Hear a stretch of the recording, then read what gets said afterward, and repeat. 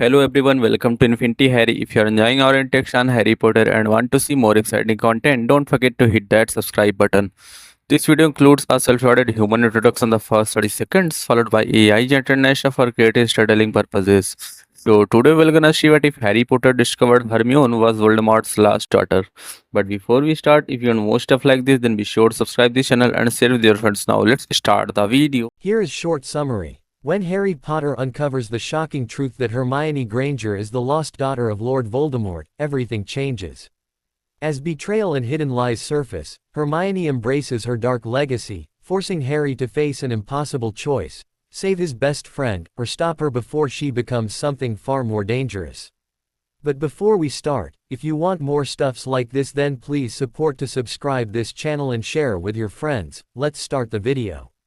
In a large, darkened room, a man silently cast several spells on the floor, creating a magical golden circle on the dark blue carpet.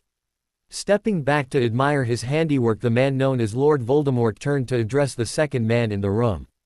"Well, Lucius, it's time. Are you sure you want to go through with this?" he asked. "There's no going back once the spell is cast." "I'm sure," Lucius Malfoy replied with a sharp nod of his head. "I can think of no greater honor than having my son bonded with your daughter." Voldemort kept his private life separate from the rest of his life.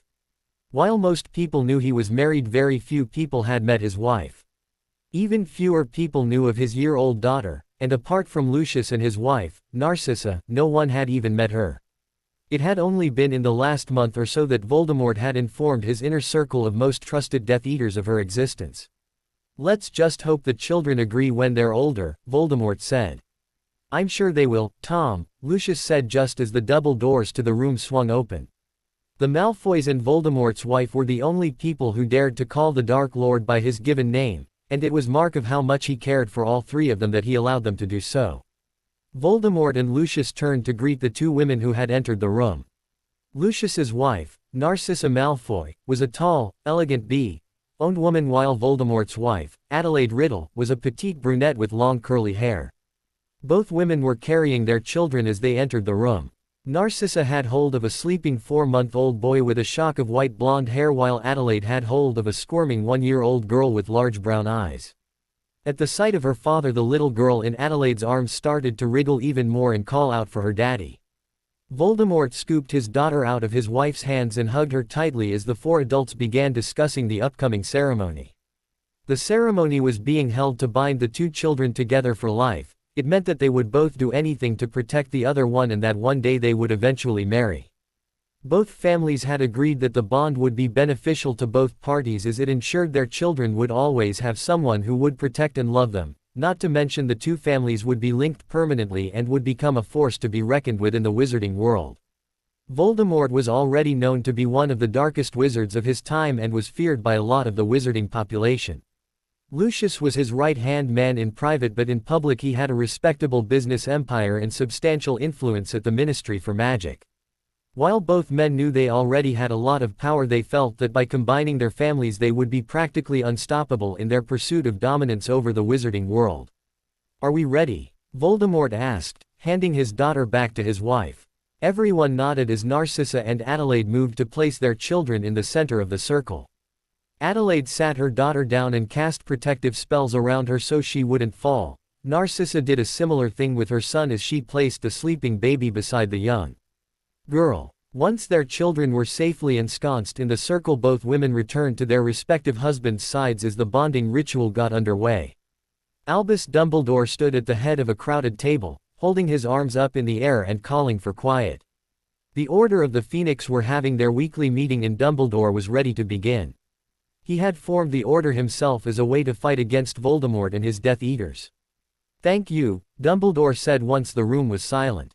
"Tonight's meeting will just be a short one, as there is only one thing to discuss: the upcoming attack against Voldemort." "I'm still not sure attacking is the right option," Molly Weasley sighed.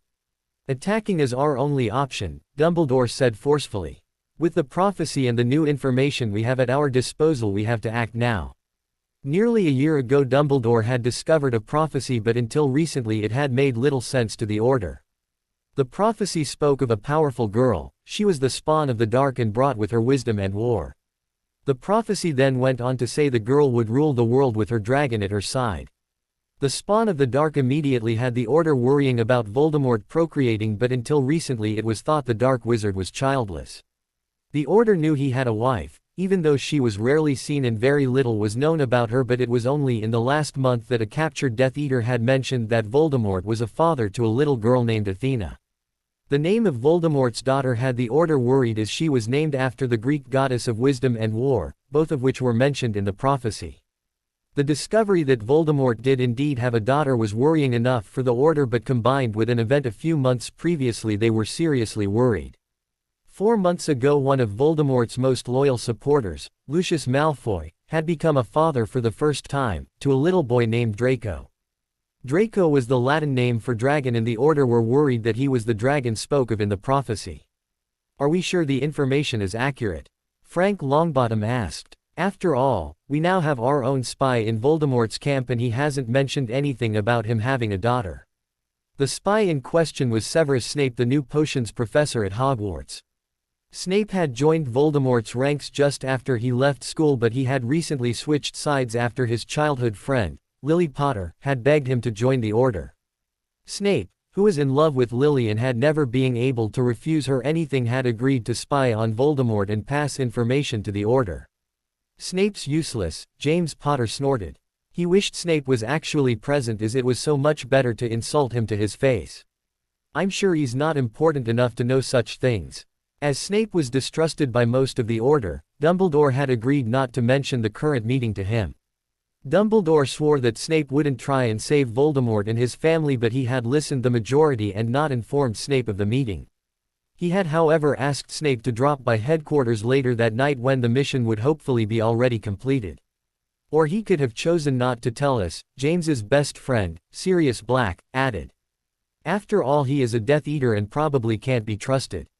"He can be trusted," James's wife, Lily said, sticking up for her childhood friend. Apart from Dumbledore, she was the only person who genuinely trusted Snape and believed that he was on their side. If Severus knew of the child, he would have mentioned her. "What's going to happen to the child, if she exists?" Remus Lupin, another close friend of James's, asked. "We'll have to see what happens tonight," Dumbledore said noncommittedly. "But whatever happens, we can't let her be raised by Voldemort. If she is, she will be more evil than him and possibly more powerful. We can't let that happen," Arthur Weasley said, shuddering at the thought of someone more powerful and evil than Voldemort. "We won't," Dumbledore said. "We strike tonight and wipe Voldemort from existence. James, Sirius, and Arthur, you come inside with me. Remus, Frank, you're going to remain outside and keep us covered. Everyone else will remain here, and we'll return as quickly as possible." A few people looked as though they wanted to argue with staying behind, but Dumbledore quickly shut down any protests. Giving the men a few minutes to get prepared, he arranged to meet them outside of Voldemort's house before leaving to get prepared himself. It was a little after midnight when the men assembled outside the large house that the Riddle family resided in. "Is everyone ready?" Dumbledore asked, and the men all nodded. "Once we're inside, we head straight to the main bedroom. Hopefully Voldemort will be asleep and won't see us coming." "What about the girl?" Arthur asked. "We deal with Voldemort and his wife first," Dumbledore said. "Then we'll decide what to do about the girl." "Are you going to kill her?" Frank asked. He was unhappy with the entire plan, but he was hoping that Dumbledore would spare the life of an innocent girl. "I hope not," Dumbledore replied. He had a plan for the girl already in place, but he was only planning on informing a select few. "Are we ready? Frank, Remus, you know what to do if trouble occurs." "Yes, don't worry," Remus said. "Good, let's go." Dumbledore gestured to the men who were entering the house with him, and they began moving towards the property. Dumbledore had been studying the house and its wards for months, and he was confident they could slip into the property unnoticed. Sure enough, after 10 minutes or so, Dumbledore dropped the wards long enough for the 4 men to enter the back of the house. Once in the house, the men cast spells on themselves to keep them quiet and undetected. With Dumbledore in the lead, the men began to head to the main bedroom. Dumbledore had managed to bribe someone at the Ministry into letting him study the blueprints of the Riddle house, so he knew exactly where he would find the master bedroom. Once outside the room, Dumbledore stopped as the men drew their wands and prepared to fight. They were all hoping fighting would be unnecessary, but they needed to be prepared. With a nod of Dumbledore's head, the men moved behind him as he slowly opened the door to the master bedroom. Tiptoeing into the bedroom, the men were relieved to find both Voldemort and his wife lying undisturbed and unaware of their presence. Dumbledore raised his wand and pointed it at Voldemort while James did the same to Voldemort's wife. Taking a deep breath, Dumbledore gave the signal and simultaneously the two men cast the killing curse. Both Voldemort and his wife were dead without ever having woken up. Now for the second part of the plan, Dumbledore said, turning to the other men once he checked the couple in the bed were really dead. What second part? Arthur asked. The part that only you three and your wives will know about, Dumbledore said. I'll explain properly when we return, but for now I'm going to take the girl and get her somewhere safe. I want you three to make it look like Voldemort and his wife caught us and a fight broke out. As we leave, we'll burn the place down and tell everyone the whole family has perished. Why don't you want anyone to know the girl's still alive? James asked. We'll discuss it later, right now we have to make it seem like a fight is taking place, Dumbledore said, hurrying to the door. Make it good, I'll be back soon. As Dumbledore hurried off to find the nursery and kidnap a child, James, Sirius and Arthur began to make it appear as though a major fight had taken place.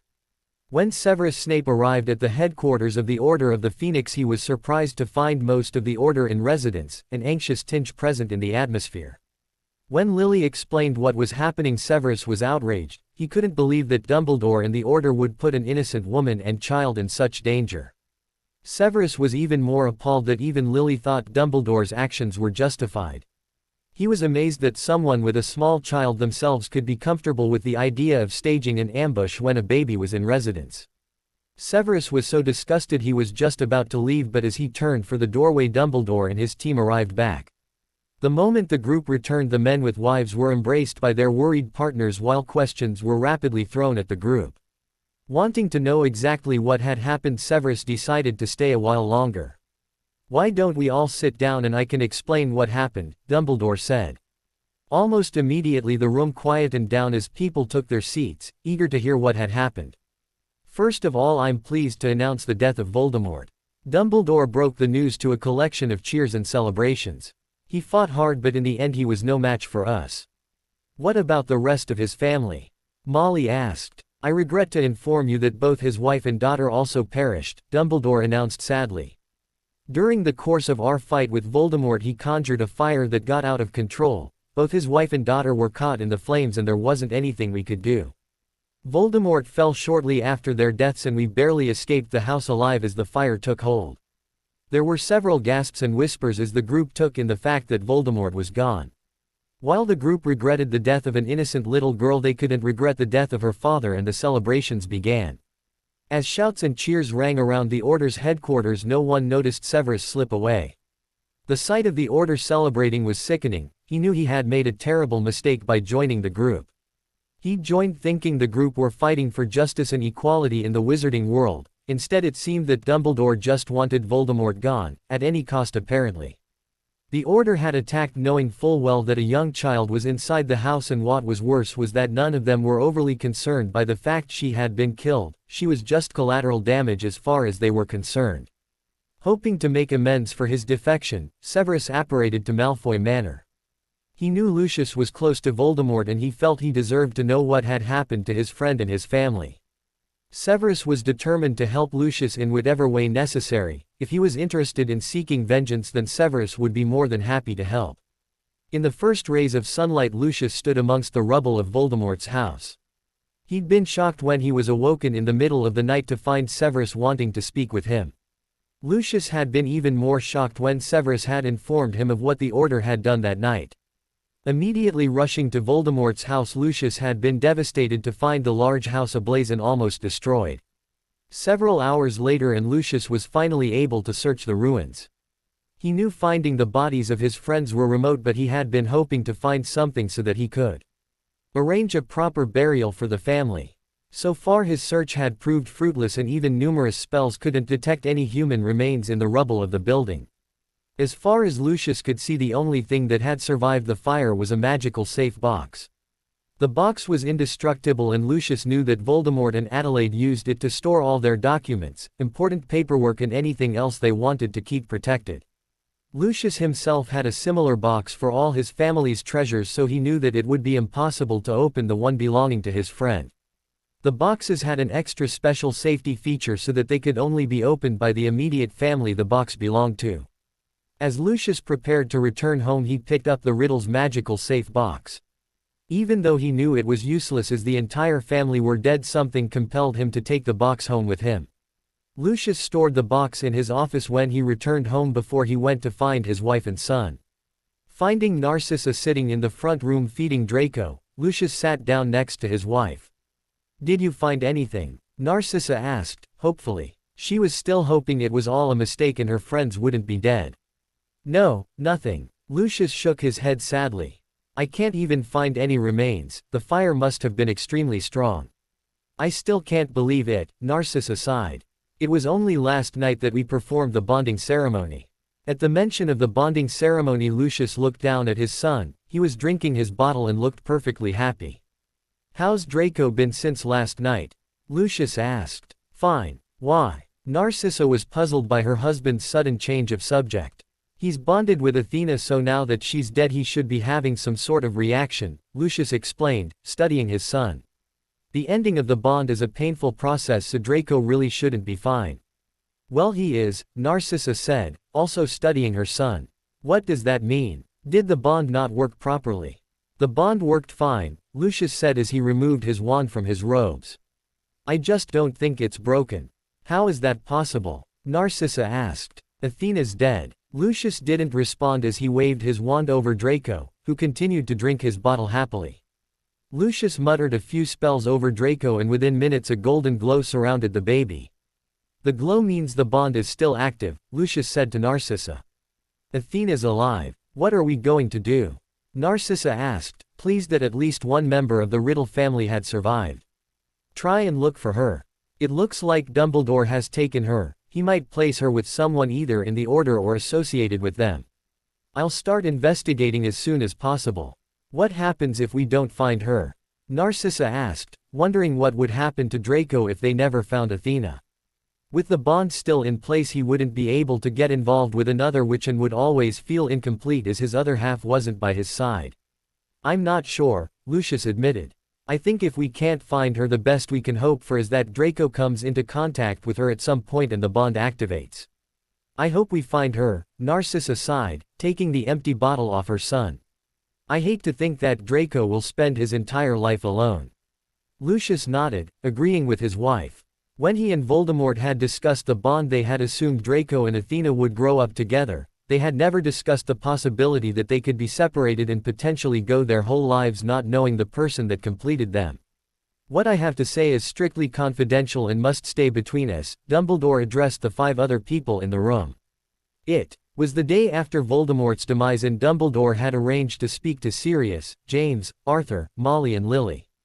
The previous night he had given James and Arthur permission to tell their wives the true story of what had happened with Voldemort's daughter, although he made them promise it would remain secret. "As you know, Voldemort's daughter is alive. No one outside this room is aware of that fact, and that's the way I intend to keep it," Dumbledore said. "Why the big secret?" Molly asked. "If people knew she was alive, some of Voldemort's followers might try and find her," Dumbledore explained. "It's imperative that she grows up away from their influence. We don't want the prophecy coming true." "What did you do with her?" Arthur asked. "I took her to an old friend of mine, Richard Granger. He's a squib and his wife is a muggle," Dumbledore answered. "They're going to raise her as a muggle until it's time for her to go to Hogwarts." "You're allowing her into Hogwarts?" Sirius exclaimed. "Surely that's too dangerous." "Not if we do it right," Dumbledore said. "She'll end up in the same year as Harry and Ron, so all we need to do is make sure she connects with the boys and becomes friendly with our group." Harry was James and Lily's son while Ron was Molly and Arthur's youngest son. "Surely the Malfoy boy will be in the same year," Lily said. "What happens if she befriends him?" "She won't," Dumbledore insisted. "First of all, she'll already be friendly with the boys, and by then you can have subtly dropped into conversation about the bad reputation of Slytherins. Secondly, I've deliberately placed her with a Muggle family so everyone will think she's a Muggleborn. We all know the Malfoys' opinions on Muggleborns, so there's no way their son will befriend one." "I hope this works," Molly sighed. It will. With the right direction we can keep Voldemort's daughter away from the dark side and firmly on ours, Dumbledore said. What happens now? Arthur asked as Dumbledore seemed to have finished speaking. Nothing, Dumbledore said. Although in 10 years' time we need to befriend a little Muggleborn named Hermione Granger and keep her from finding out who she really is. 10 years later. Hermione, come downstairs please, Jean Granger shouted up the stairs to her 11-year-old daughter. Within minutes a small brunette girl with wild curly hair appeared at the top of the stairs. Quickly she ran down the stairs, eager to see what her mother wanted. Hermione stopped in front of her mother and Jean tried to smarten Hermione's hair slightly. Come on, there's someone here to see you, Jean said, giving up on trying to control Hermione's wild curls. Jean led Hermione into the front room where Hermione's father, Richard, was sitting talking to an odd-looking old man with long white hair and a long white beard. The old man was also dressed peculiarly, he was wearing long blue robes that reached his feet. Hermione, this is Professor Dumbledore, Richard said to his daughter. He's here to speak to you about school. Hello, Miss Granger, it's a pleasure to meet you, Dumbledore said, smiling at the young girl. He hadn't seen Hermione since the night he dropped her off with the Grangers and he was curious as to what sort of girl she had grown into. Hello, sir, Hermione replied politely. Dumbledore smiled at Hermione's manners and gestured for the young girl to sit beside him. Hermione hesitated and looked at her parents. When her father nodded and smiled reassuringly she sat down on the sofa next to Dumbledore. This is for you. Dumbledore handed Hermione an envelope addressed to her. The writing on the envelope was emerald green and the handwriting was extremely neat and tidy. Hermione opened the letter and began to read, her eyes widening as she tried to understand what she was reading. Hermione read the letter twice and still not understanding it she turned to the odd man sitting next to her.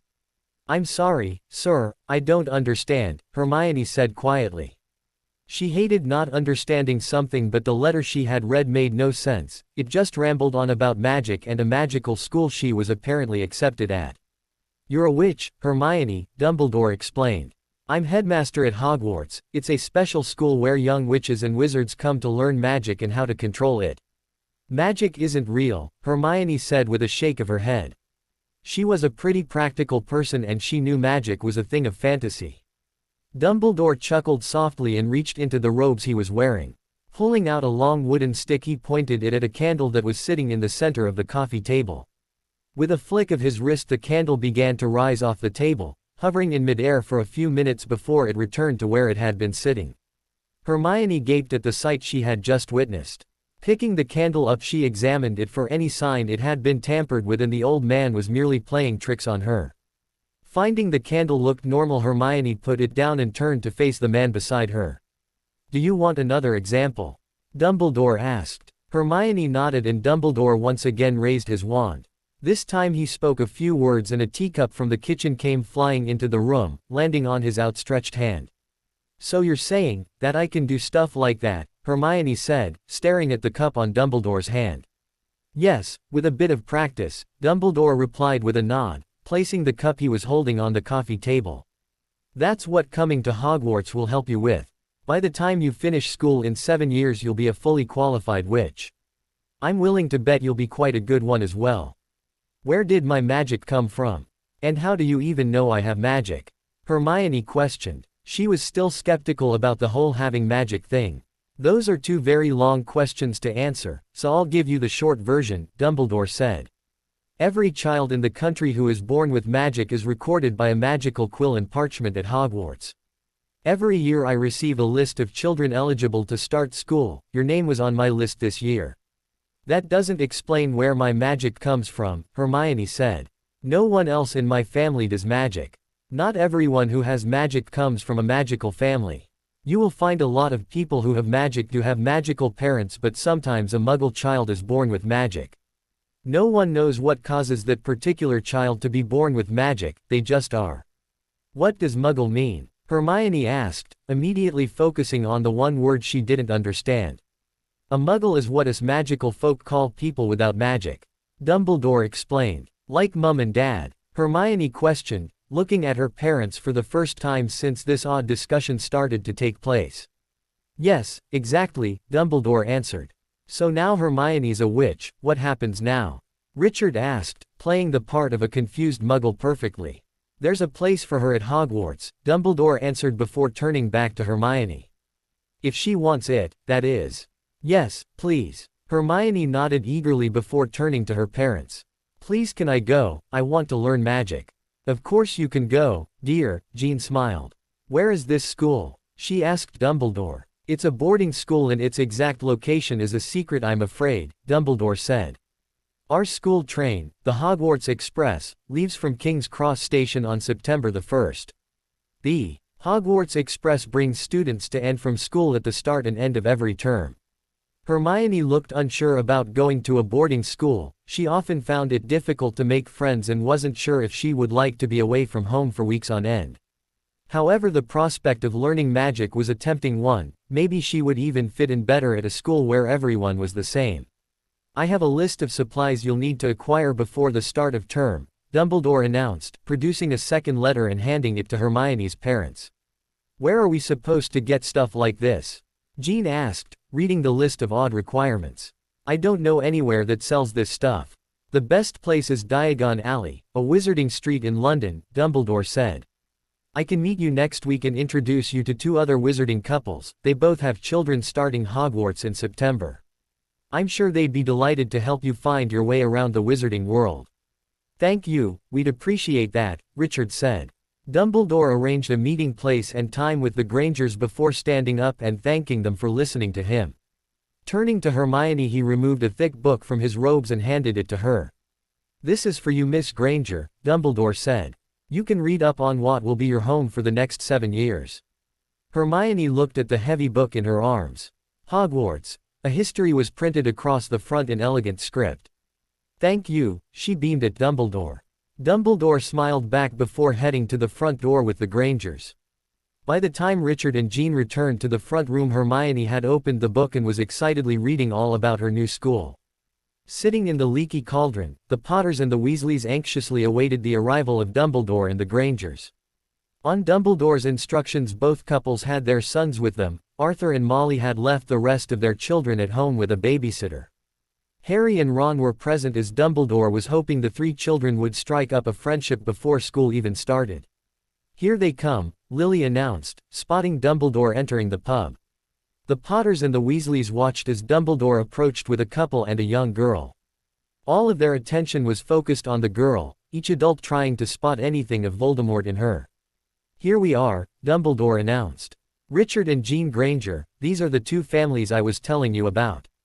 James and Lily Potter with their son, Harry, and Arthur and Molly Weasley with their son, Ron.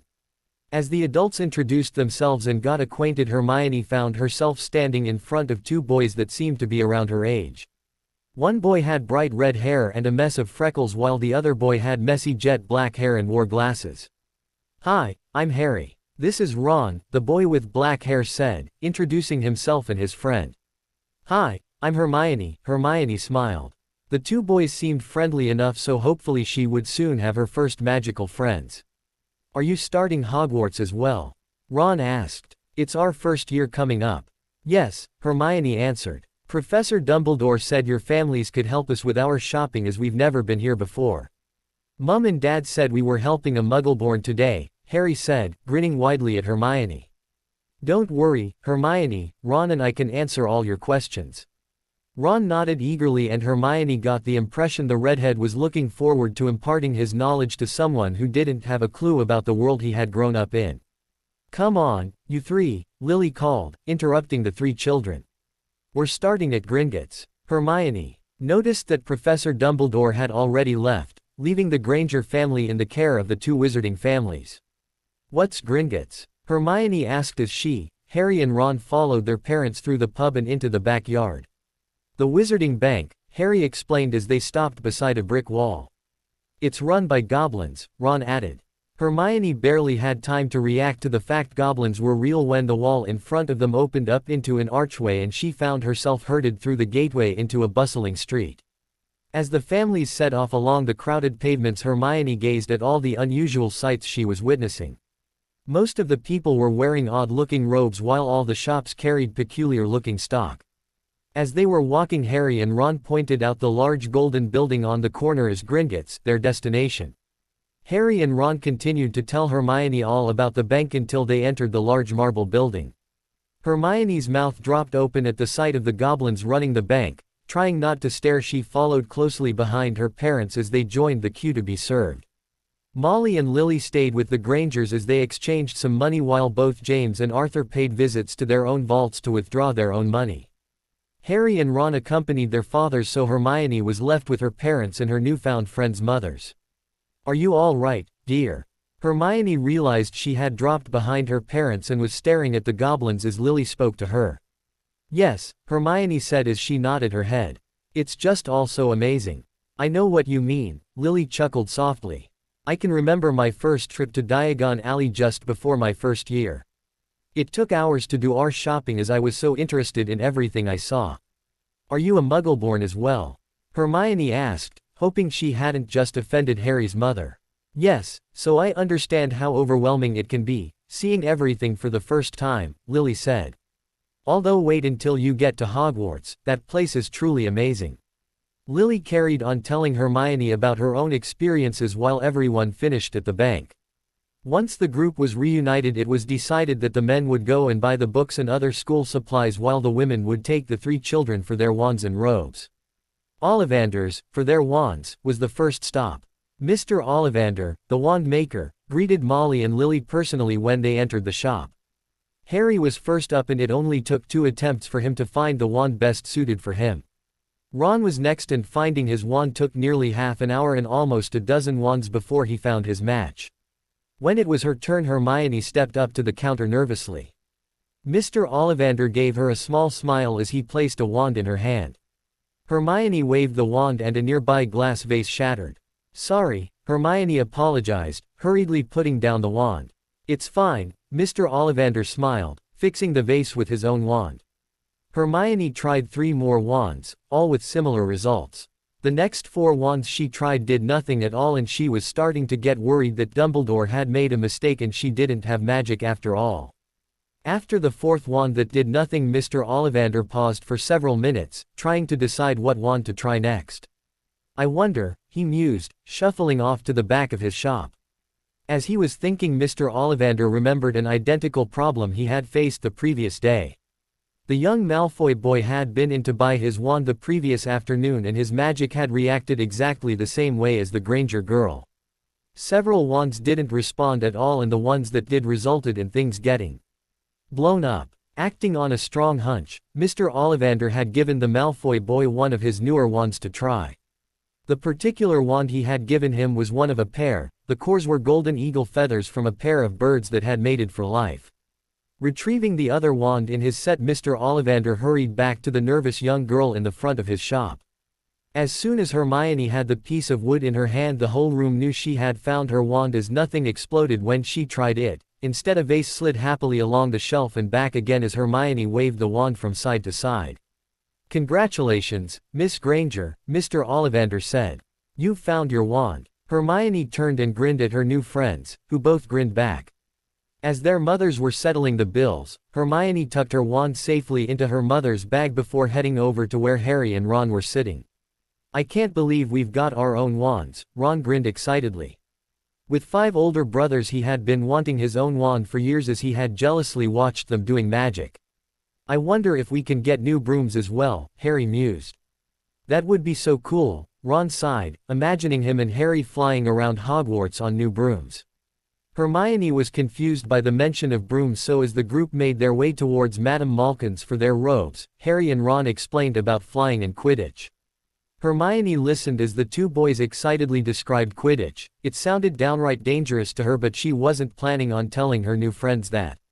In Madame Malkin's, all 3 got measured for their robes, then they ended up sitting on the chairs talking as their mothers took over the picking of the robes, Molly and Lily advising Jean on what to pick. "So Hermione, what house are you hoping to be sorted into?" Harry asked. "I don't know," Hermione admitted. "I've read about them all and they all have some good qualities and sound interesting." "All apart from Slytherin," Ron sneered. "I don't know why they don't get rid of that house, all it does is create bad wizards." When Harry agreed with Ron, Hermione found herself sitting quietly. Of all the houses, it had actually been Slytherin that had called to her the most. She knew from reading her book that she would never be sorted into Slytherin. The house never accepted Muggleborns as it valued blood purity. Even though she knew she would never be in Slytherin, Hermione had read all about the house. The fact its common room and dormitories were located under a lake was fascinating to Hermione. Maybe we'll all be in the same house. That would be cool, Ron said, bringing Hermione back to the present. Yeah, I'd like that, Harry agreed. What about you, Hermione? Hermione looked at the two boys looking at her expectantly. Suddenly the idea of being in the same house as her new friends seemed much more appealing than being in Slytherin. That would be great, she beamed. Let's all hope we end up in Gryffindor then, Harry said with a laugh. Why Gryffindor? Hermione asked. She understood why Slytherin was out of the equation, but she didn't know why Ravenclaw and Hufflepuff had been excluded. First of all, there's no way I'm clever enough for Ravenclaw, Ron said, blushing at his admission. And secondly, all my family are Gryffindors as are Harry's. Does that affect what house you end up in? Hermione asked. She could never remember reading anything about family members always ending up in the same house. Not always, Harry said. Most people do end up in the same house as their families, but some don't. My godfather, Sirius, is a perfect example of that. His entire family were in Slytherin, but he was in Gryffindor. The conversation about houses went on for another 5 minutes until their mothers had finished in the robe shop. Come on, Molly said, shooing the children out of Madame Malkin's. We'll meet up with the men, then we can all go for lunch somewhere nice. Molly, Lily and Jean led the way as the group headed for the place they were meeting the men. Once the group was all together again, they set off to have lunch. Walking in between a laughing and chattering Harry and Ron, Hermione was thrilled that she had finally found her place in life. The morning of September the 1st found the Grangers, Potters and Weasleys all assembled on platform 9 3/4. In the few weeks since meeting at Diagon Alley, the families had become firm friends, and Hermione now knew plenty about the wizarding world. It's nearly 11, you lot better get aboard, Molly said, trying to organize the mass of children around her. The 3 older Weasley children, Percy, Fred and George, all quickly said their goodbyes and hurried off onto the train. Hermione, Ron and Harry, however, took a few extra minutes to say goodbye to their parents before boarding the red engine. Once the train had begun its journey, the trio found an empty compartment and settled down. Hermione got out one of her textbooks and began reading while the boys played a game of Exploding Snap. Halfway through the journey, Hermione left the boys for a few minutes as she used the bathroom. On her way back to the compartment, she spotted 2 large boys standing outside what she thought was the carriage she was sharing with Harry and Ron. As Hermione drew nearer, she spotted a small blonde boy standing in between the 2 larger boys. By this point Hermione was certain they were at her compartment, but before she arrived the blonde boy turned and headed in the opposite direction, the other 2 boys trailing after him. Arriving at the compartment, Hermione entered to find a furious-looking Ron, glaring at the doorway.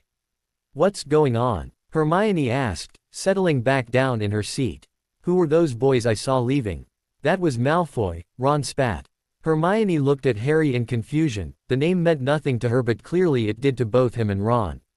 Draco Malfoy, he's a pureblood wizard, most likely to be sorted into Slytherin, Harry explained. So what happened? Hermione asked. She'd already figured out that her new friends and their families were anti-Slytherin, so she knew it was entirely possible that their problem with the Malfoy boy was the fact he had Slytherin connections. He came in and started making digs at my family, Ron snarled. Just because his family's rich and live in a large manor, he thinks he's better than everyone else. So you already knew him, Hermione said, thinking there was some history between Ron and the Malfoy boy. No, that was the first time we met, Ron admitted. Of course I know all about his rotten family, and obviously his father had told him a pack of lies regarding mine. I'm confused. If you've never met, why are you fighting already? Hermione sighed, not really understanding where all the hostility was coming from. We're fighting because he's a Malfoy and all Malfoys are pure evil, Ron snapped. Ron, don't shout at Hermione, she doesn't understand like we do, Harry scolded his friend as he spotted the hurt look on Hermione's face when Ron had yelled. Sorry, Hermione, Ron said sheepishly. I sometimes forget you don't know all the bad things that happened in the past. What bad things? Hermione questioned. Harry and Ron looked at each other, wondering if they should tell Hermione the story. All their lives they had heard how their parents helped defeat one of the darkest wizards of their time, so really they saw no reason why they shouldn't tell Hermione all they knew. A while ago there was a dark wizard, Lord Voldemort, Harry began, telling Hermione about the war in the wizarding world. He was a Slytherin and believed that only pure bloods should practice magic. He had a band of followers that regularly attacked the wizarding world as they tried to cleanse it of muggleborns. What does that have to do with the Malfoy boy? Hermione asked. His father was one of Voldemort's followers, Ron said. Not that it was ever proved, as the Malfoys have a lot of money and influence. Dad always says that Lucius Malfoy bought the ministry off so he got away with his crimes. So what happened to this Voldemort bloke? Hermione asked. He was killed, Harry said. Dumbledore gathered a band of witches and wizards who wanted to fight against him and his ideas. It was called the Order of the Phoenix. My parents and Ron's were all part of the Order. One night Dumbledore took his most trusted group of Order members and ambushed Voldemort, Ron said, taking over from Harry as he was eager to get involved in the story. There was a massive fight and Dumbledore managed to kill Voldemort. Ron and Harry repeated the story they had been told from childhood. No one outside the Order knew that Voldemort's wife and child were present during his defeat, and over the years the story had been embellished so much that Dumbledore came out of the story as the brilliant wizard who managed to save the wizarding world from the evil wizard, Lord Voldemort. Dumbledore's a hero in our world, Harry said. If it wasn't for him, who knows what would have happened. Hermione nodded as the boys continued to talk about how great Dumbledore was. Hermione didn't know what it was, but something about the story had upset her, causing her to become uncomfortable listening to the boys bragging about Dumbledore's victory. After a few minutes Hermione suggested they play Exploding Snap. She was desperate for them to stop talking about evil wizards and what had happened in the past. Dumbledore sat in his office, the sorting hat already on his desk in preparation of that night's sorting ceremony. Dumbledore had just placed an enchantment on the hat so that he could listen to what it was saying when it was on each student's head. He had also placed an additional spell on the hat so that he could influence the choice of the hat, if needed. Dumbledore had performed both spells with one student in mind, Hermione Granger. He knew that the moment the hat sat on Hermione's head that it would sense her true family.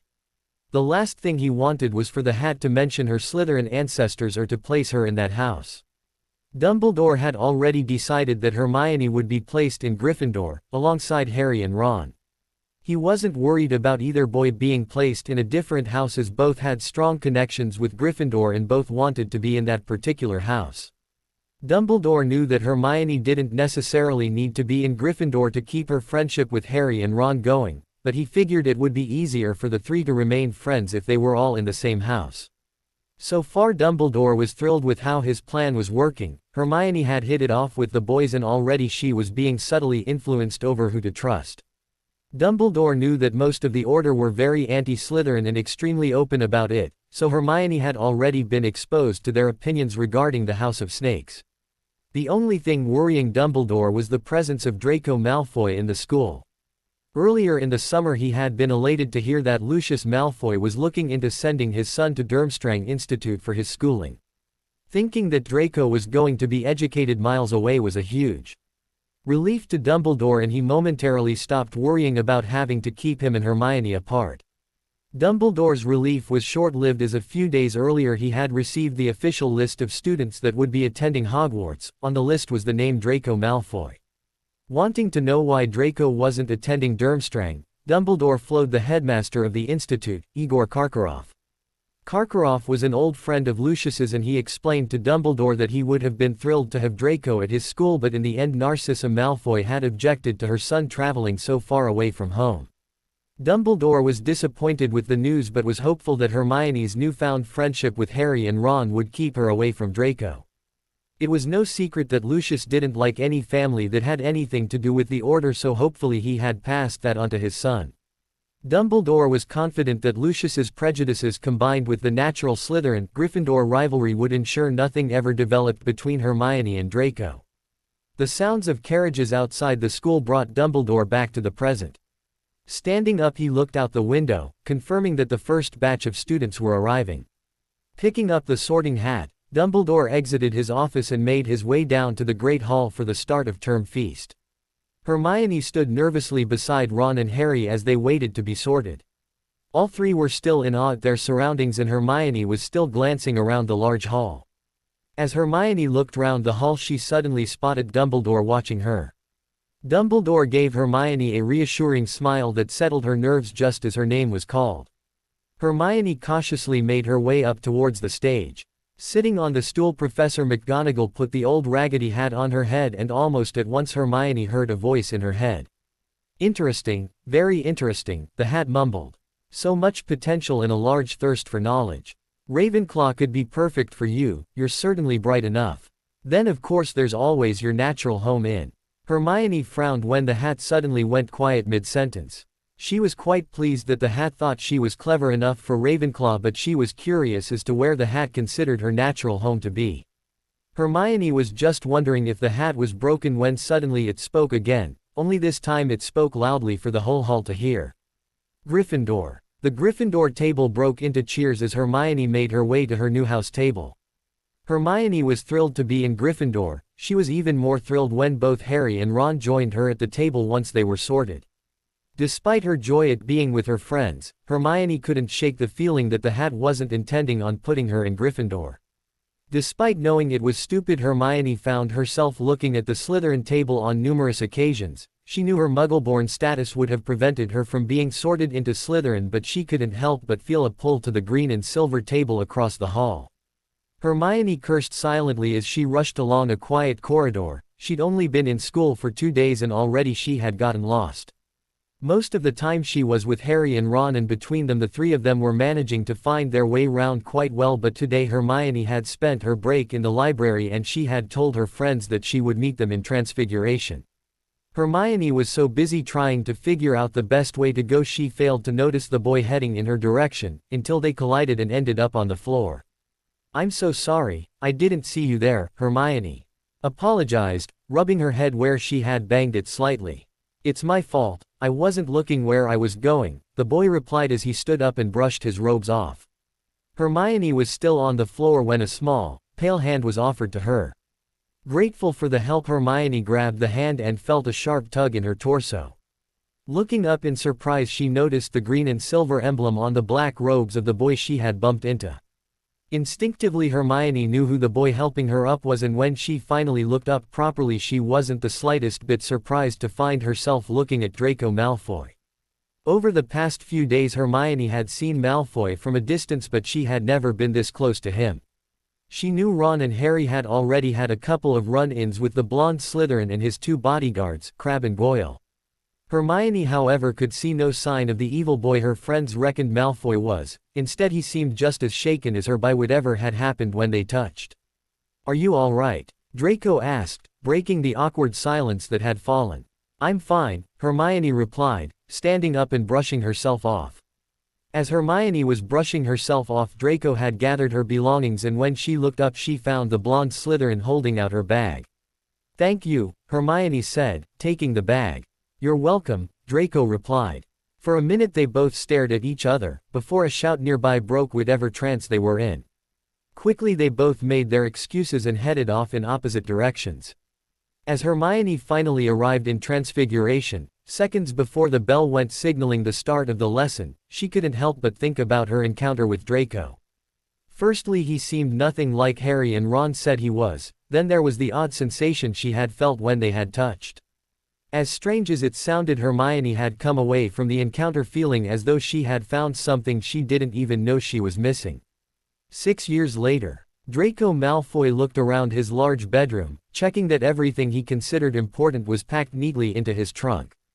Draco knew that by the end of the day there was a strong possibility that he would never set foot inside his bedroom again. In all likelihood he would be disinherited. Draco had been mentally preparing himself for this day for years, the day he introduced his parents to his Muggle-born girlfriend, Hermione Granger. Draco had never intended to get involved with a Muggle-born. After all, he had been raised to consider them as a blight on the wizarding world. Hermione however was different. Right from the first time they had met, Draco had felt a connection with the witch.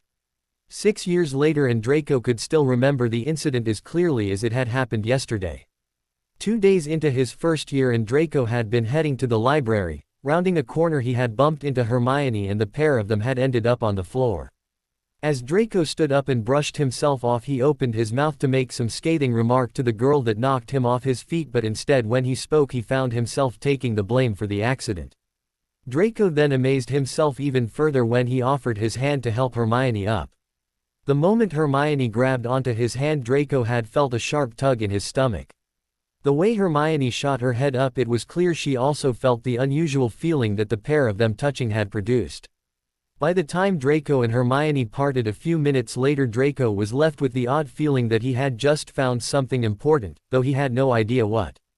Before the incident in the hallway, Draco hadn't paid much attention to Hermione.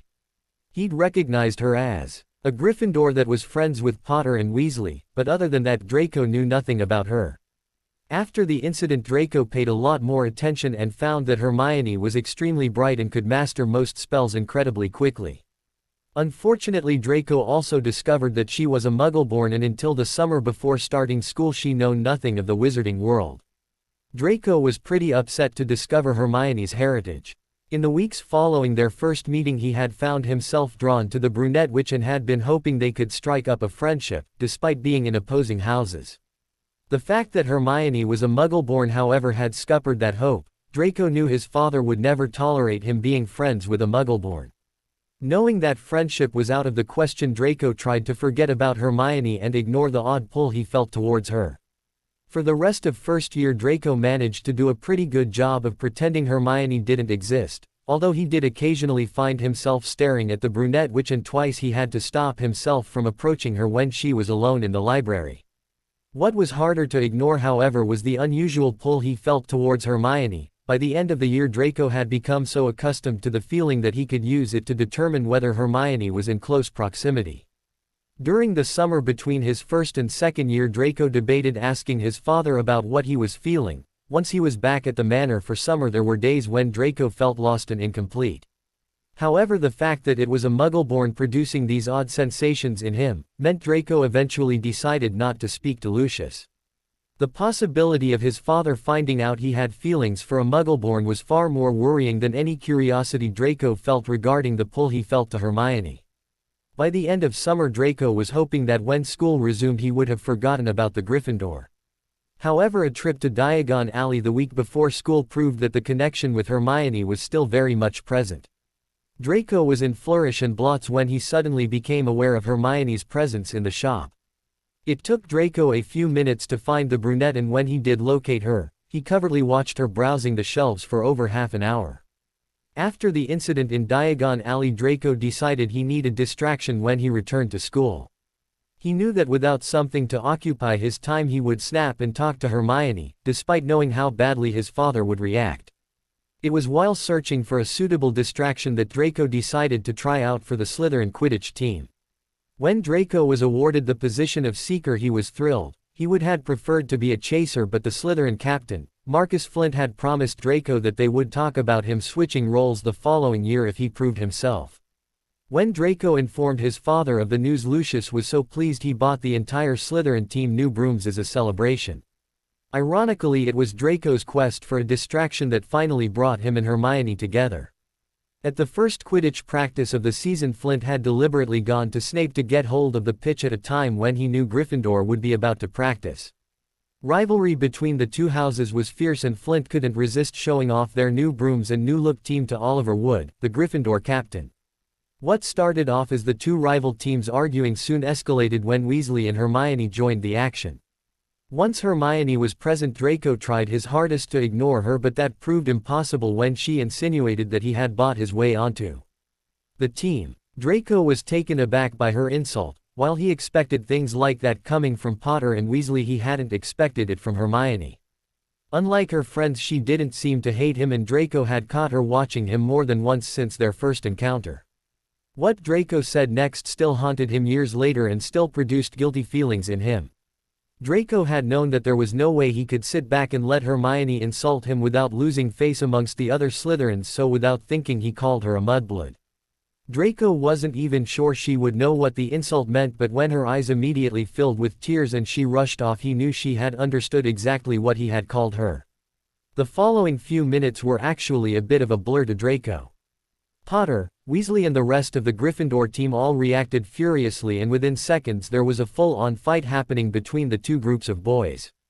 Most people came away from the altercation with bruises and cuts. Draco himself had a split lip while both Potter and Weasley had black eyes. When everyone parted to receive medical treatment, Draco had slipped away and gone in search of Hermione. The split lip and the couple of punches he had received hadn't really registered with Draco. He was far more concerned about the awful feeling he had been suffering from since he had insulted Hermione. The minute Draco called Hermione a mudblood and her pretty brown eyes filled with tears, he had felt an acute pain in his torso. Draco eventually found Hermione sitting in a quiet corner of the library. When he first sat down, she refused to even look at him, but Draco was undeterred and apologized anyway. As he was apologizing, Draco tried to ignore the fact his father would be furious if he ever found out. Instead, he concentrated on the fact the pain in his torso was lessening as he tried to make amends with Hermione. Hermione was skeptical of his apology, but Draco promised he would show her he meant it. For the next 2 weeks, Draco showed up at the library and sat with Hermione, each day apologizing again until she finally accepted it. By the time Hermione accepted his apology, Draco was enjoying spending an hour or so every night with Hermione, so he carried on visiting the library each day. Slowly the pair of them started talking and discovered they actually got on really well.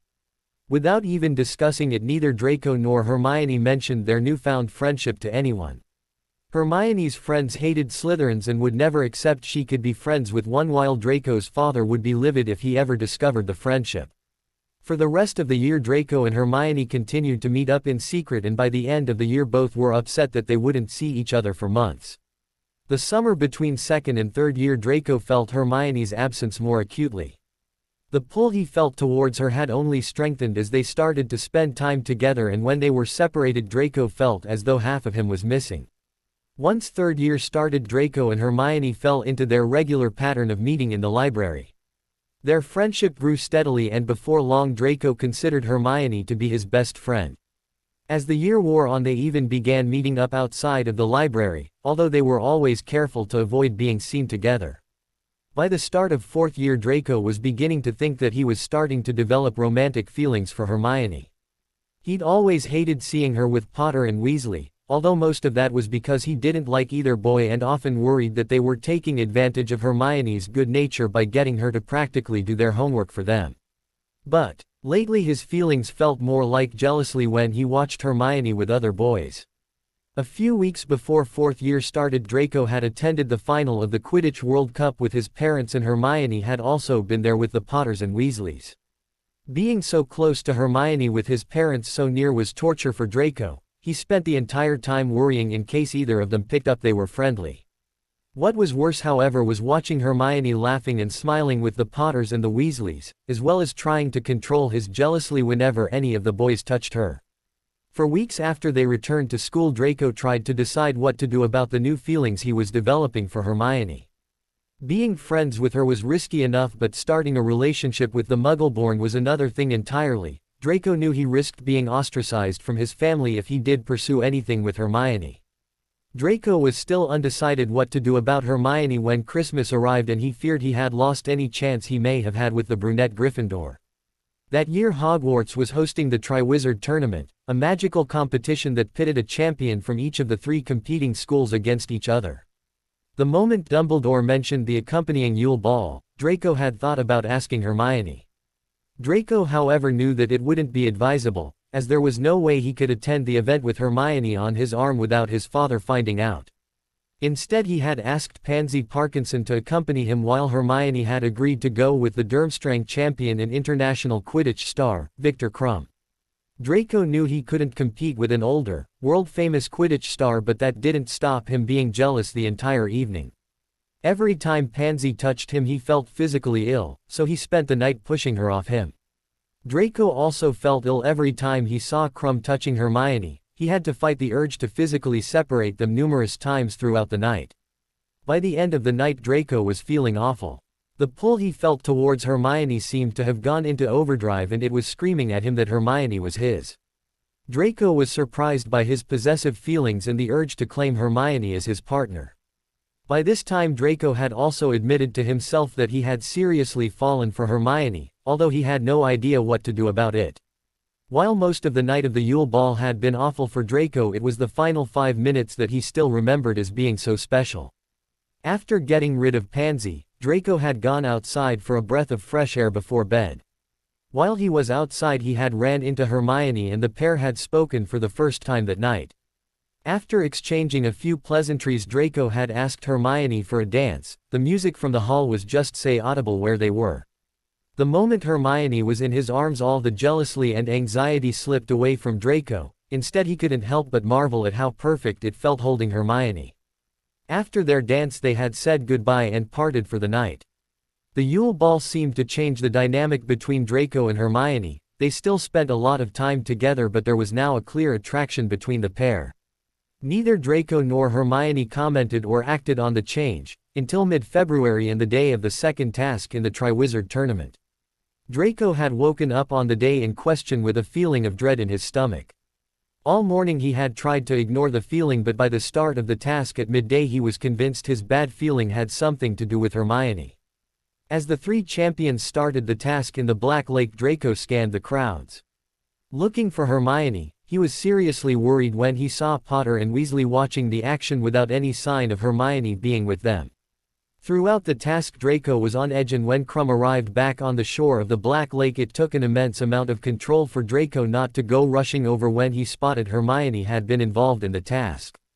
As the task concluded and the points awarded, Draco was fuming that Dumbledore had put Hermione in danger. It never occurred to Draco to be concerned for Gabrielle Delacour or Cho Chang, the other two unwitting people involved the task. All his concern was for Hermione. On the way back to the castle, Draco managed to grab hold of Hermione and drag her into an empty classroom. Even though she was walking with Potter and Weasley, neither boy noticed her sudden disappearance. Once they were alone, Draco admitted how worried he had been, and on impulse he had at Hermione. When Hermione at him back, Draco was ecstatic. The next day, Draco and Hermione had talked about their changing relationship for the first time. Both admitted they had fallen for each other and both agreed they should give their relationship a try, although they also both agreed that it would have to be conducted in secret. The rest of the year passed all too quickly for Draco's liking as he and Hermione enjoyed the first flushes of romance. That summer, like all the rest since starting school, left Draco feeling lost and incomplete without Hermione around.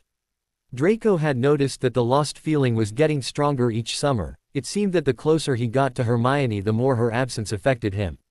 By the time school resumed, Draco was eager to see his girlfriend. Hermione was just as keen to see him, and the couple even risked grabbing a few minutes together on the train.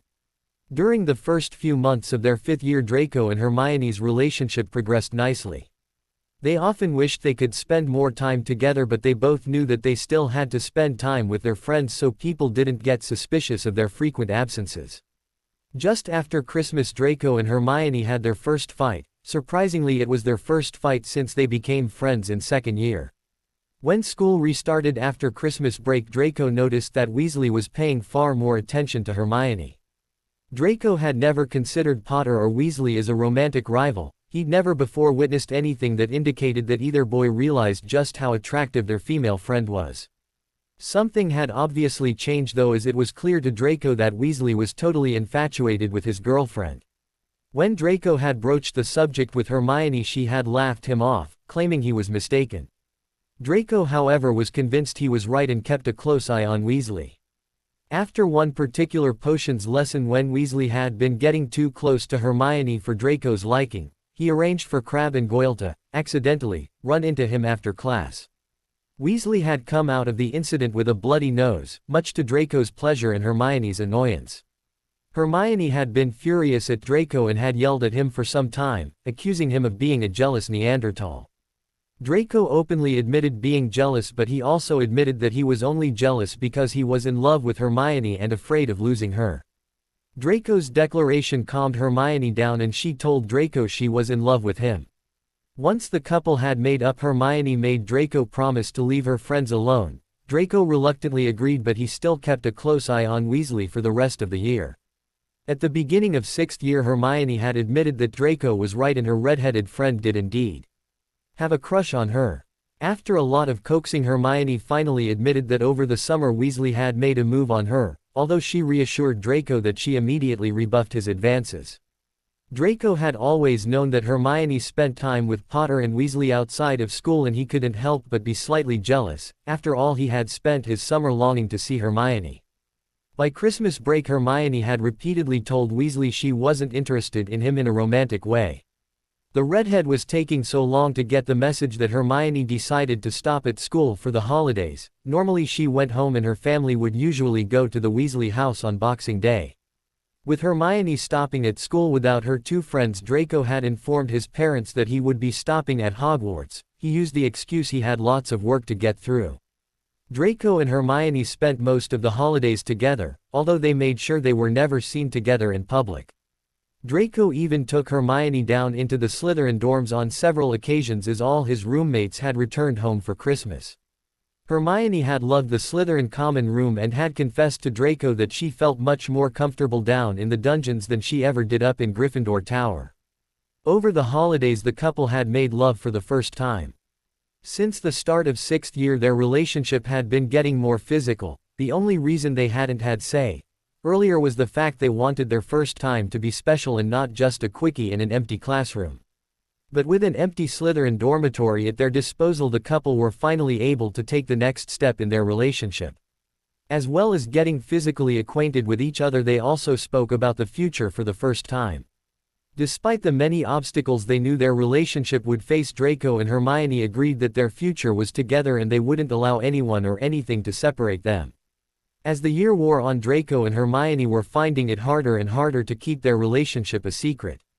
Eventually they had a serious talk and decided it was time to tell people what was going on. After much discussion, the couple decided to wait until after Draco's 17th birthday. That way he would be a legal adult in the wizarding world and his parents couldn't stop him from being with Hermione. Draco knew his parents were still likely to cut him off, but because he would be 17 he would have access to his own account at Gringotts. While his own personal account was measly in comparison to what he would inherit off his father, it was still more than enough for Draco to live quite comfortably. Hermione felt guilty that Draco would potentially lose his family, but he assured her that he could live without his parents. He couldn't live without her in his life. The last few weeks of 6th year consisted of Draco and Hermione planning how they were going to reveal their relationship. They decided to confront Draco's parents first. Hermione was confident that if they reacted too badly and kicked Draco out, her own parents would provide him with a roof over his head until their return to school. After Draco's parents, they planned on informing Hermione's, then they would deal with Potter and Weasley. They arranged to deliver the news a few weeks into the summer break. Those few weeks gave Draco enough time to pass his apparition test and make sure he had all his belongings packed in case things turned nasty with his parents. That was how Draco found himself staring around a room he might never see again. Satisfied he had everything he would want, Draco locked his trunk and placed it at the foot of his bed. If things went the way he was expecting them to, later he would summon the trunk before he left with Hermione. Taking a final look at his bedroom, Draco pulled out his wand and apparated to a deserted park a few minutes from Hermione's house. The week before, Draco had met up with Hermione in London and the witch had taken him to the park and showed him how to get to her house, so when the time came he would be able to come and pick her up to return to the manor. Arriving in the park, Draco put his wand into his pocket and began to walk towards Hermione's house. The Grangers lived in a large house situated on the corner of a nearby street. Before approaching the house, Draco checked Hermione's bedroom window. They had decided that Hermione would draw her curtains if for some reason it wasn't advisable for Draco to knock on the door. Once he had established Hermione's curtains were open, Draco approached the house, knocking firmly on the white front door. Seconds after knocking, the front door flew open and Draco found himself staggering backwards as Hermione rushed at him. Draco hugged his girlfriend for a few minutes before they parted enough to face each other. "Missed me, have you?" Draco asked cheekily. Despite only having been separated for 2 weeks, it still felt like an eternity to both teenagers. "I might have," Hermione responded. "Did you miss me?" "I might have," Draco mimicked Hermione, before pressing his lips softly to hers. When Draco broke the key, after only a few seconds, Hermione mowed in disappointment. Draco chuckled softly and gave her another quick key. "We'll have time to catch up later," he said to his pouting girlfriend. "Are you ready to go?" "I suppose so," Hermione sighed.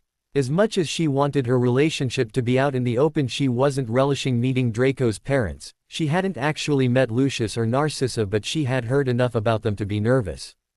"Don't worry, I'll be there to protect you," Draco reassured Hermione as she grabbed her jacket and locked the front door. "What are they likely to do?" Hermione asked as the couple began walking back towards the deserted park. The park was the safest place to apparate without being seen by muggles.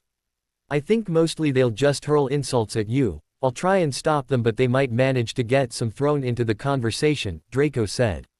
He hated the idea of anyone speaking badly about Hermione, but knew his parents, especially his father, wouldn't be able to have a conversation with a Muggle-born without resorting to some sort of name-calling. "I can handle any insult they want to throw at me," Hermione said determinedly. Draco smiled at Hermione's bravery. Even though she was going to meet two people who despised her kind, she still wouldn't let herself be intimidated. "Are you ready?" he asked as the couple arrived at the park. Hermione nodded and took hold of Draco's hand as they prepared to apparate. Because of the wards surrounding the manor, the only way Hermione would be able to enter the property was with a member of the Malfoy family. Hermione took a deep breath and shut her eyes as Draco produced his wand and apparated them to Malfoy Manor. When Hermione opened her eyes, she found herself standing in front of a large manor house. Hermione's eyes widened at the sight. She knew Draco came from a wealthy family, but she had no idea that his house was so magnificent. Clearly his family were a lot richer than he liked to admit.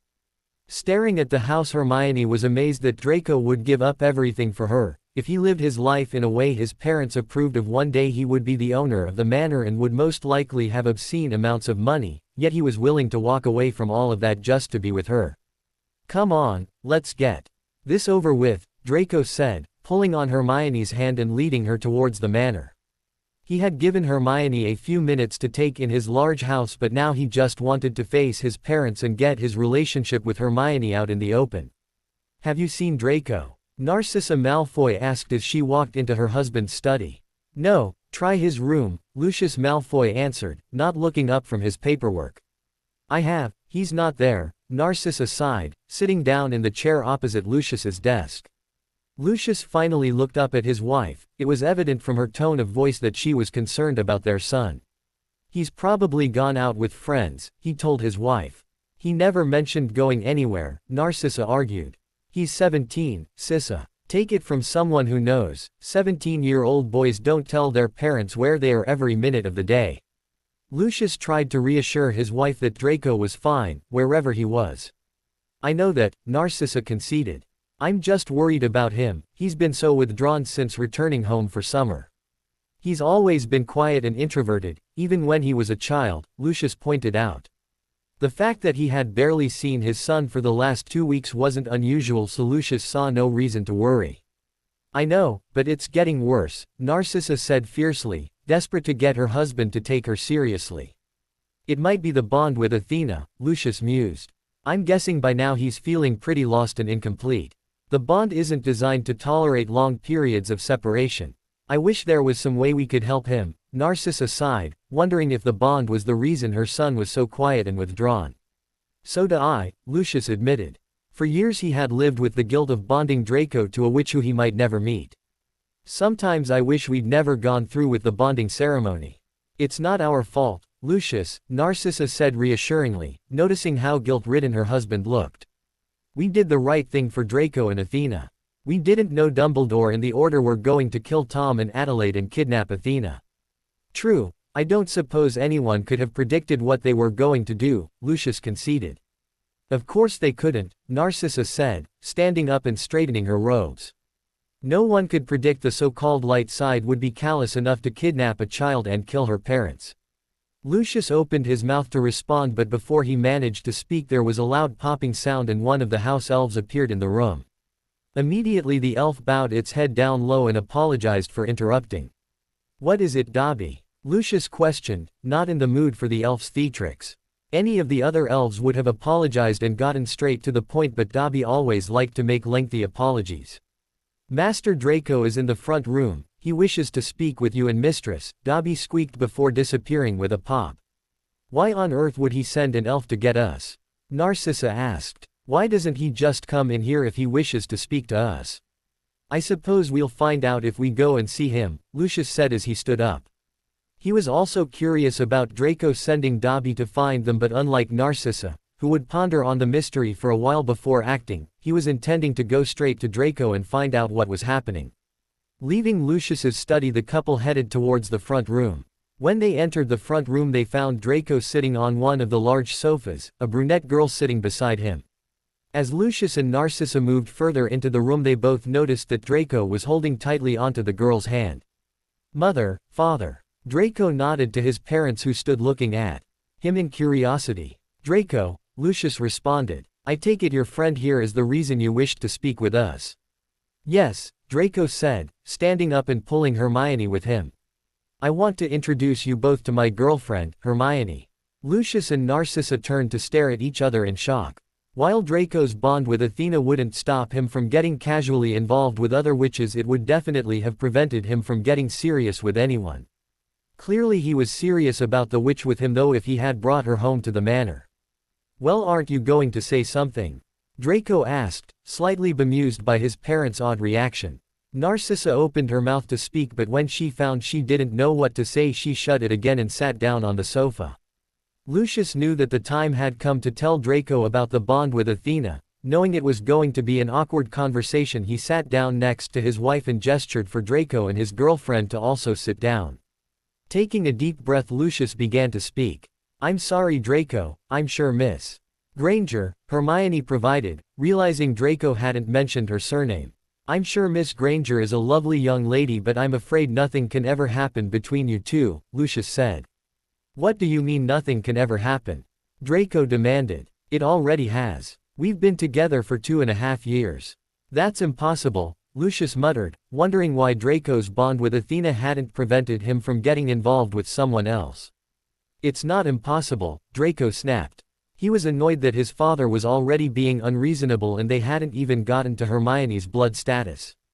"I'm sorry," Narcissa said, deciding to join the conversation while Lucius tried to figure out what was happening. "We don't mean to be rude, it's just a shock to discover that Draco is involved with someone." "It's okay," Hermione said as Draco snorted in disgust beside her. "I suppose it is a bit shocking considering you know nothing about me." "Why don't you tell us about yourself?" Narcissa suggested. "I can't say I've ever heard of the Grangers before." "You wouldn't have heard of them. They're muggles," Draco informed his parents. "This just gets better," Lucius muttered with an unimpressed snort. "Not only does he get involved with another witch, he picks a bloody mudblood." "Don't call Hermione that vile name," Draco snarled at his father. "I know what you think of muggleborns, but I love Hermione and she deserves some respect." "Love," Lucius exploded, finally beginning to react the way Draco was expecting. "You don't love her, you can't." "I do love her," Draco yelled, standing up to face his father, who had also risen from his seat. "I love her more than anything, and if you can't accept that, then I'm leaving." "That's enough," Narcissa exclaimed, moving to stand in between her husband and son. "Both of you sit down and we'll discuss this like adults." After a stony glare from Narcissa, both Malfoy men returned to their seats. Once she was satisfied that all the shouting was over, Narcissa also returned to her seat next to Lucius. "I think it's time we told you something, Draco," Narcissa said as she turned to speak directly to her son. "You can't be with Hermione. It has nothing to do with her being a muggleborn either," she added as Draco started to protest. "Although her being a mudblood isn't exactly helping matters," Lucius sneered at Hermione. "Lucius, stop," Narcissa scolded her husband as she saw the dark look on Draco's face. "Hermione isn't the issue here." "Your mother's right," Lucius admitted. "We would be having the same conversation even if you were introducing us to a nice pureblood witch." "I hardly think so," Draco sneered. "We all know what your problem is with the situation." "I admit I don't like the fact you've gotten involved with a mudblood," Lucius said honestly. Although to be honest he was more confused by the fact Draco had managed to sustain a 2-year relationship with someone who wasn't Athena. "But that's not the real problem." "Then what is the problem?" Draco asked, curious as to what nonsense his father would come up with. "When you were a baby you were involved in a bonding ceremony with the daughter of friends of ours," Narcissa explained. "You're meant to be with her, you can't get involved with anyone else." "The ceremony clearly failed," Draco scoffed. Hermione and I have been together for a long time and our relationship is a serious one. I admit the fact that you're serious about this, which is puzzling, Lucius said. But the ceremony didn't fail. You are bonded with another witch. So how do we break the bond? Draco asked, glancing at Hermione. She hadn't spoken for a long time, and the second Narcissa mentioned bonding she had pulled her hand away from him. You can't break a magical bond, Hermione answered before either Lucius or Narcissa could speak. Over the years Hermione had read up on all sorts of magic as she immersed herself into her new world. Through her reading she now knew that bonding ceremonies were unbreakable and Draco's meant the end of their relationship. This is ridiculous, Draco exclaimed. He could see that Hermione believed their relationship was doomed and he wasn't having it. How can I be bonded with this witch if I'm in love with Hermione? You're not really in love with her, Lucius said. You really shouldn't have been able to get so heavily involved with her, but I guarantee there will be limits to your relationship. The bond will prevent you from ever being together permanently.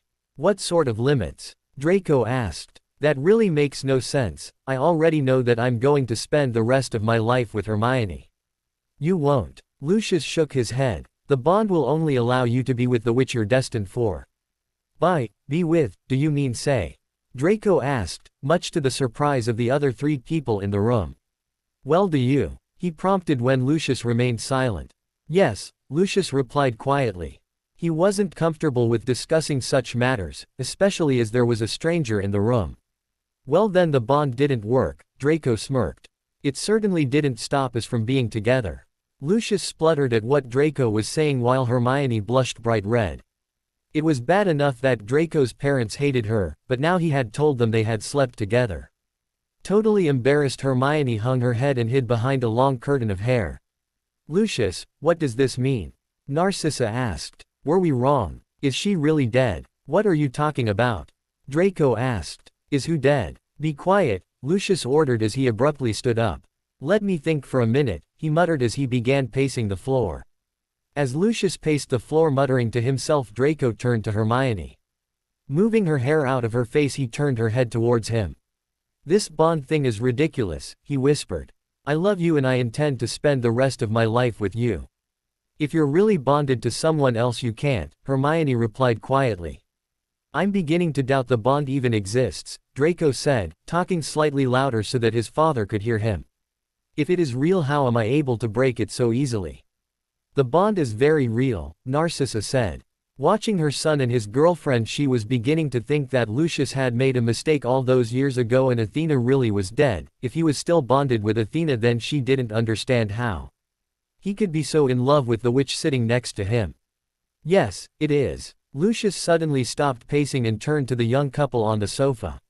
What do you know about detecting bonding spells? He asked Hermione, who looked surprised that Lucius was speaking directly to her. I know that when a bond is present in a witch or wizard, you can detect it with a simple spell. The witch or wizard in question has a golden glow surrounding them if they are indeed bonded, Hermione said, trying to recall everything she had read about bonding. I can prove Draco is bonded, Lucius declared. By casting the spell we can end this argument and accept that Draco is meant to be with another. How do we know you won't just cast a spell that produces a golden glow around me?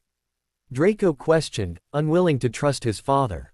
Miss Granger knows the spell, she will be able to tell if your father is lying, Narcissa said.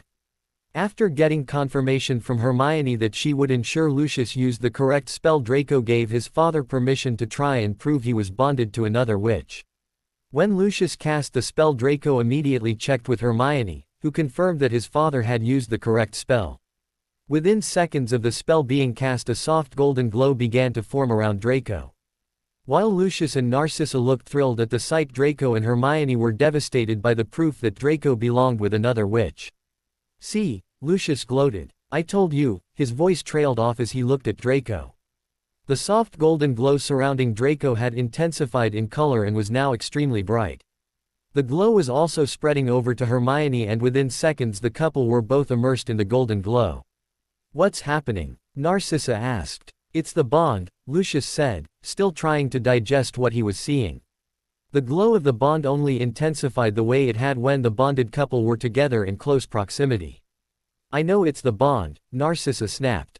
Why has it changed? Before answering, Lucius lifted the spell on Draco, revealing a puzzled-looking couple waiting for his answer. "It's changed because both parties involved in the bond are together," he said quietly. Draco and Hermione were still confused, but Narcissa turned sharply to face Hermione. "Athena, would someone care to explain what is going on?" Draco snapped as both his parents stared at Hermione. "I'm not really sure where to begin," Narcissa murmured, studying Hermione as she tried to find anything familiar about her. "Before we say anything we need to be sure our suspicions are right," Lucius told his wife. They knew nothing about the witch they thought might be Athena, and Lucius wasn't prepared to reveal everything he knew to someone who might not be who they thought. "How do we do that?" Narcissa asked, still watching Hermione.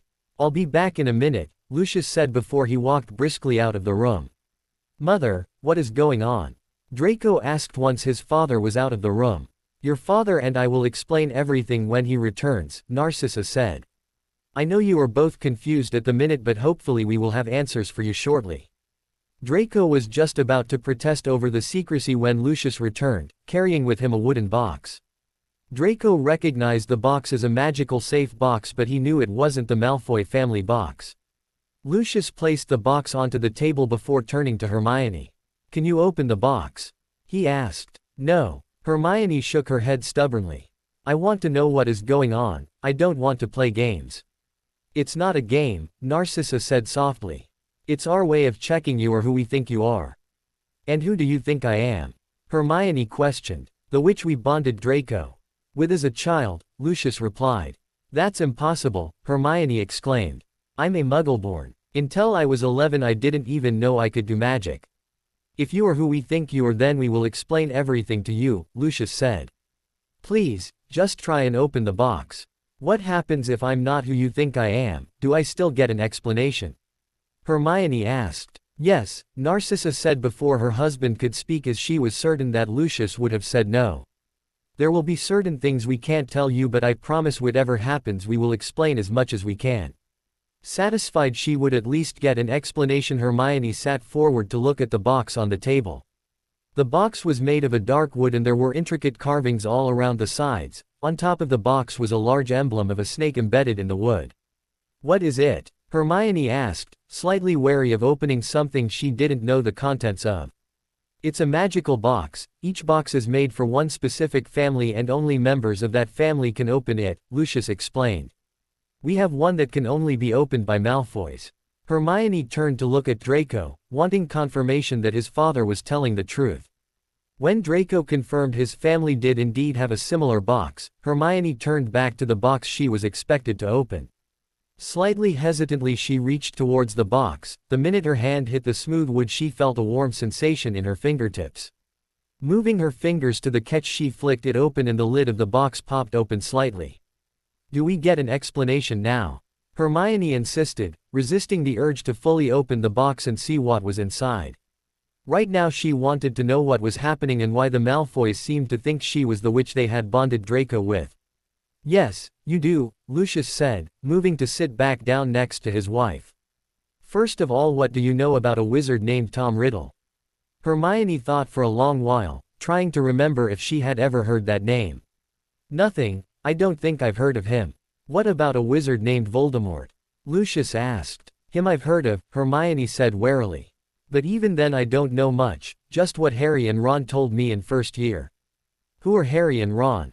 Narcissa asked. "My best friends, Harry Potter and Ron Weasley," Hermione answered, getting annoyed that they had drifted off topic. "Potter and Weasley, I should have known." "Bloody Dumbledore," Lucius sneered. "I guess that means you're a Gryffindor." "Yes, I'm a Gryffindor," Hermione said. "What does what house I'm in or who my friends are have to do with you asking about Voldemort?" she asked, eager to get back to the original conversation. "Quite a lot, but we'll get to that later," Lucius said. "So what exactly did Potter and Weasley tell you about Voldemort?" "Not a lot. They said he was a dark wizard that believed that Muggleborns shouldn't be allowed to practice magic. They explained that Dumbledore had a group of people that fought against him and during a battle Dumbledore managed to kill him." Hermione told what she knew as quickly as possible. There was still something that bothered her about the story and she didn't like to dwell on it. "That's partly true," Lucius said. Voldemort did believe in blood purity and he fought against Muggleborns having magic. Most of the stories you can find about him are true. He practiced the dark arts and could be considered a dark wizard. But there was also a part of his life that wasn't public knowledge, the part where he was a loving husband and a doting father. Voldemort had a wife and child. Draco asked in shock. He knew his family had been part of Voldemort's circle of followers, but he had never heard of the wizard having a family before. Yes, Narcissa nodded, a distant look in her eyes as she remembered their friends.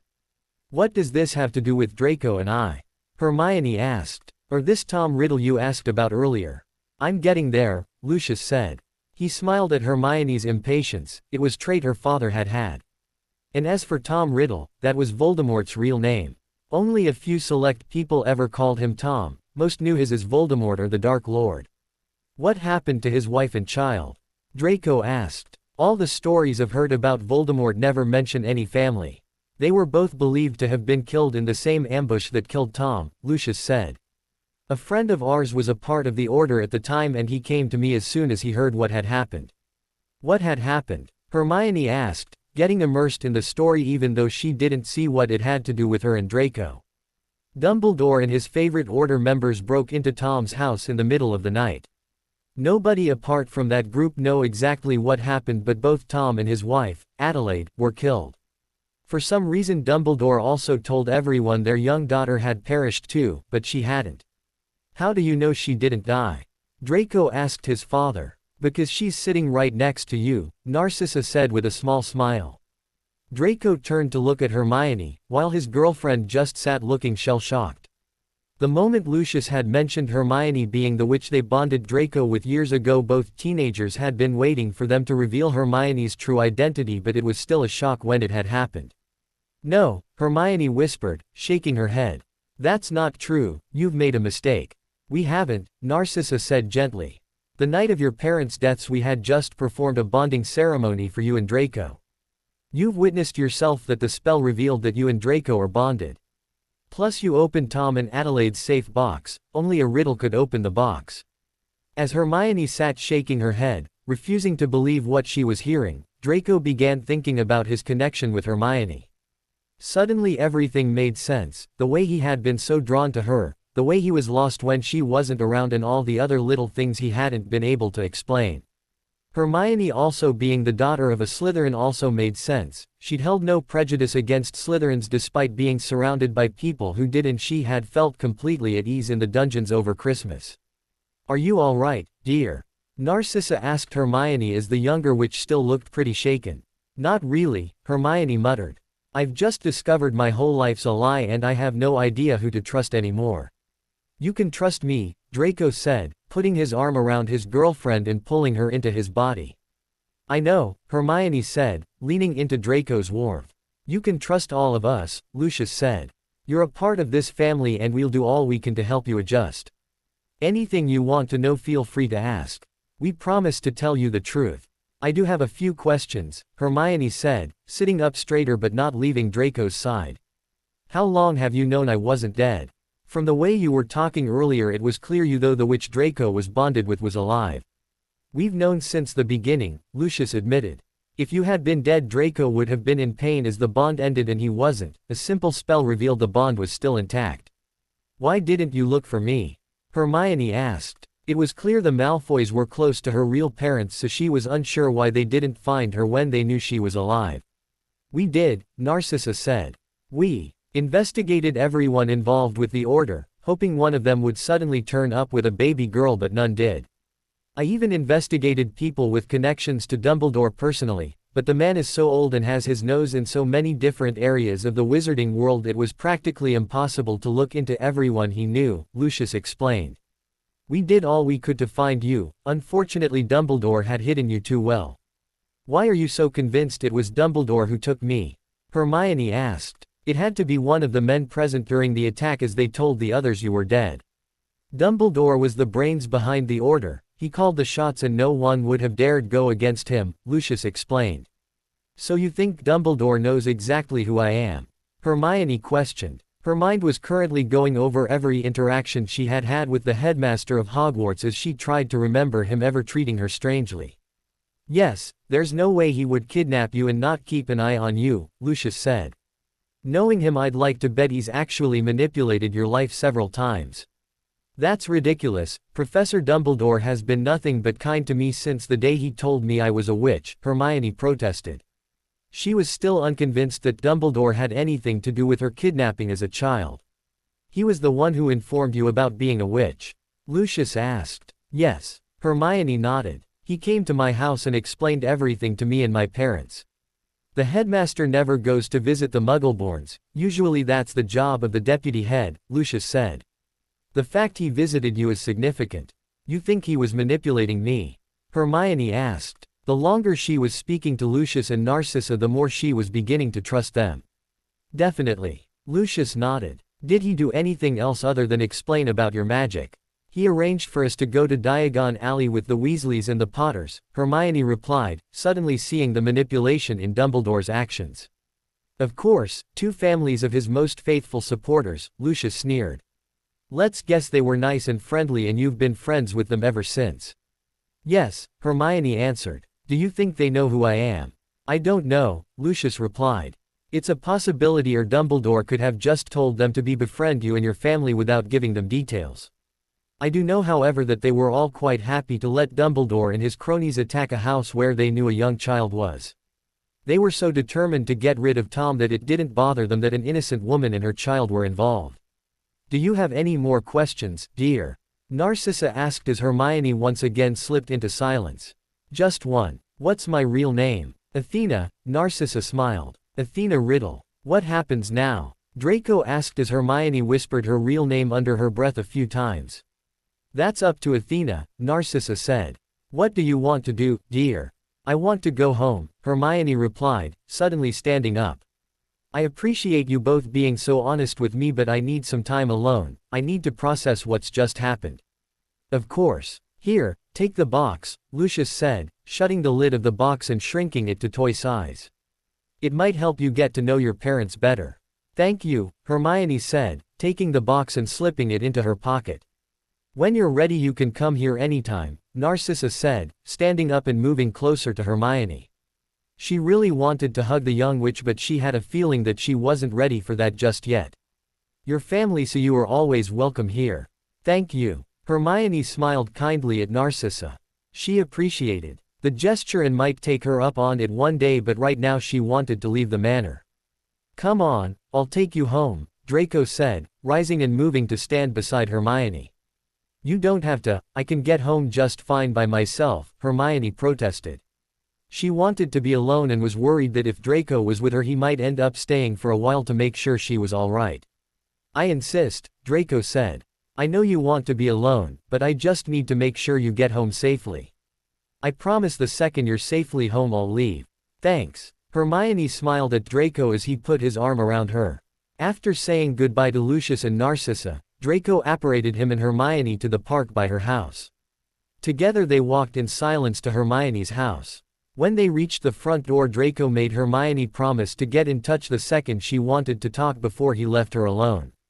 Once inside the house, Hermione made her way up to her bedroom. Her parents were still at work, so the house was empty.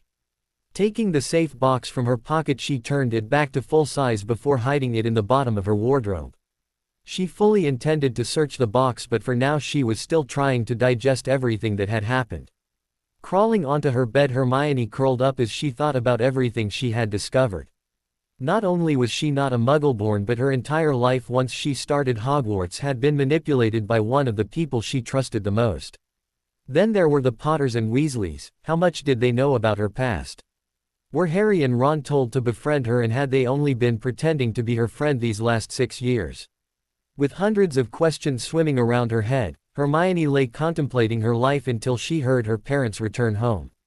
After briefly speaking to her mother and feigning illness, Hermione returned to bed, where she spent the remainder of the night trying to decide what to do with her life now.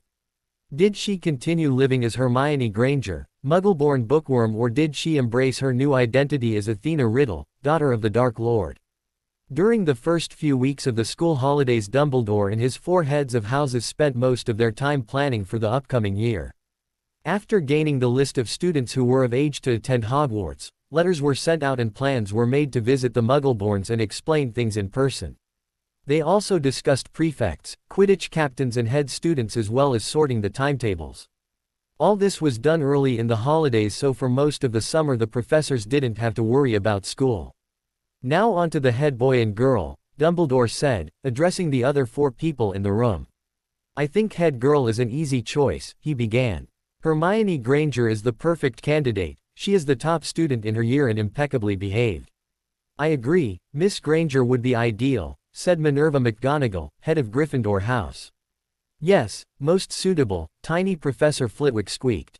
Phileas Flitwick was head of Ravenclaw House and had always wished that Hermione had ended up in his house, as in his opinion she was an ideal Ravenclaw. Severus, Pomona, do either of you have any objections to Miss Granger receiving the head girl post? Dumbledore asked the other 2 members of staff. Not at all, Pomona Sprout, the herbology professor and head of Hufflepuff, said. She's a lovely girl. Severus. Dumbledore asked the silent potions professor.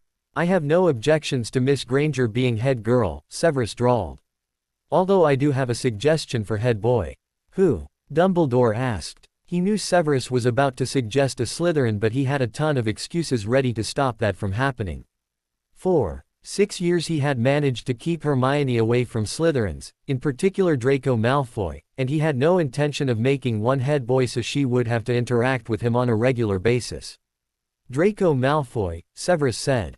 His results are second only to Miss Granger and he's by far the brightest male student in the school. I agree, Flitwick piped up. The boy is very bright and a great deal of the students already look up to him. I agree Mr. Malfoy is bright and his results are excellent, but he does have a disappointing disciplinary record, Dumbledore argued. A head boy should be perfectly behaved. I doubt you'd find a perfectly behaved boy, Albus, McGonagall laughed lightly. All the boys in this year have been in some sort of trouble over their school career. And his record is no worse than any other student, in fact it's a great deal better than most. So you're backing Severus's motion? Dumbledore questioned McGonagall, slightly surprised that she would back a Slytherin for such a respectable position. Yes, I am, McGonagall confirmed with a nod. So am I, Sprout added. Besides Albus, you're always talking about uniting the school. Everyone knows the main source of discontent is amongst the Gryffindors and Slytherins. What better way to unite them than having 2 of their most prominent students as heads together? Pomona's right, it could be a perfect chance to try and unite the 2 houses, McGonagall said. I can't speak for Mr. Malfoy, but I can guarantee that Miss Granger will be on board any plans we make regarding house unity. I'm confident that Draco would do the same, Severus said, wondering why Dumbledore was needing so much convincing. He'd came the meeting expecting the head boy and girl to be an easy decision. It was obvious from first year that Draco and Hermione were the best 2 students in the year. Really? Dumbledore questioned, his skepticism written all over his face. Let's not forget Miss Granger is a Muggleborn and we all know the Malfoys' opinions on Muggleborns. Draco is not Lucius, Severus insisted. In all the years he had known Draco, Severus had no idea on the boy's opinions of Muggleborns, as he was distinctly quiet about his views. It's not fair to judge him on his father's opinions and beliefs. I know, but I'm afraid it's a risk I'm not prepared to take, Dumbledore insisted as he stubbornly shook his head. Between that and the scrapes that Mr. Malfoy has been involved in over the years, I can't agree to him being head boy. McGonagall cleared her throat, clearly ready to argue with the headmaster. But, no, Dumbledore interrupted McGonagall before she even had a chance to finish her sentence. My decision is final. What other candidates do we have? Severus watched Dumbledore as both Flitwick and Sprout tried to come up with suitable candidates from their own house. McGonagall had admitted that she didn't feel any of her boys were head student material. What about Blaise Zabini? Severus questioned, wondering if Dumbledore's problem was with Draco personally or with all Slytherins. He's quite lazy, McGonagall said. I wouldn't want him leaving all the work for Miss Granger. How about a Ravenclaw? Who do you have, Phileas? Dumbledore asked, dismissing the idea of a Slytherin being head boy. As the debate over a couple of Ravenclaws and one Hufflepuff raged on, Severus tuned out. It was clear that Dumbledore wasn't interested in having any Slytherin in the top spot, but Severus had noticed just how hard he had fought to stop Draco especially from taking the position. In all the years he had been head of Slytherin, he had never seen Dumbledore show such bias against one student or go against all four heads just to get his own way. There was a reason Dumbledore didn't want Draco to be head boy with Hermione Granger, and Severus was determined to find out the reason. Ever since Dumbledore's cold attack on Voldemort and his family, Severus had lost all respect for the wizard. One of the only reasons he was still speaking to the man was the fact he liked his job as potions professor. Severus saw no reason why he should have to abandon a job he found fulfilling just because of his personal feelings towards Dumbledore. The other reason he was still speaking to him was Lucius Malfoy. When Severus had confessed to Lucius he had joined the Order and was spying on Voldemort, the blonde wizard had been disgusted. It was only Severus's pleading and their long-term friendship that won Lucius forgiveness. Initially Severus had been going to cut off all contact with the Order, but Lucius had persuaded him that he could be of greater help within the enemy camp. After Voldemort's demise, Lucius had taken over the Death Eaters, and while attacks these days were few and far between, Severus knew that Lucius had a small army of followers, and when the time was right he could strike. "Do you have any objections, Severus?" Dumbledore's voice brought Severus out of his thoughts. "About what?" Severus asked. "About Terry Boot becoming head boy," Dumbledore snapped. He was annoyed that Severus seemed to have zoned out and wasn't paying attention. "I don't suppose it really matters, does it?" Severus sneered. "You know my opinions, but I suppose Boot will have to do." "That's settled then. Hermione Granger and Terry Boot are the head students," Dumbledore said, ignoring the snappish way Severus had spoken to him. The rest of the meeting was over quickly. The minute it was finished, Severus headed straight to his office, where he immediately flowed home. For the rest of the day Severus sat in his small back garden with a book. Not that he managed to read much, as his mind was preoccupied with Dumbledore and what he was up to. Shortly before 8 he headed indoors, where he dressed smartly before flowing to Malfoy Manor. Every few weeks Severus dined with the Malfoys. That night he was hoping to speak with Lucius after dinner about what had happened with Dumbledore. When he arrived at the manor he had a drink in the front room with Lucius and Narcissa. Over the years Severus had to stop Narcissa from trying to set him up with witches on several occasions. While his feelings for Lily had diminished and he was no longer in love with her, he was in no hurry to find someone else to replace her in his affections. Seeing how calm Lily had been at the prospect of an innocent child losing her life had been a major turning point for Severus. He'd been genuinely shocked and disappointed that the woman he considered so kind and caring wasn't trying to protect an innocent life, and he just couldn't look at her the same way since then. After drinks in the front room, the trio headed to the dining room for dinner. Once in the dining room they were joined by a sulky-looking Draco. Draco barely spoke throughout dinner, and once dessert was finished he immediately asked to be excused. Severus was curious as to what was going on. Normally Draco was never that quiet, and he had noticed both Narcissa and Lucius watching their son with worry evident on their faces. Shortly after Draco's departure, Narcissa also made her excuses to leave, and Severus and Lucius gravitated towards Lucius's study. Once ensconced in the opulence of Lucius's study, fire whiskey in hand, the men began to talk. Severus began with telling Lucius about Dumbledore's refusal to have Draco as head boy. "Typical," Lucius scoffed. "They reckon us Slytherins are prejudiced, but at least we're upfront about our views, unlike those bloody Gryffindors." "There was more to it than that," Severus said. "We've had Slytherin head students before. It was Draco specifically he argued against." "Well, we both know his opinions regarding me. I suspect he feels Draco is too like me," Lucius shrugged. He wasn't the slightest bit surprised that Dumbledore was against making Draco head boy, and quite frankly he would have been more surprised if his son had received the job. "Maybe, but I just got the impression there was another reason he didn't want Draco as head boy," Severus said. "Enough about that old loon," Lucius declared, refilling their glasses. "Something very interesting happened last week. Draco brought his girlfriend to meet Narcissa and I." "I didn't know he had one," Severus said in surprise. "I can't say I've noticed him spending time with anyone in particular at school." "I don't suppose you would have. They kept it pretty quiet," Lucius said. "Why? Who exactly did he bring to meet you?" Severus asked, intrigued as to who Draco would get involved with and then keep it secret. "Hermione Granger." Lucius chuckled at the shocked expression that appeared on Severus's face at the revelation. "I bet you were thrilled with your son dating a Muggleborn," Severus chuckled, once he had gotten over the shock.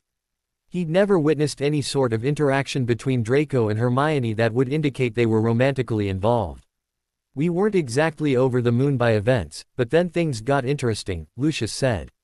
I don't think I've ever mentioned it to you, but when he was a baby we bonded Draco with Athena Riddle.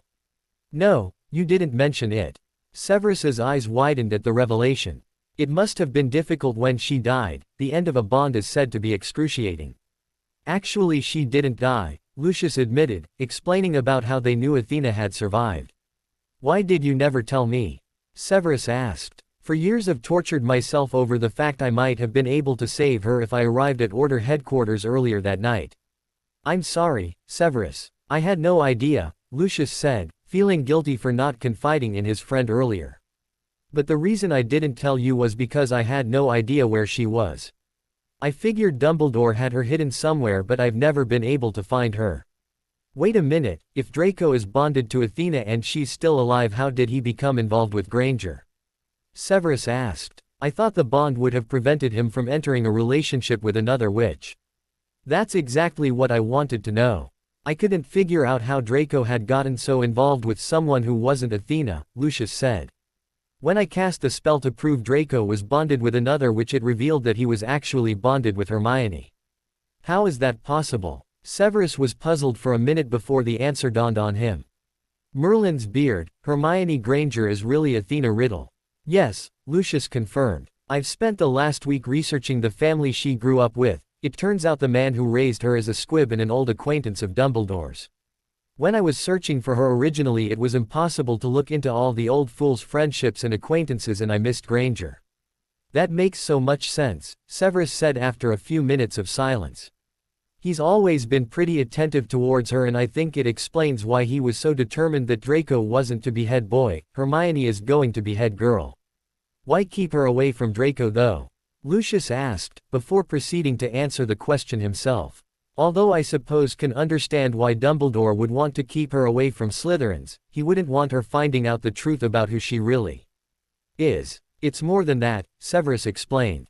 I never told you at the time as it didn't seem necessary. As far as I knew, Athena was dead.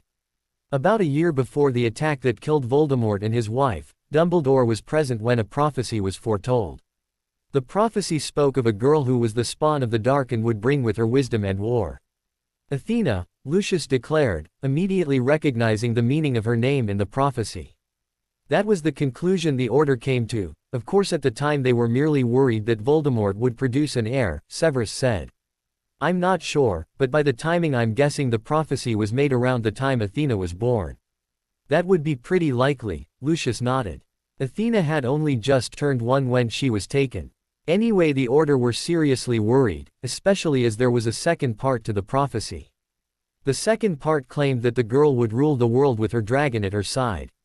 Severus watched Lucius, knowing his friend would make the connection to his son easily. Draco, Lucius gasped. Severus nodded in agreement. Draco's birth caused great panic amongst the Order, especially as it was only weeks later that they discovered Athena's existence. That's why they attacked, Lucius said. It wasn't about Tom, they could have fought him anywhere, they wanted Athena. I'm guessing Dumbledore was trying to prevent the prophecy coming true, Severus said, agreeing with his friend's logic regarding the night of the attack. I also think he still is, that's why he wouldn't allow Draco to be head boy. He's trying to make sure she doesn't get involved with him. Luckily he didn't know about the bond, Lucius smirked. The bond drew them together and they've been clever enough to hide their relationship for years. What happens now? Severus asked. Surely everything's going to change now Athena is back. Honestly, I don't know, Lucius admitted. Personally I think it's time we acted and made the Order pay for what they've done, but I won't do anything that will upset Athena. After discovering who she really is, she asked for some time, so for the minute we wait until she comes to us. Whatever she decides is what we'll do. Has she not been in touch since then? Severus asked, and Lucius shook his head. I guess that explains Draco's foul mood. Yes, he's been like that all week, Lucius said. He really wants to go and see her, but he promised to give her space. What will you do if she decides she wants nothing to do with who she really is? Severus questioned. What if she decides to stay Hermione Granger, Muggle-born best friend to Potter and Weasley? Then that is what she does, Lucius shrugged. I admit I would be disappointed if that is the decision she makes, but I would support it. I am hoping she has quite a bit of her father in her and seeks vengeance. I saw flashes of Tom in her last week, but I have no idea how much of him is actually in her. I suppose we'll have to wait and see, Severus said. I also want to make it clear, if you need any help I'll be there for you and Athena. What about Lily Potter? Lucius asked. He knew all about the reason Severus had joined the order in the first place. If we do retaliate she'll be in the line of fire. I know, but the Lily I loved is long gone. She got so caught up with defeating Voldemort and stopping the prophecy coming true that she forgot to think about the little girl involved. They all did, Severus replied sadly. As long as you're sure. You may be my friend Severus, but Athena is my family. If you betray her I promise you'll regret it, Lucius warned his friend, a dark, menacing look on his face. I won't, Severus gulped nervously. He wouldn't betray the Dark for a second time, but he couldn't help but be intimidated by Lucius. He was already so protective of Athena, and technically she wasn't family until she married Draco. Good, Lucius smiled at his friend before reaching for the fire whiskey. Let's drink to the future. I have a feeling it's going to be good. Hermione sat quietly eating her breakfast as her parents got ready for work. As she ate her cereal, Hermione was aware of the sneaky looks her parents were throwing her way. Ever since discovering her true identity a little over a week ago, Hermione had been withdrawn and had missed several meals. It's nice to see you looking more like your normal self, Hermione's mother said as she picked up her car keys. Are you feeling any better? Yes, I'm feeling much better, Hermione replied. In the last few days she had made some decisions regarding her life, and starting that day she was going to stop moping around and deal with what had happened. Good. Jean smiled as she gave her daughter a peck on the cheek. See you tonight, sweetie. Bye, Hermione said, watching as her parents set off to work. Once she was alone, Hermione finished her cereal before washing her bowl and putting it away in the cupboard. As she went upstairs to get dressed, Hermione's mind started wandering to her real parents. Once again she found herself wondering what they were like and how much different her life would have been if she had been raised by them. It had taken Hermione a few days to get up the courage to open the safe box and take a good look through the contents. She'd found various documents regarding properties and bank accounts the couple owned, as well as several pieces of expensive-looking jewelry. What interested Hermione the most though was the two large photo albums she discovered in the bottom of the box. One album was full of pictures of her parents before she was born, while the second album documented her first year as a child. Hermione had spent hours studying the pictures, trying to reconcile the smiling man who was her father with the ruthless dark wizard she had heard he was. No matter how much she thought about it, Hermione couldn't agree with her father's beliefs. She'd spent 6 years facing the prejudice against Muggleborns, and she still, though it was unnecessary. She firmly believed that a person's parentage shouldn't define whether or not they were worthy of magic. Despite not agreeing with her father's beliefs or being particularly impressed with how he had behaved regarding Muggleborns, Hermione still felt sorrowful when she thought about the fact she would never know him or her mother. As well as dealing with the fact she would never know her real parents, Hermione was also trying to deal with the reason why she wouldn't ever know them. No matter how much she thought about it, Hermione couldn't find any way to make what Dumbledore and the Order had done to her acceptable. She couldn't help but feel that if the situations had been reversed and it had been her father who had killed a couple and kidnapped a baby, he would be regarded as pure evil, but when Dumbledore had done the same he was hailed a hero. It was Dumbledore and the Order that were bothering her the most. Hermione had made some decisions on what she wanted to do. Now she knew the truth, but what she really needed was to know exactly what had happened the night she was taken. Her head was a mess as she tried to figure out who to trust and what people knew. Unfortunately, without more information she had no idea who she could rely on. It was her search for the truth that had led her to send an email to Lucius the previous day, asking for a private meeting with her boyfriend's father. When he'd revealed the truth about her identity, Lucius had promised to help, and Hermione was hoping he would be able to get the information she required before she made any final decisions about what happened next. Lucius had immediately responded to Hermione's request, and after exchanging several more owls it was arranged that Lucius would visit Hermione while her parents were at work. Hermione hadn't wanted to visit the manor as she wished to speak to Lucius before she saw Draco.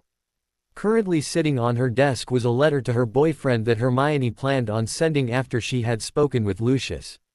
Once she was dressed, Hermione checked the time, cursing quietly as she realized that Lucius was due any minute. Hermione was guessing that if Draco had gotten his timekeeping ability off his father, then Lucius would either be spot on time or even a few minutes early. Hermione had barely descended the stairs when the doorbell rang, 1 minute before her arranged meeting with Lucius. Opening the door, Hermione found an uncomfortable-looking Lucius Malfoy standing on the doorstep. She figured he wasn't used to being in a Muggle neighborhood. "Mr. Malfoy, please come in," Hermione greeted, opening the door and allowing the blonde wizard entrance to her house. "Thank you," Lucius nodded. "And please, call me Lucius. Can I get you anything?" Hermione asked as she led Lucius into the front room. "A drink perhaps?" "No, thank you. I'm fine," Lucius said, looking around the room he had just entered. The house was warm and welcoming, but it was nothing like the grandeur Athena should have grown up in.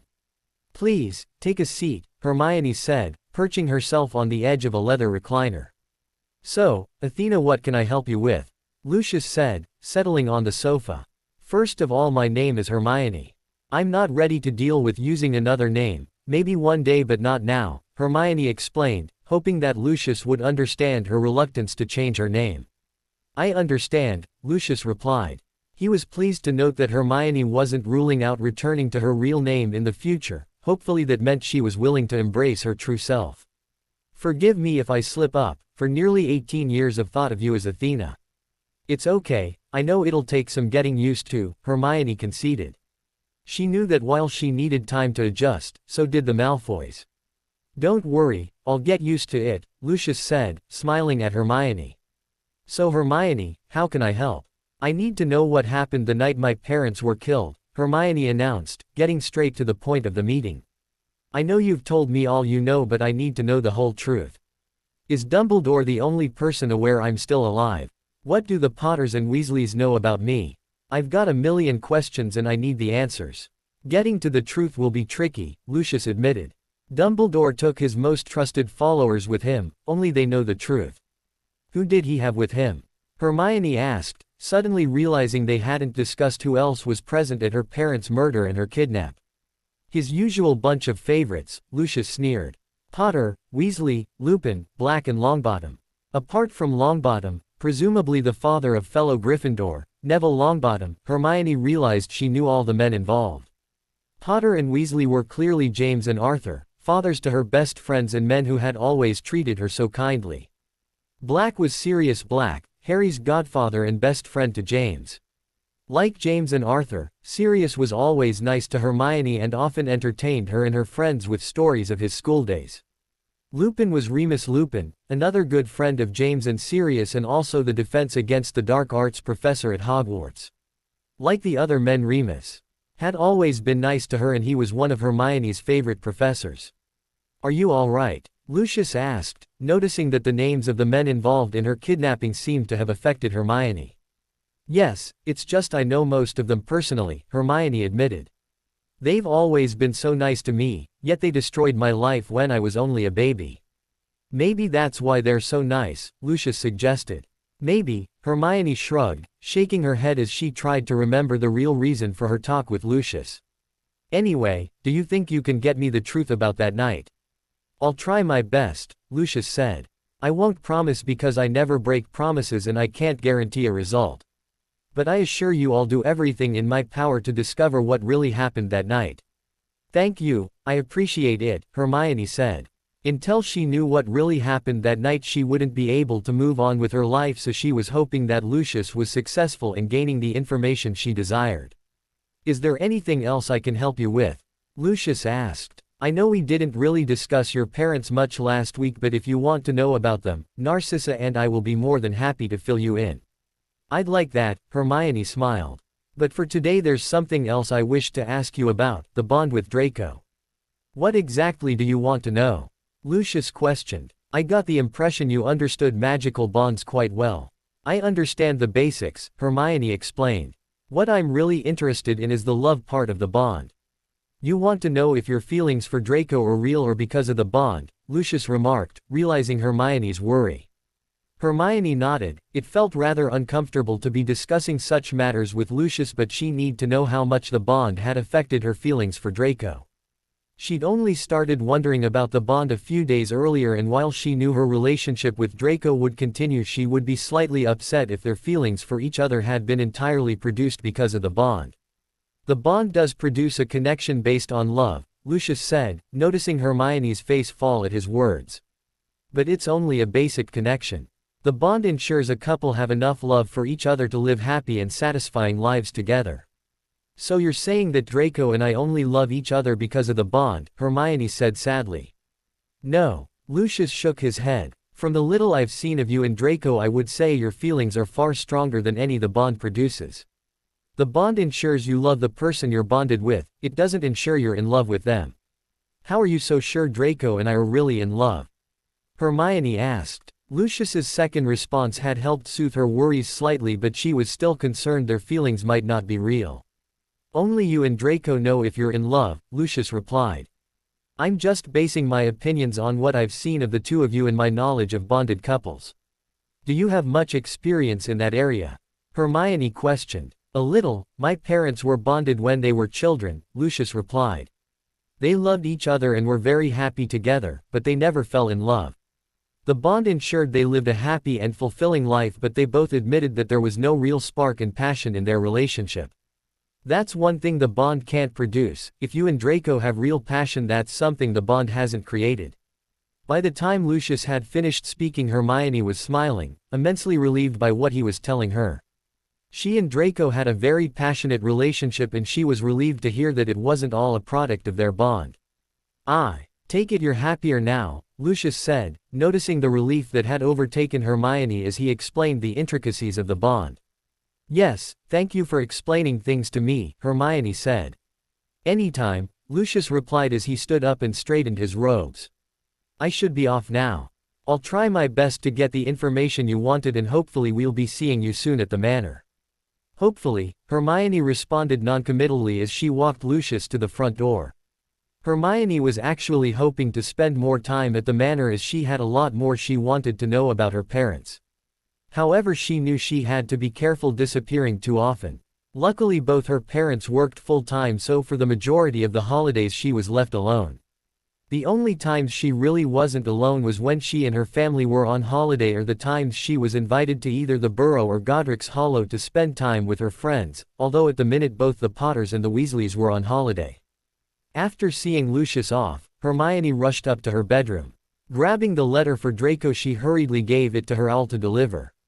Now she had spoken to Lucius and asked him to help her, she was desperate to see Draco and ask his opinion of what she had decided to do. Now she knew the truth of who she really was. At 11:15, once she was sure her parents were settled in their bedroom for the night, Hermione cast several silencing charms around her own room. She was expecting Draco at 11 and didn't want her parents to hear the pop of apparition when he appeared in her bedroom.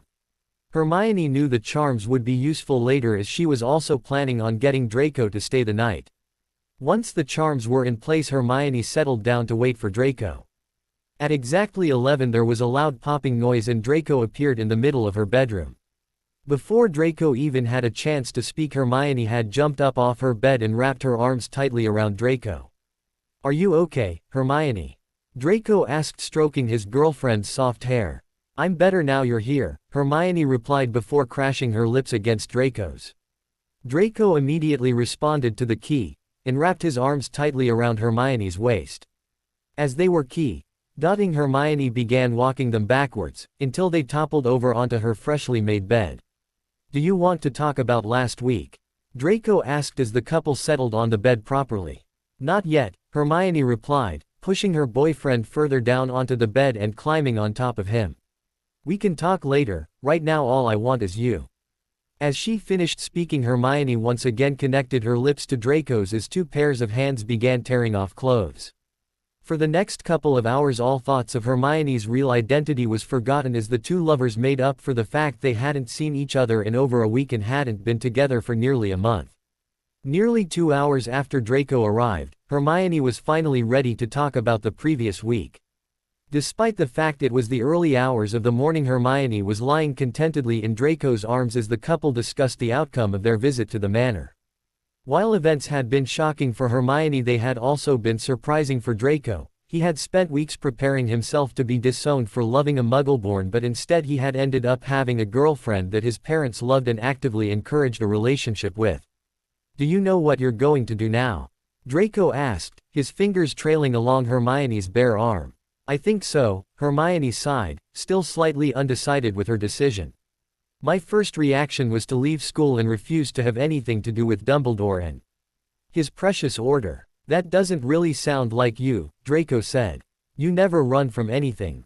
"I know. That's why the more I thought about it, the more I realized I didn't want to run. That was when I thought about what I did want." "What do you want?" Draco asked. "Vengeance," Hermione said, turning slightly so she could observe Draco's reaction. Hermione knew that despite the fact he was a loving and caring boyfriend, there was definitely a dark streak in Draco's personality, one he managed to bury pretty well.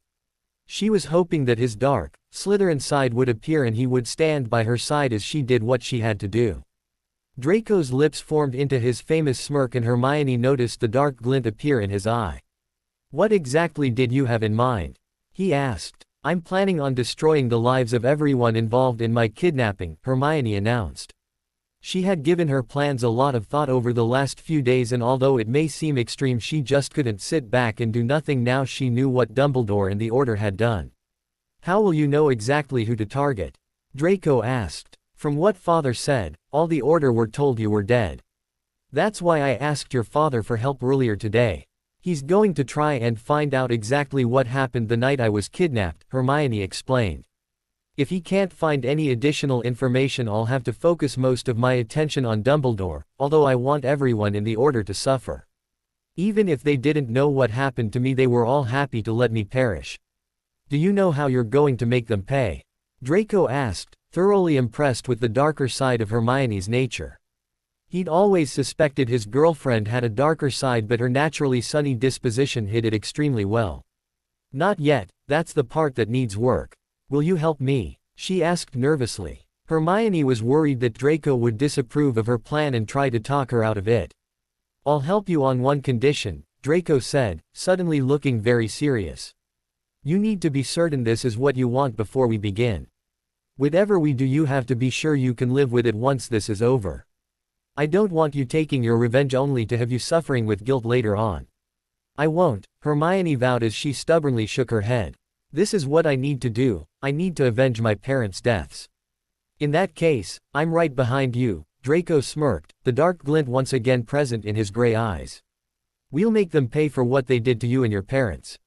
I promise." Hermione grinned and gave Draco a gentle key. "I love you. I love you, too," Draco replied, pulling Hermione into a deeper key, as his hands started wandering down her still beefy body. "Well, do you have any ideas?" Lucius asked his friend. Lucius was currently sitting in Severus's pokey cottage as he told his friend about the information Hermione had requested. For 2 days Lucius had thought about the problem, but he had no idea how to get the information required. He had considered snatching one of the men involved in Tom and Adelaide's death and torturing them for information, but he had no idea what Hermione planned on doing. Now she knew who she really was and he wasn't keen on potentially drawing attention to her. Dumbledore had worked hard to keep her in the dark regarding her true identity, and Lucius was slightly worried he might act rashly if he discovered she was aware of the truth. "It's tricky," Severus replied slowly as he tried to think of a way to help Lucius. "The information really has to come from one of the men involved, but they're hardly likely to talk about it." "I know," Lucius sighed. "I did consider trying to trick one of them into speaking about that night, but even then I still wouldn't be sure they were telling the truth. I think the only way to know if they're telling the truth is to gain their actual memory of that night," Severus said, an idea starting to form in his head. "And how are we supposed to do that?" Lucius asked. "First of all, you would need someone who hasn't mastered occlumency, then you need to remove the memories in such a way that they won't know you've taken them." "I never said it would be easy," Severus responded. "But with the right person it could work. Let me get this straight. You're suggesting we take the memory of that night from one of the men involved," Lucius said, confident he was understanding Severus correctly. "Exactly," Severus nodded. "Who do you suggest and how do we get to them?" Lucius asked. He was pleased he had chosen to confide in Severus as his knowledge of the men involved was already proving most helpful. "I suggest we target either Sirius Black or James Potter, or even both." Neither have even basic skills in occlumency, so gaining access to their memories would be quite easy, Severus explained. As for how we get to them, unlike the rest of the Order, they both like to brag about their part in Voldemort's downfall. Using a disguise, we can get near to them in the pub. With enough drinks in them, it would be easy to get their memories of the night in questions and wipe their memories of ever speaking with us. Lucius nodded appreciably. I like it. What pub do they use? He asked. They usually visit the Unicorn's Horn in Godric's Hollow, Severus replied. It's not as far for them to stumble home when they get drunk. I'll make some inquiries. I'm sure I can buy us some privacy the night in question, Lucius said, already planning how to make sure they succeeded in their scheme. When are we doing it? Severus asked. I was thinking tomorrow night if I can get everything in place, Lucius responded. Are you coming with me? Yes, I've already said I want to help, Severus nodded. Besides, I'm better at legilimency than you, it would be easier for me to gain the memories. Fine. Lucius conceded that his friend was better placed to retrieve the memories than he was. Lucius had never really mastered occlumency and legilimency, although Narcissa was skilled in both fields and had tried on several occasions to heighten her husband's abilities in the field. Do you need me to provide anything else? Severus asked. Yes, bring 2 vials of polyjuice potion and some suitable hairs. We don't want Potter and Black to recognize us if we just use disguising charms. Polyjuice is safer. Okay, I'll see you tomorrow night then, Severus said as Lucius stood up. We'll say 7, shall we? Lucius said, arranging a time. Meet me at the manor and we'll go from there. Severus nodded in agreement before Lucius disappeared with a loud pop. Once alone, Severus immediately began searching for his supply of potions. Luckily he had several bottles of polyjuice potion already made up. When the potions were sorted, Severus retrieved 2 empty vials for the memories they were planning on collecting. Placing the 2 potions and the 2 vials in a safe place, Severus then began to plan where he would get the hairs they required for the potion to work. A little after 7 the following night, Lucius and Severus stood in Lucius's office, preparing to visit the Unicorn's Horn in Godric's Hollow. Whose hair did you use? Lucius asked, looking at the 2 large vials of polyjuice potion standing on his desk. Just a couple of muggles from the local village, Severus replied. There's no way Potter or Black will know the men, so we're perfectly safe. Good, Lucius nodded. He wasn't over keen on turning into a muggle, but it was only for a few hours. And you understand the rest of the plan? He checked, wanting to be sure the night ran smoothly. Yes, we pretend to be wizards who are fans of Potter and Black and want to know all about how they helped defeat Voldemort, Severus said, repeating the plan. How will we know they're in the pub though? We don't want to waste the potion. We're going to the pub as ourselves and I've reserved a private room in the back. The landlady has agreed to let us know when Black arrives. It turns out Potter's on holiday, so there's only Black to contend with, Lucius explained. How do you know the landlady can be trusted? Severus asked. We don't want her telling anyone what she's done tonight. She won't, Lucius replied confidently. I've paid her a lot of money for the information, and before we leave the pub later I'm planning on wiping her memory of ever meeting me. Good, Severus nodded. Come on, let's go, Lucius said, picking up one of the potions and putting it in his pocket. Severus pocketed the second potion and the 2 men apparated to Godric's Hollow. When they arrived at the Unicorn's Horn, Lucius led Severus to the back of the building where they entered via a small door. Once in the pub, Lucius led the way to a private room, and moments after they arrived the landlady entered carrying 2 glasses of fire whiskey. Any sign of Black? Lucius asked the woman. Not yet, he'll be in soon I bet, the woman replied. When do you want me to tell you he's here? Come and tell us when he first arrives, then come back once he's had a few drinks, Lucius replied. And remember to give him double shots of everything so he gets drunk quicker. I'll settle the bill later tonight. The landlady nodded before leaving the 2 men alone. For a while the 2 men made idle small talk as they waited for the news that Sirius was in the building. Barely half an hour had passed before the landlady returned to say that Sirius had arrived. Do you know what Athena plans on doing with this information? Severus asked while they were waiting to begin their ruse. I have no idea, Lucius replied. She didn't speak about her plans, but I got the impression that she needed the truth before she could decide what to do. I wonder if she'll go public with who she really is, Severus mused. He had been trying to predict what Hermione would do. Now she knew the truth, but he'd been unable to decide her next move. I think that depends how like her father she is, Lucius said. Tom would never have stood by and let the Order get away with what they did, he would have wanted vengeance. Severus was about to reply when the landlady returned and informed them that Sirius had already had a few drinks and would be ripe for approaching. Lucius thanked the landlady and dismissed her before he and Severus downed their polyjuice potion. Once the potion had worked and they were unrecognizable, the two men left the back room and headed into the main bar. Lucius was pleased to see that Sirius was sitting alone in a corner booth. Getting a couple of drinks, Lucius and Severus approached the man in the corner.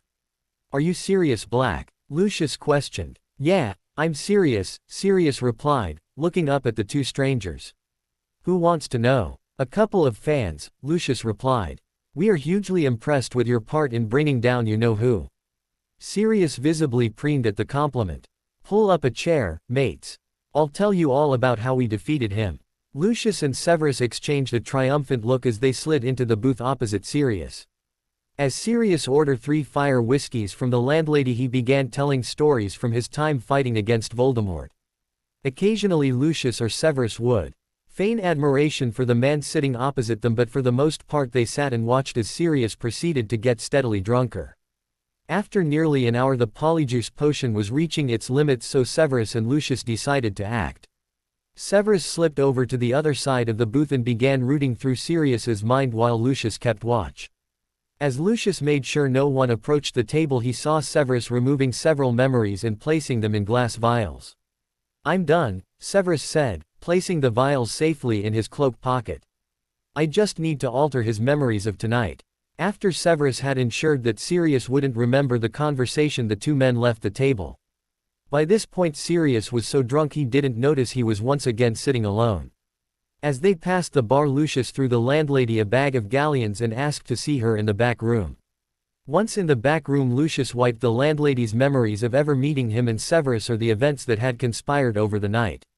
"Come on, I want to view these before we give them to Athena," Lucius said as the landlady disappeared back towards the bar. Lucius and Severus then apparated back to the manor, where they immediately went into Lucius's study. Both men stopped in surprise when they found Narcissa sitting behind Lucius's desk. "Sissa, what are you doing here?" Lucius asked. "I want to know what's going on," Narcissa replied. "I'm not stupid, I know you two are up to something and I want to know what." Shutting the door behind them, Lucius began to explain what they were doing and who they were doing it for. "You mean you have memories of the night Tom and Adelaide were killed?" Narcissa asked. "Yes, we were just going to look at them," Lucius said, getting out his pensieve. "Do you want to come with us?" Narcissa looked hesitant but eventually agreed to accompany her husband and friend into the pensieve. She knew witnessing that night would be hard, but it was time they knew what really happened. Once the pensieve was settled on Lucius's desk, Severus poured the memories into the stone basin. Severus was just about to immerse himself into the memories when Lucius suddenly stopped him. "Where's Draco?" Lucius asked his wife. "I don't want him coming in and disturbing us." "He's in his room," Narcissa said. "I wouldn't worry about him disturbing us, he's going to see Athena again tonight." "What do you mean again?" Lucius asked. "I wasn't aware he'd seen her since the day she was first here. Have you not noticed how happy he's been for the last few days?" Narcissa questioned. "She wrote to him a few days ago and he's spent every night since then with her. They better be using protection. I don't want to become a grandfather just yet," Lucius muttered, turning back to the pensieve. "Since Draco won't be an issue, perhaps we can continue," Severus suggested. "Let's," Lucius said, gesturing for Severus to go first. Severus immersed himself into the pensieve and within seconds Narcissa was at his side, a few seconds later and Lucius was also present. For the next hour or so the three watched mainly in silence as the night of Tom and Adelaide's death unfolded. The only time someone spoke was when Severus answered a question that was asked of him. By the time the memories were finished and they were all back into the study, everyone was appalled by what they had witnessed. The truth was way more horrifying than they had ever imagined. "Are we really going to show Athena that?" Narcissa asked, breaking the silence that had descended in the room. "It's what she wanted," Lucius sighed. He wasn't happy with showing a young girl exactly how her parents had been killed, but he had made a promise. "I promised I would try my best too. Get her the truth. Can't you say you failed? Narcissa asked. Seeing that could destroy her. No one should have to watch their parents murdered while they sleep. I wish she didn't have to see it, but we promised her that we would always be there for her and tell her the truth, Lucius said. She deserves to know what really happened that night. I guess, Narcissa sighed. I just hate the fact she has to see something so tough. I know, but we'll be there for her after she's witnessed the memory, Lucius said, putting his arm around his wife. As Lucius comforted his wife, Severus stood up to leave. What he had witnessed had shaken him also, and he really wanted to go home to think. I'll be leaving now. Let me know what happens when Athena sees the memories. I'm also here when you decide it's time to retaliate, Severus said to Lucius. He knew there was no way Lucius wouldn't act after the horror they'd just witnessed. Thank you, Severus, Lucius said to his friend. We'll talk soon. Severus said his goodbyes and left the couple alone.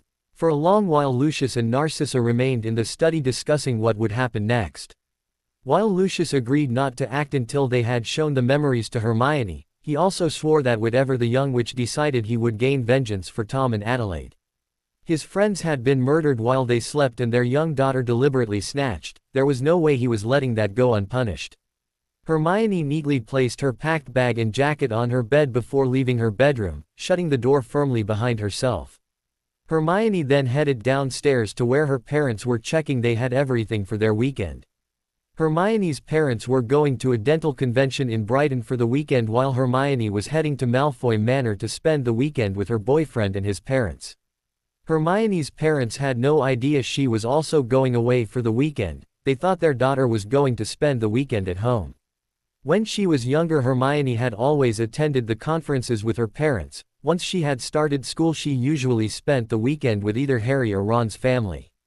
Since both of her friends' families were still on holiday, Hermione had managed to convince her parents she would be perfectly fine on her own. The fact that she was nearly 18 and very responsible had meant her parents had agreed to her staying home alone easily. When she first heard about the conference, Hermione had originally planned on inviting Draco to spend the weekend at her house, but when he had shown up a few days ago with the news Lucius had the information she wanted, she changed her plans. The plan was now for Hermione to spend the weekend at the manor, dealing with the information Lucius provided and getting to know more about her parents. Hermione was also going to mention her plan of getting vengeance to Lucius, in the hope he would help. Hermione knew that while she and Draco could cause some damage themselves, Lucius was much better placed to inflict serious harm to the Order. Okay sweetie, we're off, Jean said, hugging Hermione goodbye. Call us if you need anything. She'll be fine, Richard told his fussing wife. We'll be back Monday lunchtime. Be good, he said, addressing Hermione. I will, Hermione smiled. See you on Monday. Jean fussed over Hermione for a few more minutes before the Grangers finally departed. Hermione stood in the doorway watching her parents' car driving out of sight before she turned to head back upstairs to grab her bag. Hermione had just began to ascend the stairs when she heard a noise in the front room. Pulling out her wand, she tiptoed towards the sound. What the hell? Hermione exclaimed, spotting the source of the noise. What are you doing here and how long have you been here? It's nice to see you too, Lucius responded, fully removing the disillusionment charm from himself. And to answer your questions, I came to see your parents and I've been here a while. Why were you speaking with my parents? Hermione asked worriedly. She didn't want her parents knowing who she really was in case they said something to the Potters or Weasleys and her plan for vengeance was ruined. And why were you hiding? I was hiding so your parents didn't see me, Lucius explained. After our talk I wiped their memories of ever meeting me. Why talk to them, then wipe their memories of the talk? Hermione questioned, wondering what Lucius was up to. I needed some information from them, Lucius replied. I promise I'll explain later, but for now I might as well take you back to the manor. Thanks, I'll get my bag, Hermione said, summoning her bag and jacket. Once Hermione had her bag and jacket, she held onto Lucius as he apparated them directly into the manor. Hermione knew the wards of the manor had been altered to accept her, but if she had come alone she would have had to apparate into the grounds. Only members of the family could apparate directly into the manor. Hermione knew this from the time Draco had brought her to the house the first time. The only reason he hadn't brought them straight into the house was because Hermione had specifically asked to see his house from the outside before she entered for the first time. Hermione recognized the room they had arrived in as the front room in which her first meeting with Draco's parents took place. She and Lucius had barely arrived before two house elves appeared in front of them. "Dobby, go and find Narcissa and Draco and tell them our guest has arrived," Lucius said to the first elf. "Yes, master." Dobby bowed low before disappearing with a crack. "Misty, take Hermione's bag and place it in Draco's room," Lucius told the elf before turning to a surprised-looking Hermione. "I take it you would rather stay in Draco's room, it'll save the pair of you the hassle of having to sneak about the place in the middle of the night." Hermione blushed at Lucius's words, causing the older wizard to laugh at her embarrassment.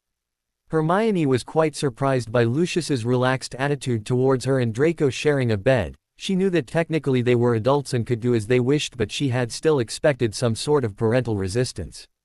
Hermione knew her own parents wouldn't have entertained the idea of letting Draco stay over in her room, and she had assumed that his parents would be the same.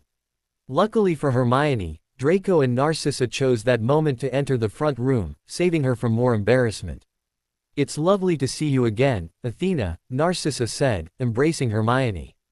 "Sorry, Hermione," she amended, remembering what Lucius had said about using not Hermione's given name just yet. "It's nice to see you too, Mrs. Malfoy," Hermione responded with a smile. "And don't worry about the name. I know I said I'd rather keep the name Hermione, but I don't mind if you call me Athena." "Thank you, dear," Narcissa smiled, relieved that she could keep using the name Athena. No matter how hard she tried, she just couldn't get away with the name Hermione. "And please, call me Narcissa," Hermione agreed before turning to her boyfriend. Draco greeted her with a smile and a quick peck on the cheek. Hermione couldn't help but smile at the restrained nature of Draco's greeting. Normally he would have given her a proper key, but in his parents' presence he had clearly decided it wasn't the wisest move. "Shall we all have some tea?" Narcissa asked. "It's a lovely day, we can go and sit in the garden." Hermione was itching to know what Lucius had found out, although she was here for the entire weekend and had plenty of time to discuss her plans. "That would be great. Draco says the gardens are pretty spectacular." "They are," Narcissa smiled. The gardens of the manor were her pride and joy, and she could spend hours outside in the summer. "I'll give you the guided tour over the weekend." "That would be nice," Hermione replied as they made their way to the gardens for mid-morning tea. "You don't have to do this, Athena," Narcissa said, moving to stand beside Hermione. Hermione was currently staring at the stone pensieve that was sitting on Lucius's desk. Lucius had just poured the memories into the basin, ready for her to view them. Over lunch Lucius had explained about the memories and how he had gained them. Both Lucius and Narcissa had offered to tell Hermione what they contained, but she was determined to see for herself what had happened the night her parents were killed and she was kidnapped. "Is it really that bad?" Hermione asked Narcissa. She had noticed that the older witch was particularly keen on trying to stop her from viewing the memories. "Watching your parents getting killed is something no one should have to see," Narcissa replied. "But I admit events were a lot more shocking than I had anticipated." "I appreciate your concern, Narcissa, but I have to do this," Hermione said to the older witch. "It'll be okay, Mother. Hermione won't be alone, I'm going to be with her the entire time," Draco said, taking hold of Hermione's hand. "Good," Narcissa said, pleased that Hermione wouldn't be alone when she viewed the memories. "We'll leave you to it," Lucius said, gesturing to his wife to leave the room with him. "We'll be in the front room when you're done." "Thank you," Hermione said before she turned back to the pensieve sitting on Lucius's desk. Narcissa gave Hermione a quick hug before she followed her husband out of the study. Once they were alone, Hermione led Draco to the pensieve and together they immersed themselves into the memories. When they landed in the memories, Hermione took a look around the room they found themselves in. In the center of the room was a large table with lots of people gathered around it. Hermione recognized a few of the people in the room despite having no idea where exactly they were. The fact that Dumbledore was standing at the head of the table getting ready to address the room had Hermione confident they were about to witness a meeting of the Order of the Phoenix. Draco and Hermione stood silently as Dumbledore began speaking. Neither were surprised when he mentioned attacking Hermione's father. A mention of a prophecy, however, had the pair confused. "What's he talking about? What prophecy?" Hermione asked. "I have no idea," Draco replied. "Although I'm guessing it concerns your father in some way." Hermione nodded as the pair continued to listen to the conversation. When Snape's name was mentioned as being a spy, neither Hermione nor Draco were surprised. Lucius had explained Severus's part in events. He had also explained that he was now firmly on their side once again. As Hermione listened to the plans being made, she kept watching the people she knew, waiting for them to protest against Dumbledore's plan. Hermione was disappointed when no one really argued against the headmaster. Apart from a few feeble protests, they all nodded along and seemed content with the plans. Hermione was still struggling to reconcile the fact that not even Molly and Lily had argued against the plans when the meeting ended and the room disappeared. As the room they had been standing in disappeared, Hermione and Draco found themselves standing outside a large house in the middle of the night. They listened as Dumbledore gave out final instructions before splitting the group, taking James, Sirius and Arthur with him and leaving Frank and Remus outside to keep guard. Because the memories were from Sirius, Hermione and Draco found themselves following the group that headed towards the property. As they watched Dumbledore effortlessly break into the house, both Hermione and Draco wondered why Voldemort didn't have tighter security. It was obvious from the way Dumbledore broke the wards and knew where he was going once inside the house that he had been planning his nighttime attack for quite a while and had good knowledge of the house and its security. As Hermione and Draco followed the men upstairs, Hermione tried to look around at the house she should have grown up in. Unfortunately, it was too dark for her to see anything too clearly. It wasn't until the men stopped briefly outside a door that Hermione realized that she had heard nothing from the occupants of the house. They seemed oblivious to the fact there were people trespassing on their property. Hermione was still wondering when her parents were going to awaken and start fighting when Dumbledore opened the door and the men quietly entered the bedroom. Draco realized what was going to happen before Hermione and held tightly onto his girlfriend's hand. Once in the bedroom, the moonlight from the window illuminated the sleeping couple and Draco knew they weren't going to wake. As Dumbledore and James raised their wands, Hermione realized what was going to happen. Seconds before 2 killing curses were performed, Hermione turned and buried her head in Draco's chest. Draco stood with his arms wrapped securely around Hermione as Dumbledore and James killed her parents in cold blood. Even when Dumbledore announced he was off to kidnap her as a baby, Hermione remained firmly in Draco's arms. Draco watched as the 3 remaining men trashed the house and staged a fight, all the time holding Hermione in his arms. It wasn't until the scenery changed and they found themselves back with the order that Hermione raised her head and looked up. Draco could see the tears silently falling down her cheeks, so he gently brushed them away and wrapped his arms securely around her waist. Hermione smiled gratefully at Draco before she returned her attention back to the room. She then watched appalled as they celebrated her father's death. Even Dumbledore announcing that a woman and a child had also been killed barely dented the celebrations. The only consolation for Hermione was witnessing Snape's reaction. When Lucius had explained about the potions professor being with the Order before turning back to the dark, Hermione had been skeptical.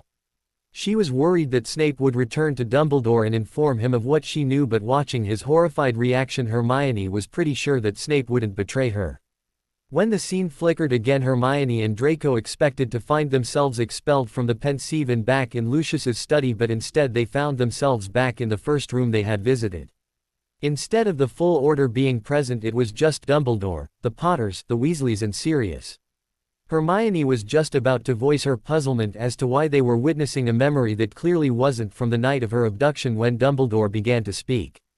Quickly she realized that he was explaining what had happened to her after he had taken her from her home in the dead of night.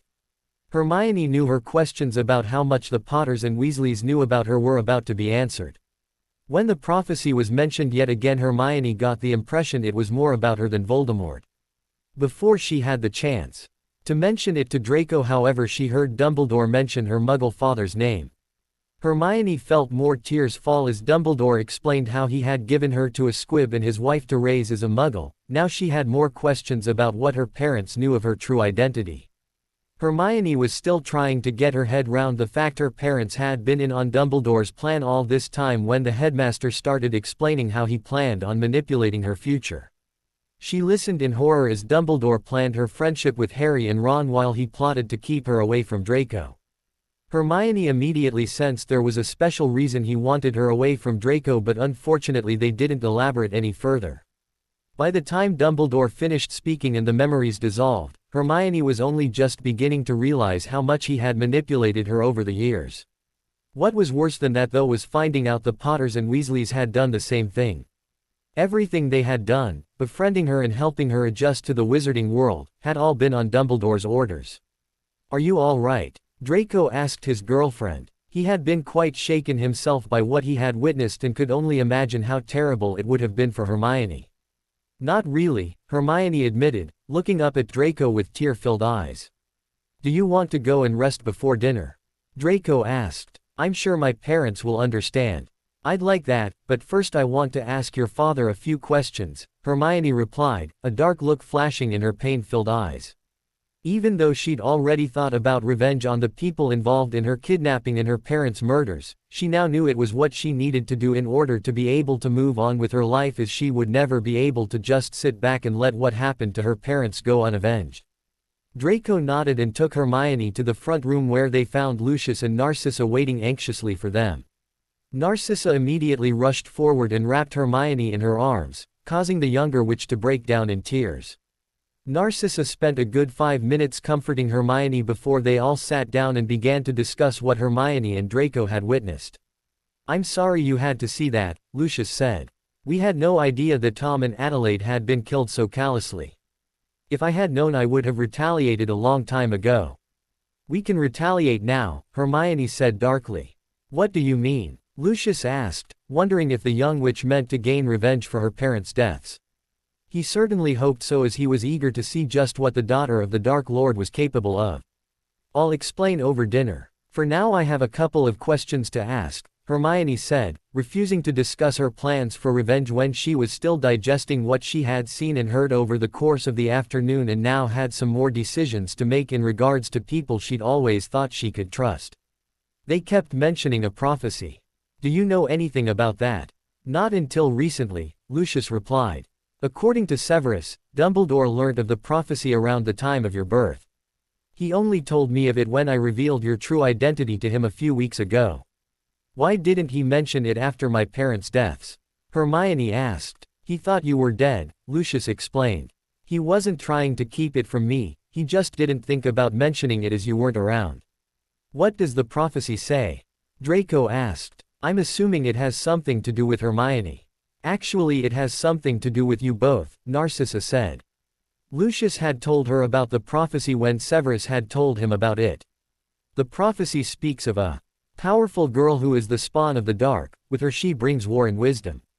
Lucius paused slightly, noticing that both Hermione and Draco seemed to have made the connection with Hermione's birth name.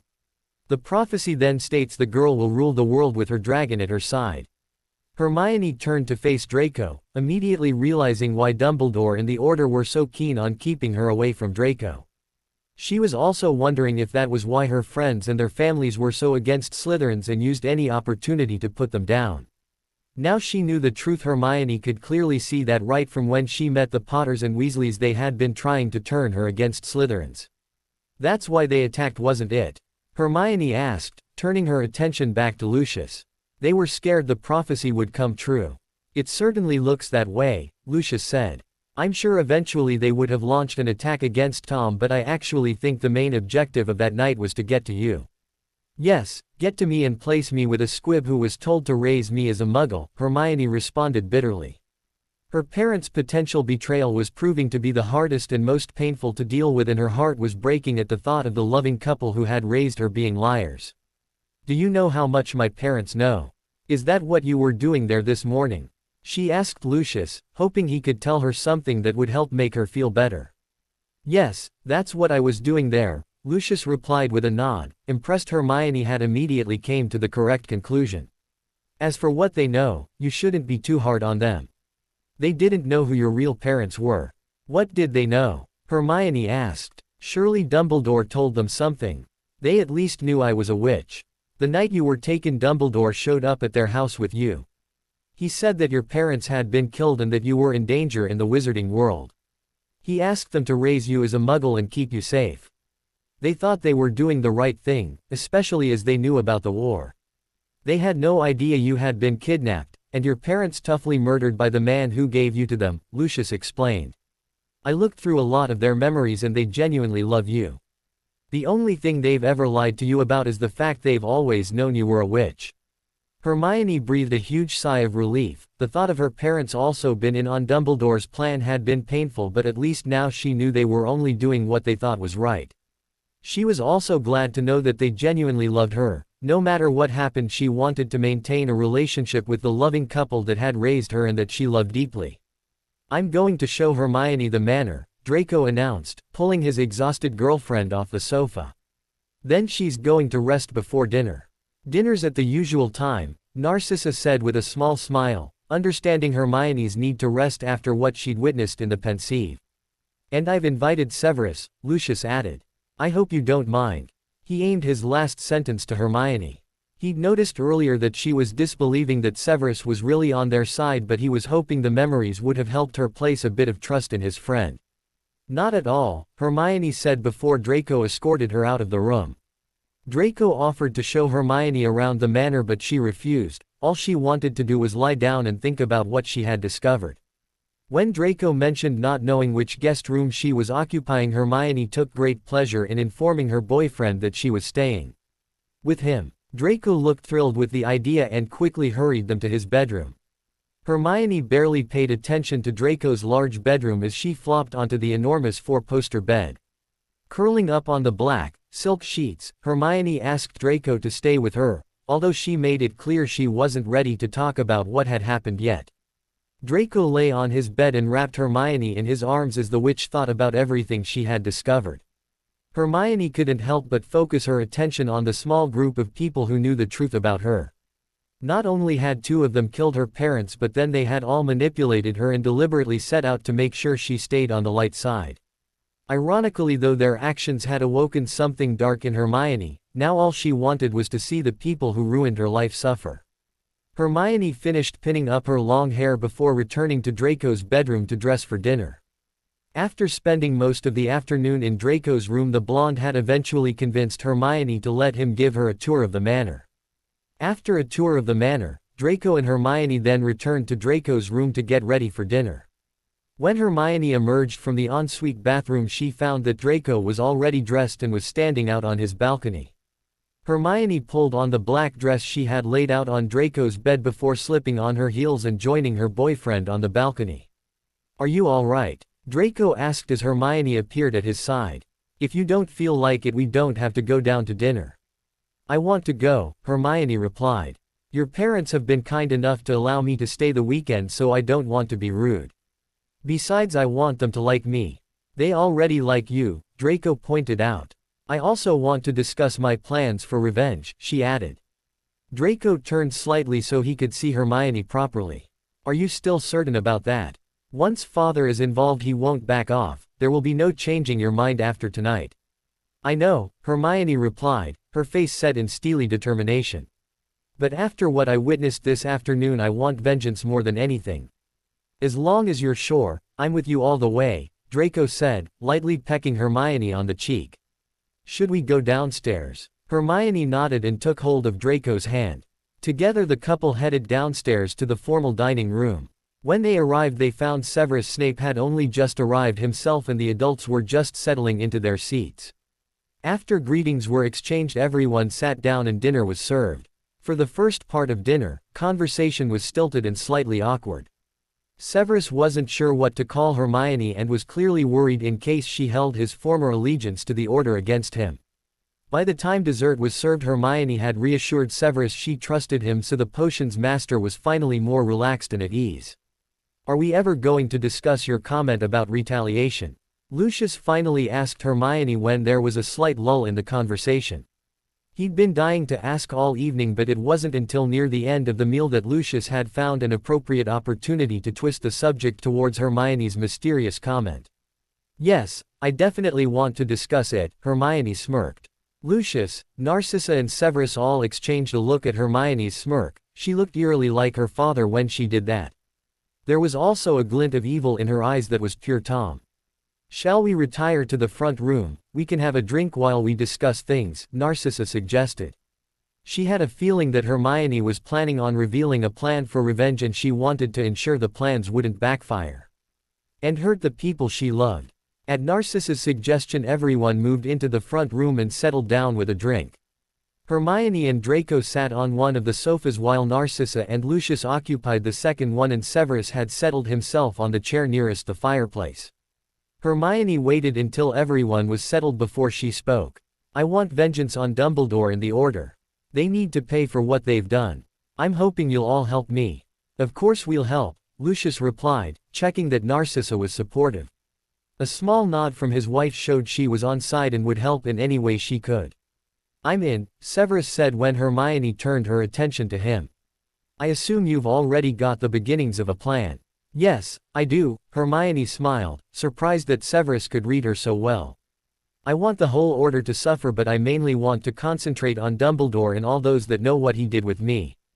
"Are you sure about that, Athena?" Narcissa asked. "You personally know everyone who knows about your true identity. They're your friends." "No, they're not." Hermione shook her head stubbornly. "They befriended me on Dumbledore's orders to keep me on their side. They've done nothing but lie to me since I met them." "What about Potty and the Weasel?" Draco asked, using his old nicknames for Hermione's two annoying friends. "I'm guessing they don't know who you really are. Can you really cope with turning on them?" "I know if I target their parents they're both going to get hurt, but I can't help that," Hermione responded. It was actually Harry and Ron that were the only potential problems with her plan. Their parents all had a part in Dumbledore's plan. "James even killed my mother. I can't let them get away with that." "Would it help if you knew how they felt about your kidnapping?" Lucius asked, a plan starting to form. "Probably. I'm guessing with the way they're so against Slytherins they won't exactly be appalled by Dumbledore's actions. I don't want to just assume that though. I would quite like to know what they do think about what happened. But they don't know anything about me. I can't tell them the story as I'm not supposed to know," Hermione pointed out. "And I highly doubt their parents would tell them. They've kept my identity a secret for all this time." "They might tell if they were forced into it," Lucius said. "You said you wanted the whole Order to suffer. Well, I can restart the Death Eater attacks and focus on the Order." "I like that," Hermione said. "But how does that force Dumbledore and the others into telling the truth to Harry and Ron?" "I thought that with every attack we could leave the message we're looking for you," Lucius suggested. "Dumbledore and the others are going to worry about us knowing you're not really dead. They'll also have to explain what really happened to the rest of the Order. I think that will cause problems and unrest within the enemy camp." Hermione nodded appreciatively at Lucius's ideas. She could already picture the turbulence it would cause amongst the Order when they discovered Dumbledore had lied to them. "It's a great plan so far, but I still don't get where Harry and Ron come into it." "I'm getting there. Honestly, you're as impatient as Tom. He'd always try to rush me when I was plotting." Lucius chuckled, seeing more and more of Tom and his daughter. "As you say, I'm pretty sure they won't include your friends in the loop. That's why we launch an attack near to the school and make sure your little friends know the reason we're attacking. Potter and Weasley will not be able to resist asking for answers," Severus added, seeing the potential in Lucius's plan. "I suppose it could work," Hermione mused. "It needs some more working out, but it could get me what I need to know." "Leave the details to me," Lucius said. "All you need to do is find out what your friends think of their parents' actions after they know what happened to you." "Okay." Hermione nodded. "I want to do that quite quickly. I need to know Harry and Ron's reactions before I involve them any more than I have to. If they respond like I hope, I won't hurt them any more than necessary, but if they respond like I fear they will, they'll find themselves a part of my plan." "There's more to your plan?" Narcissa asked. "Yes, the Death Eater attacks are for the rest of the Order, but I plan on destroying the lives of everyone who knew what Dumbledore did," Hermione answered. "Plus Dumbledore and James killed my parents. They're going to pay the ultimate price for that." "By the ultimate price, you mean death," Severus stated, surprised Hermione had embraced her dark side so easily. "Yes, by the time school's over for the year Dumbledore and James will be dead. And Lily, Molly, Arthur and Sirius will all have their lives in tatters," Hermione said firmly. "I then intend to walk away and never have contact with any of them again." "What are you planning on doing to them?" Draco asked, knowing his girlfriend already had the start of a plan for each of them. "As I said, I want Dumbledore and James dead. Preferably the way they killed my parents," Hermione said, closing her eyes briefly as she thought about the awful way her parents lost their lives. Killing them in their beds is going to be difficult, Lucius said. I actually have the beginnings of a plan for both of them, but we can go into details later, Hermione reassured Lucius. I also know how to destroy Lily and Molly. Unfortunately, I have no idea on Sirius or Arthur, although if something could happen to Arthur that could also help Molly suffer. How about a werewolf attack? Lucius asked, an evil grin forming on his face. I know a werewolf, he's pretty vicious and would love the opportunity to attack the Order. Yeah, we could work with that, Hermione agreed with a nod. Although we need a plan for Sirius. We'll think of something, Lucius promised. What plans did you have for the women? Well, the way to destroy Molly is through her children. We can target them and make sure their entire lives fall apart. I don't want any of them killed or seriously hurt, but there's plenty of other things we can do to them, Hermione said somberly. She wasn't happy with targeting the Weasley children, but she knew it was the best way to get to Molly. That combined with Arthur's attack should have her a mess by the end of the year. What about Lily? Severus asked. While his feelings for Lily had long since dispersed, he was still sad about her being caught up in the plot for revenge. Well, she'll have James's death to cope with, that'll be the start. I was then thinking after he was dead she could discover he was cheating on her, Hermione explained. I'm sure we can fake a romance somehow. I'm sure we can, Lucius responded, knowing it would be easy to gain evidence of a fake affair. Are you all right with this, Severus? Narcissa asked, noticing the dark-haired man had gone quiet as Hermione explained her idea. Yes, Severus nodded. I'm fine. Good. Hermione smiled at her potions professor. She knew they would probably need him as her plans kicked into action. I know some plans need working on, but at least we have the basics sorted. We have all summer to perfect them, Draco said to his girlfriend. Actually we don't, Hermione said. Harry, Ron and their families are back off holiday next week. I'll be expected to spend time with them, then I'm going on holiday myself the last 2 weeks of the holidays. So after this weekend, I'll not be coming to the manor as often. That could be a good thing, Lucius said. We don't want anyone to know you know who you really are. So acting like nothing has changed is for the best. What about when the plan progresses? Surely suspicion's going to fall on Athena, Narcissa said. Dumbledore's going to have to wonder if she knows the truth. Don't worry, Narcissa, they're going to have no reason to doubt me, Hermione reassured her boyfriend's mother. I actually have an idea that'll make them suspect me even less, she added, fidgeting nervously. What sort of an idea? Draco asked his girlfriend. Her fidgeting had alerted him to the fact that whatever she had decided she wasn't comfortable with. I'll tell you later, Hermione said, grimacing at the thought of how Draco would react to her plan. Narcissa has a point, Severus said, interrupting whatever Draco was going to say next. No matter how unlikely it seems that Hermione knows the truth, Dumbledore will investigate the possibility. He won't find anything, Hermione shrugged. Draco and I have managed to keep our relationship a secret for years, we can manage one final year. It's too risky, Severus said. I think before you return to school you both need to master occlumency. That's an excellent idea, Narcissa said. They're both smart enough to pick it up easily, and with both of us helping, they should be fine by the time they return to school. What's occlumency? Hermione asked, never having heard of the term. Narcissa and Severus explained the art of occlumency and why they felt Hermione and Draco should learn it. Both Hermione and Draco agreed it would be useful, and they made plans to start developing their skills the next day. After discussing occlumency for a while, talk turned back to Hermione's plans for vengeance. For a few hours the five sat around, forming solid plans for the upcoming year. Hermione made it clear that everything had to happen throughout her and Draco's last year at school. By the time she left school she wanted to forget all about Dumbledore and the Order and concentrate on her future. Are you going to tell me the idea you didn't want to mention downstairs? Draco asked his girlfriend as he emerged from the bathroom. You won't like it, Hermione sighed.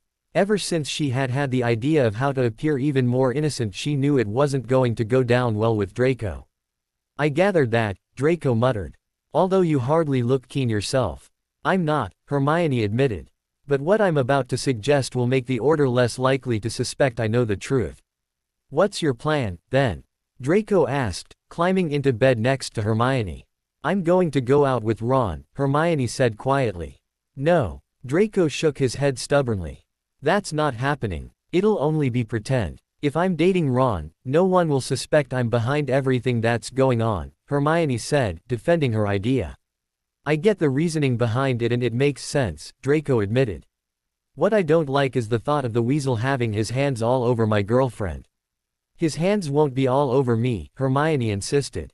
I can date Ron and not have to do more than occasionally key him. He's not going to settle for that, Draco snorted. No one in their right mind would date you and settle for the occasional key.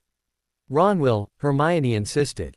You're forgetting that he sees me as his nerdy, bookworm friend who has no experience with boys. I can play up that image and tell him I want to take things slowly. I still don't like it, Draco Mo.Ned. Even an occasional key with the weasel is too much. You're not jealous, are you? Hermione teased, suddenly realizing the perfect way to get Draco to agree to her idea. As if, Draco snorted.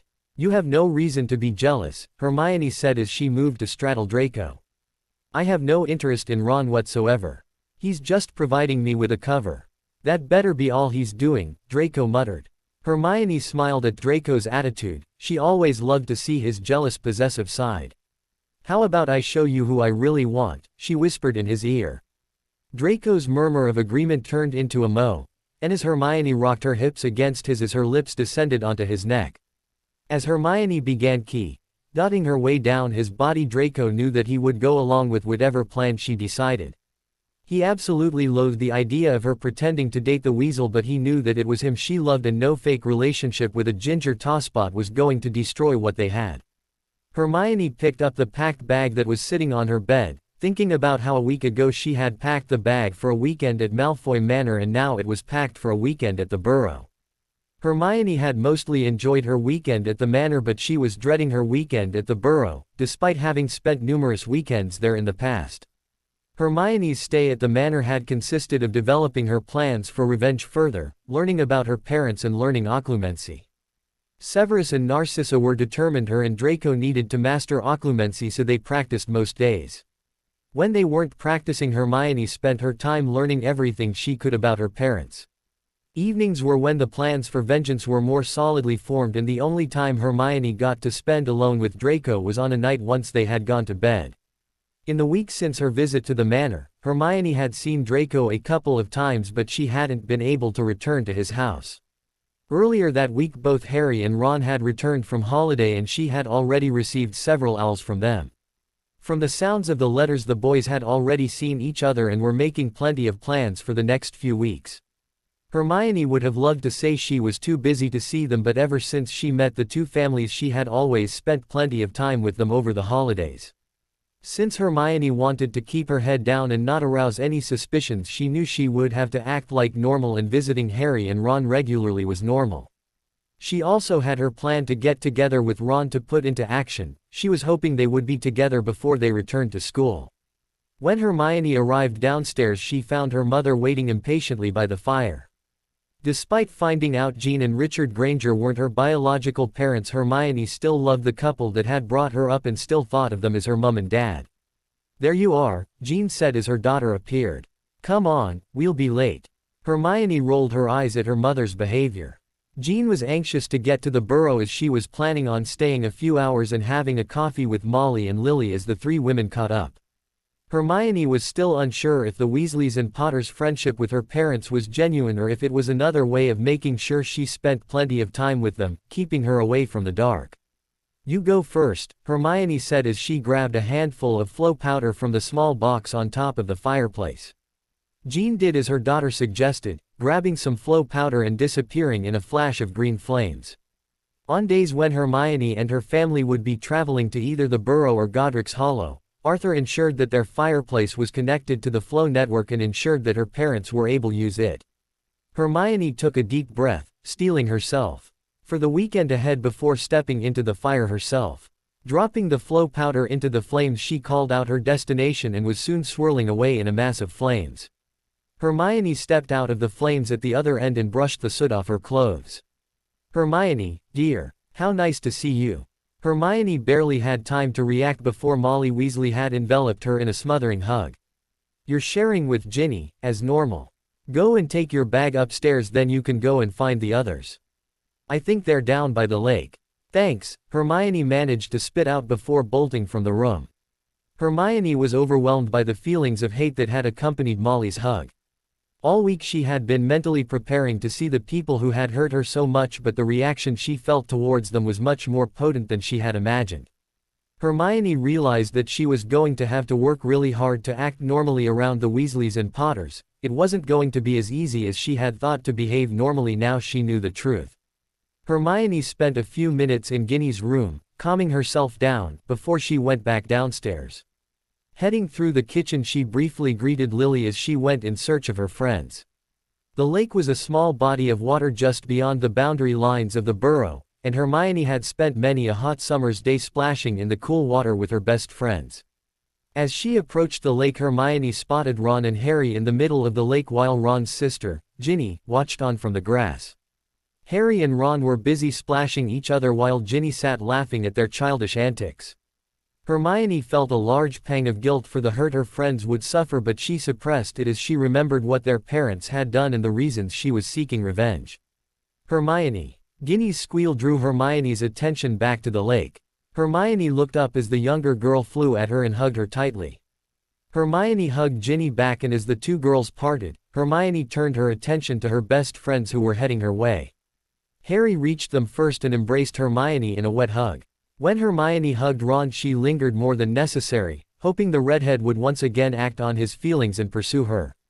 I'm soaking, Hermione moaned. Ned, looking down at her wet jeans as she finished hugging her friends.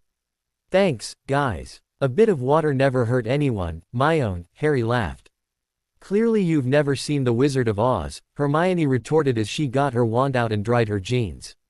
The other three all laughed, knowing Hermione knew they had all seen her favorite childhood film.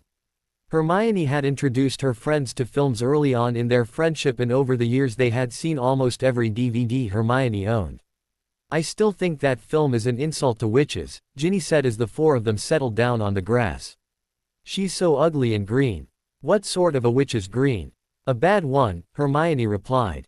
She was still struggling with her guilt and hoped as time passed she could find it easier to cope. Yeah, a Slytherin, Harry laughed. Isn't ironic that even muggles know that bad witches are associated with green? As Ron and Ginny laughed with Harry, Hermione found her guilt easing slightly.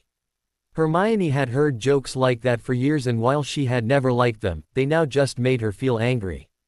So guys, how was your holidays? Hermione asked, wanting to get off the subject of evil Slytherins before it got out of hand. Her friends were quite capable of bemoaning the existence of Slytherins for hours, and Hermione wasn't in the mood to listen to it.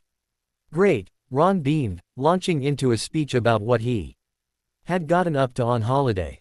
Ginny joined in with Ron's stories, and the red-headed siblings talked for nearly an hour about their holiday. When they were finished, Harry told a few tales of his own and asked about how Hermione had spent the first part of her summer. I've spent most of my time reading, Hermione shrugged, knowing she couldn't tell the truth and reveal she'd met her boyfriend's family and launched an evil scheme against the people she once trusted. Typical, no wonder you're so pale, Ron laughed, even though he himself was more red than tanned after his holidays.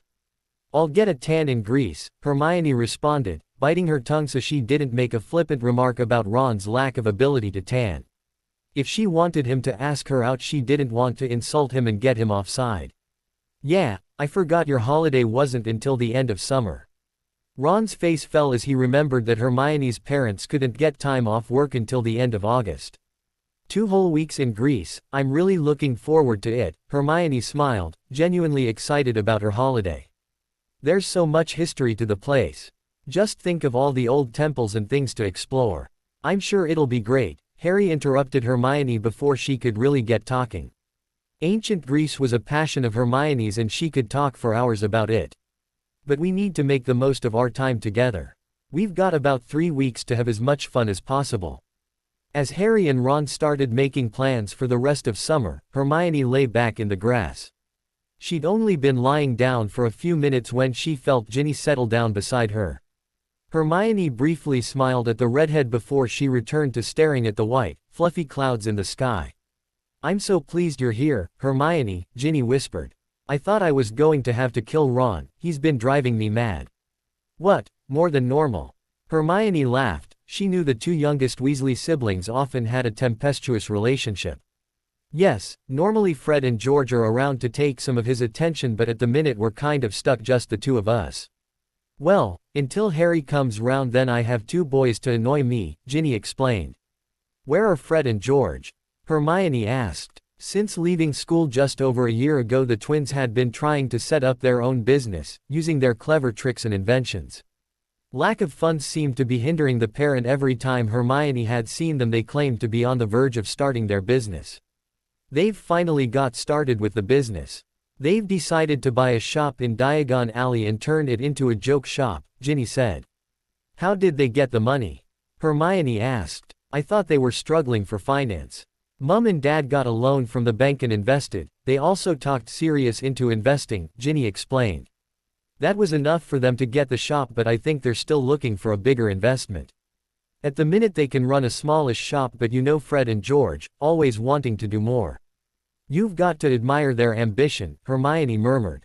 As Ginny continued to talk about Fred and George's new venture, Hermione was thinking about how it could play to her advantage. If the twins were looking for new finance, it would be easy for Lucius to secretly provide the money, then at the right time pull out of the deal, leaving the twins and their investors in a mess. Hermione knew the Weasleys weren't the richest family, and if Molly and Arthur's investment in the twins' business was scuppered, it could create havoc in their lives.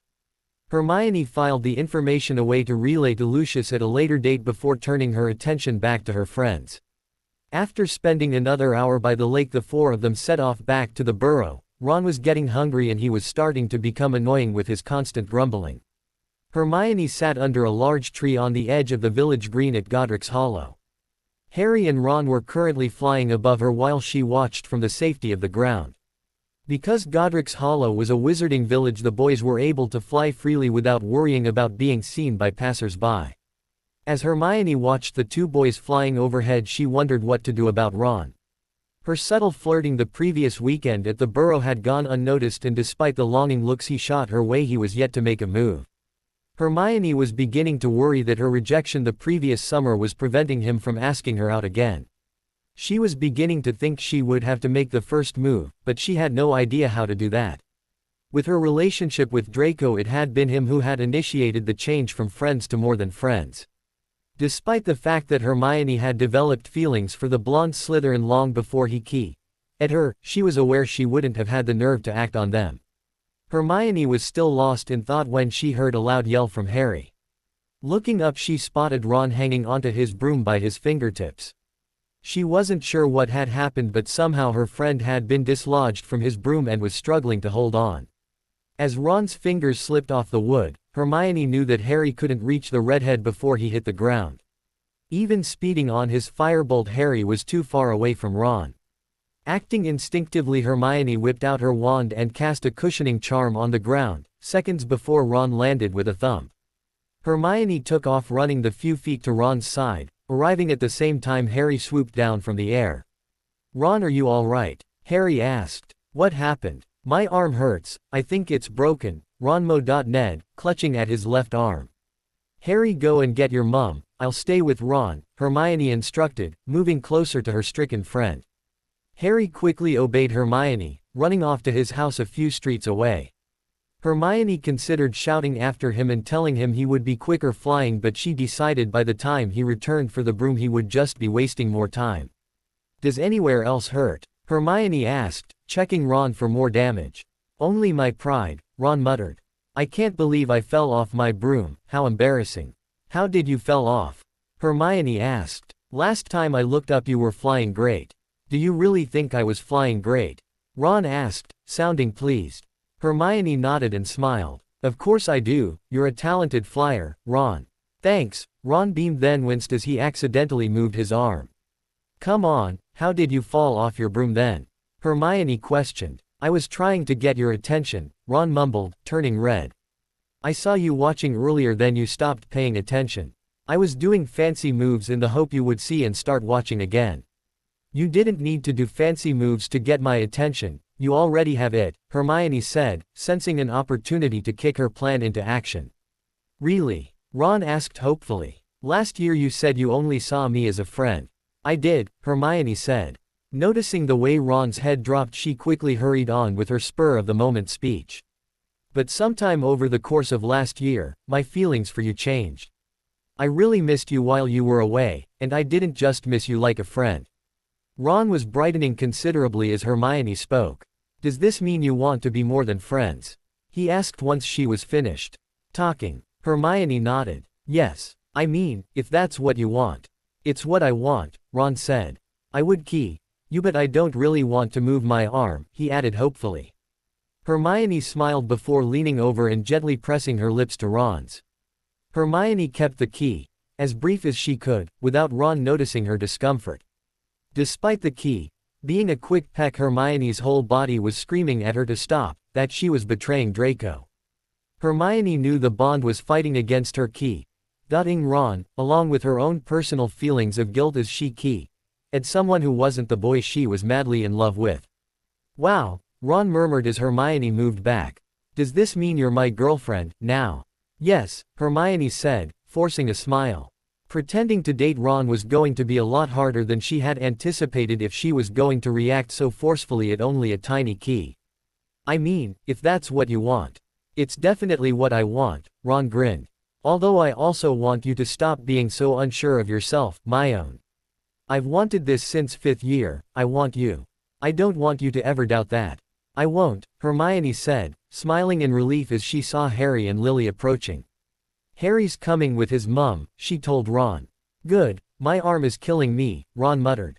There's only so much pain having a beautiful girl key, and you can take away. Hermione blushed at Ron's words as Harry and Lily arrived.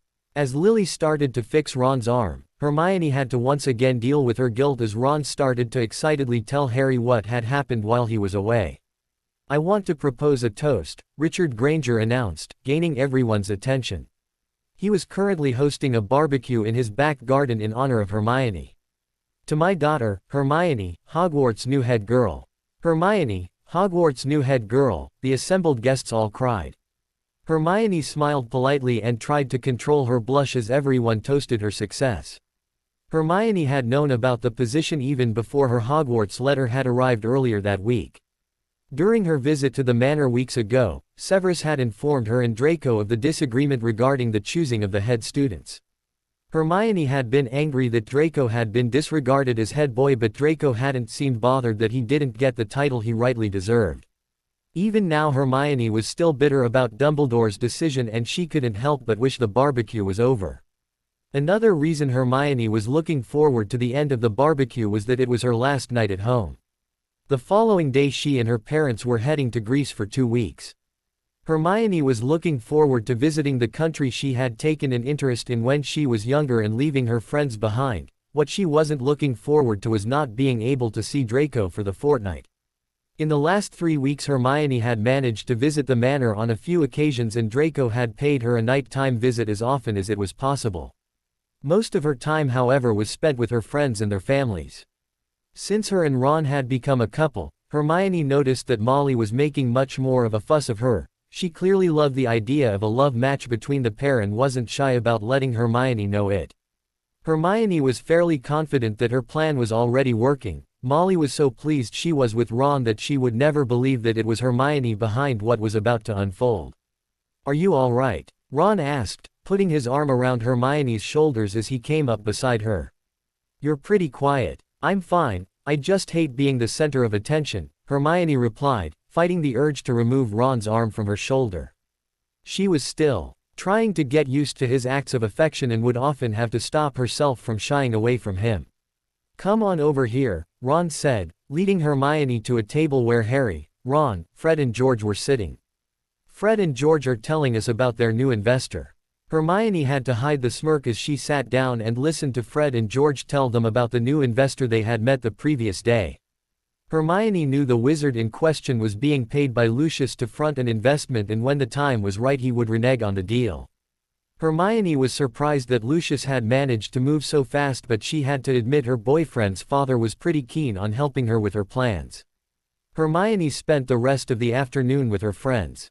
She had discovered that while she felt guilty for how they were going to suffer, it was easier than being around their parents. Hermione still hadn't managed to control the hate she felt whenever she was around one of the adults that knew the truth about her. She was constantly worried that she would snap and berate them for what they had done for her. After the barbecue, Hermione excused herself for the night. She told her parents she had some last-minute packing to do. Hermione had already finished her packing. She just wanted time to have a relaxing bath before Draco arrived. He was coming earlier than normal as it would be the last time they saw each other before school started. After a long soak, Hermione wrapped a soft towel around herself before heading into her bedroom to get ready for her boyfriend's arrival. She'd picked out a green and silver lingerie set she knew Draco would love. Hermione stopped in surprise as she entered her bedroom. "You're early," she pouted at the sight of her boyfriend already lying sprawled on the bed. "Is that a problem?" Draco asked. "Surely it just means more time together." "It is, but I'm not ready yet," Hermione said, thinking about the white underwear that was lying in her drawer. "You look fine to me," Draco grinned, his eyes trailing over Hermione's towel-clad body. "In fact, I think I prefer you in a towel." "Why would you prefer me in a towel?" Hermione asked, walking over to the side of her bed. "I guarantee you would have loved what I was planning on wearing." "I prefer you in a towel as it's easier to remove," Draco said, sitting up and pulling the towel away from Hermione's BPD body. "And you're right, I would have enjoyed seeing you in Slytherin-colored lingerie, but you can model it another time." "How did you know what I was planning on wearing?" Hermione asked, wondering if Draco had practiced legilimency on her. While both of them had mastered occlumency easily, Hermione had struggled with the reverse action while Draco had taken to it naturally. "Your drawer was open when I arrived," Draco said, pointing to the partially open drawer over the other side of the room. "It didn't mean you had to look," Hermione scolded. "Of course it did, you know I'm nosy," Draco shrugged. He saw nothing wrong with nosing through a drawer if it was open. He actually saw nothing wrong with nosing through a closed drawer either, but he only ever snooped through Hermione's belongings when they were out in the open. "What if I had something private in there?" Hermione asked, crossing her arms and trying to look stern. The fact she was BPD, however, was proving distracting, and Hermione could already see Draco's interest in the conversation flagging as his eyes roamed over her body. "If there was something private you would have shut the drawer," Draco retorted. "Now will you stop talking and come here?" "I don't know, I don't like to be bossed around," Hermione teased, moving slightly further away from the bed. Hermione didn't get far as Draco suddenly lunged for her and dragged her onto the bed with him.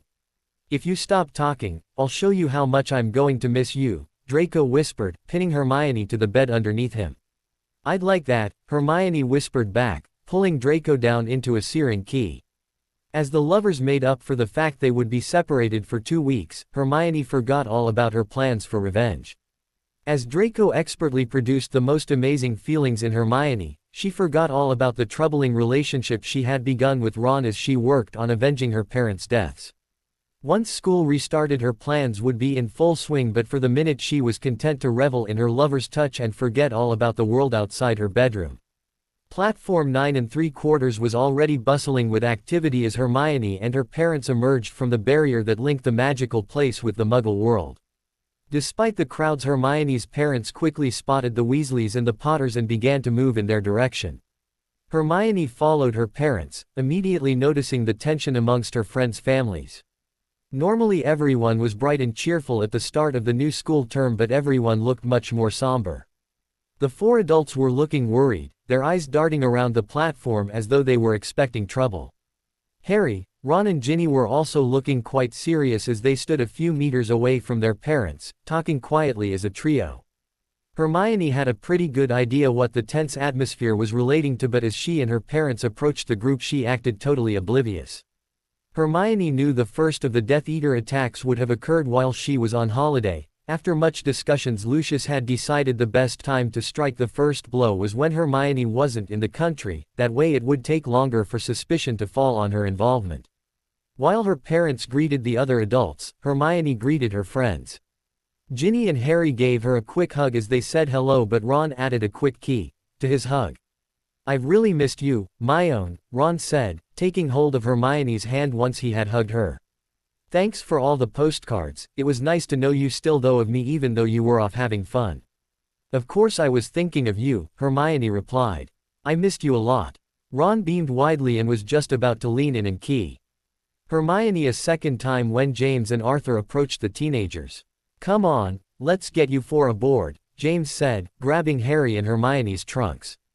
Arthur grabbed the trunks belonging to Ron and Ginny before the two men hurried the teenagers onto the train and settled them into a compartment.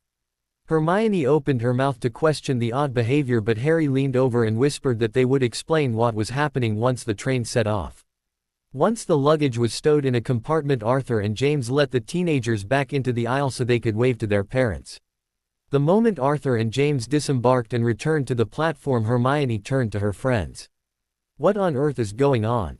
she asked. "That has never happened before. Things have never been as dangerous before," Harry replied cryptically. "We'll explain once we return to the compartment," Ron said before Hermione had a chance to speak again. "It's not safe to speak out here, there's a chance the wrong people will hear," he added, glaring at a spot behind Hermione. At first Hermione thought Ron was glaring at her, but as his glare intensified and he started to grimace, Hermione looked over her shoulder. Hermione immediately spotted the source of Ron's annoyance. Heading in their direction were the hulking figures of Crabbe and Goyle. Hermione suspected it wasn't really Crabbe and Goyle that were bothering Ron, it was more likely the sight of the instantly recognizable head of platinum blonde hair that was visible just behind the duo that was the real problem to the redhead. "What are you doing here, Malfoy?" Ron spat as the blonde and his bodyguards approached. "That's really none of your concern, Weasel," Draco sneered at the redhead as his two goons pushed Ginny and Harry aside. "Shove off and find a seat elsewhere," Harry piped up, annoyed at the way Crabbe had nearly sent him sprawling to the floor. "You're not welcome up this end of the train." "I wasn't aware this was your train, Potter," Draco spat. "We can sit where we like, it's a free country." "My own, make him leave." Ron turned to his supposed girlfriend. "Your head girl, you can get rid of the prat." Draco laughed at Ron's pleading and raised an eyebrow as he waited to see how his girlfriend would react. "She'll not do it, Weasley. Granger's too much of a good girl to abuse her position," he taunted. "My own." Ron turned back to the brunette who was still standing, not saying a word. "Malfoy's right, I can't make him go away," Hermione admitted. "He and his friends can sit where they like." "Told you," Draco laughed. "The mudblood doesn't have it in her to bend the rules to her own advantage." "Don't call her that," Ron yelled, whipping out his wand and pointing it at the Slytherin. Crabbe and Goyle immediately drew their wands and stepped up beside Draco as Hermione grabbed hold of Ron's arm. "Don't, Ron, he's not worth it," Hermione said. She wasn't the least bit bothered by Draco calling her a mudblood, she knew he only did it occasionally to keep up appearances. "Yeah, come on mate, the train will be setting off soon," Harry said, pulling Ron away from the Slytherin. "You better watch it, Malfoy." "I'll be watching you," Ron warned before turning back to the window. "I'd be more concerned with watching your friends and family if I were you," Draco replied before turning to Crabbe and Goyle. "Let's go," he said, gesturing to the direction in which they had been heading. "What's that supposed to mean, Malfoy?" Ron called after the blonde as he began to walk away. Draco never stopped walking, instead he turned around and walked backwards for a few steps as he answered with a smirk. "You'll see." As Harry dragged Ron back to the window where Ginny was waiting, Hermione exchanged a quick smile with Draco before he disappeared into a compartment behind Crabbe and Goyle. Hermione then joined her friends at the window as they waved goodbye to her parents as the train started to pull out of the station. As the train passed the rest of the platform, Hermione spotted Lucius and Narcissa watching the train depart. When Lucius subtly nodded towards her, Hermione realized it had been her they were watching for. Draco, after all, was already seated in a compartment on the opposite side of the train. Once the train was fully out of the station, Ginny decided to go and visit her friends. She promised to be back sometime before they reached Hogwarts to catch up with Hermione. After Ginny's departure, the trio returned to their compartment, Harry shutting the door firmly behind them. "Now do I get an explanation?" Hermione asked as she settled into the seat next to the window. "Here, read this first," Harry said, standing on the seat and pulling a newspaper from his trunk. Harry handed Hermione a copy of the Daily Prophet before sitting down opposite her. Ron had settled on the same side of the compartment as Hermione. Hermione unfolded the paper and gasped at what she saw. The image and headline were much better than she had hoped for. There was a large picture of the Dark Mark shimmering in the sky, accompanied by the headline, "Horror as the Dark Lord Returns." Hermione quickly read the article that described the Death Eater attack on a small wizarding village in southern England. She did notice however that there was no mention of the message about her that Lucius had promised to leave. Hermione was confident that Lucius would have delivered the message, but she was pretty certain that Dumbledore and the Order would have covered that part of the attack up. "This is terrible," Hermione exclaimed. "But I thought you said this Voldemort bloke was dead." "He is," Ron said. "Dumbledore spent the last week reassuring people that he's really gone, but the papers like to dramatize things. I guess it sells more papers to write about a dark wizard returning from the dead than tell the truth." "What is the truth?" Hermione asked. "That Voldemort's Death Eaters are back," Harry said. "Probably being led by Lucius Malfoy." "How do you know all this? Have your parents told you?" Hermione questioned, eager to see how much her friends truly knew about the new threat. "No, they won't tell us anything," Ron huffed. "Since it happened, just over a week ago, the Order has been officially reformed, but they wouldn't let us join. All our information has come from eavesdropping and the basic bits we have been told." "Why won't they let you join?" Hermione asked. "You're legally adults now, so they shouldn't really be able to stop you." "They're just trying to protect us, or so they reckon," Harry grumbled, clearly upset that he wasn't allowed to help more. "But Ron and I have already decided that if the attacks continue, we're joining the fight whether they like it or not. And we're going to try and gather information for them," Ron added. "We don't need to be part of the Order to snoop around a bit." "What sort of information are you hoping to find at school?" Hermione asked. "For a start, we thought we'd keep an eye on Malfoy," Harry said. "His father is the one suspected of organizing the attack. Plus you heard the way he threatened me," Ron added. "He knows exactly what's going on." "Maybe, but you two have to be careful sneaking around after Malfoy," Hermione warned her friends. She wasn't liking the idea that they were planning on spying on Draco. It would make meeting up with him even harder if her friends were constantly hanging around him. "We all know he wouldn't be afraid of hexing you if he caught you snooping." "We're not afraid of Malfoy," Ron said, trying to sound unconcerned despite sharing a worried look with Harry. "I'm just saying be careful," Hermione said as she stood up. "Anyway, I have to go and do head duties. I'm due in the prefect's compartment in 5 minutes. I'll be back as soon as I can." "Good luck," Ron said with a smile. "I hope the head boy is someone you can work with," Harry said. "Hopefully it won't be a Slytherin." Hermione faked a smile before leaving her two friends alone. Making her way to the prefect's compartment at the end of the train, she met up with Professor McGonagall and the head boy, Terry Boot. McGonagall spent half an hour informing the pair of their duties before leaving them alone. Hermione and Terry spent a few minutes dividing their jobs for the rest of the day before the prefects filed into the compartment. Hermione spent another hour or so doing her head girl duties before she headed back to her own compartment. When she entered, she found Harry and Ron playing Exploding Snap and digging into a large bag of sweets. Ginny had also returned to the compartment, so Hermione left her male friends to their game and joined the redhead girl sitting by the window. For the rest of the journey, the four friends chatted happily, and the mention of Death Eaters never arose again. Once the train arrived at Hogsmeade Station, Ginny went off to ride up to school with her own friends while Harry and Ron grabbed a coach. "Hermione, come on," Ron called as Harry boarded a coach with the other 3 boys from Gryffindor. "I have to stay and make sure everyone gets a coach," Hermione explained. She and Terry had assigned roles earlier, and while Terry had gone up to Hogwarts in the first coach to ensure everyone arrived safely, she was meant to ensure no one was accidentally left behind. "You go on ahead and I'll meet you in the Great Hall." "Okay, I'll save you a seat," Ron said, pecking Hermione on the cheek before quickly running to get in the coach with Harry. It took Hermione nearly half an hour to get the entire student population onto coaches. She'd never realized how long it actually took for everyone to travel to the school before now. Once there was no one left at the station, Hermione turned and boarded the last coach.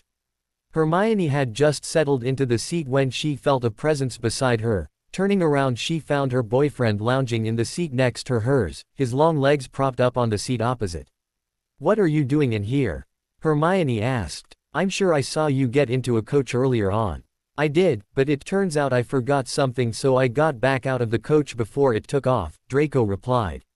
"What did you forget?" Hermione asked. "This." Draco leaned forward and pressed his lips against Hermione's as his arms went around her waist and he pulled her closer to him.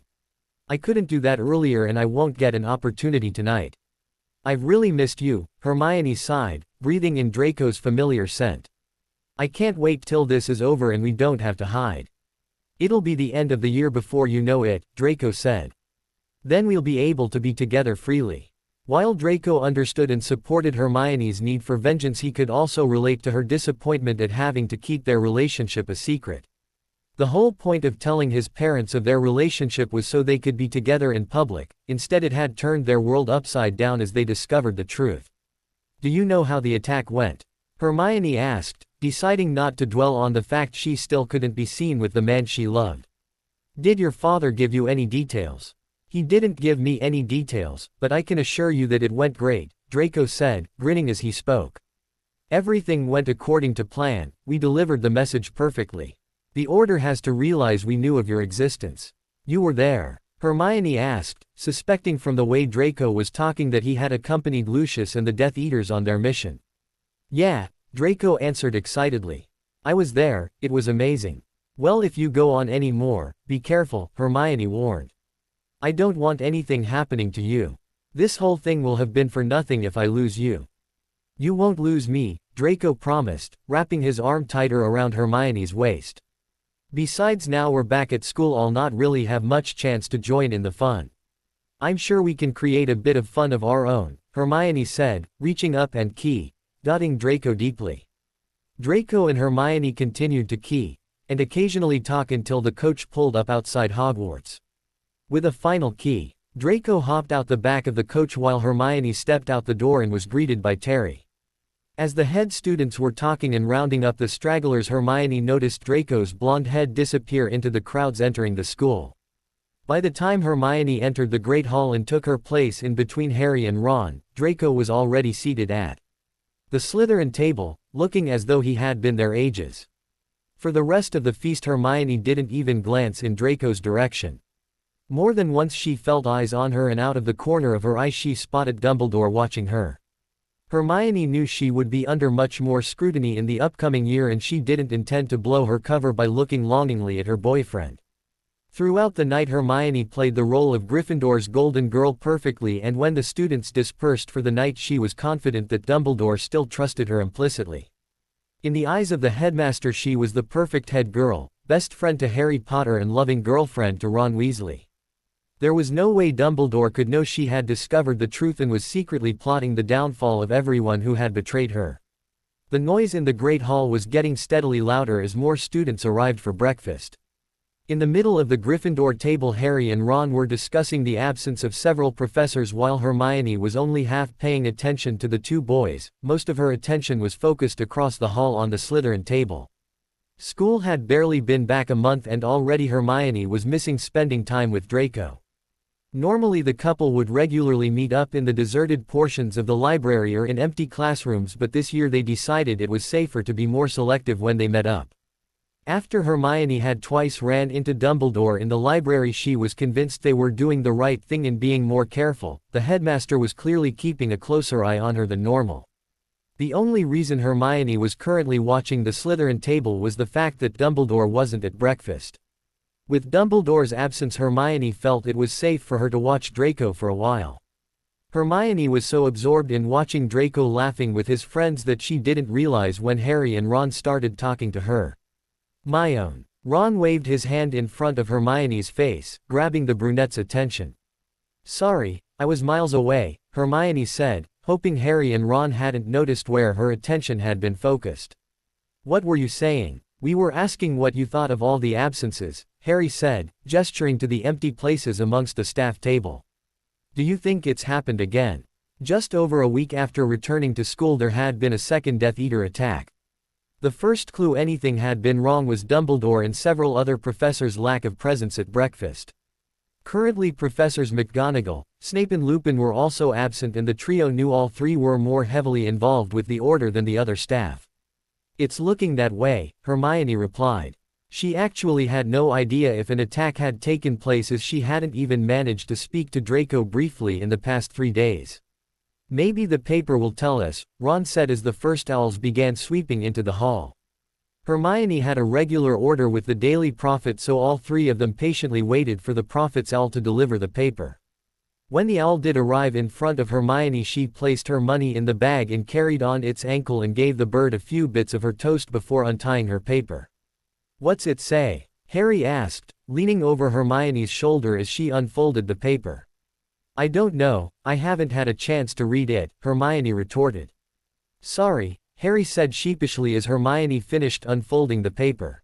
"Dear Merlin, it's getting worse," Ron gasped as the trio stared at the pictures and accompanying headline. The front page was dominated by a large picture of a wrecked street with the dark mark hovering overhead. The headline announced that the wizarding village of Wolverstone had been destroyed in a Death Eater attack.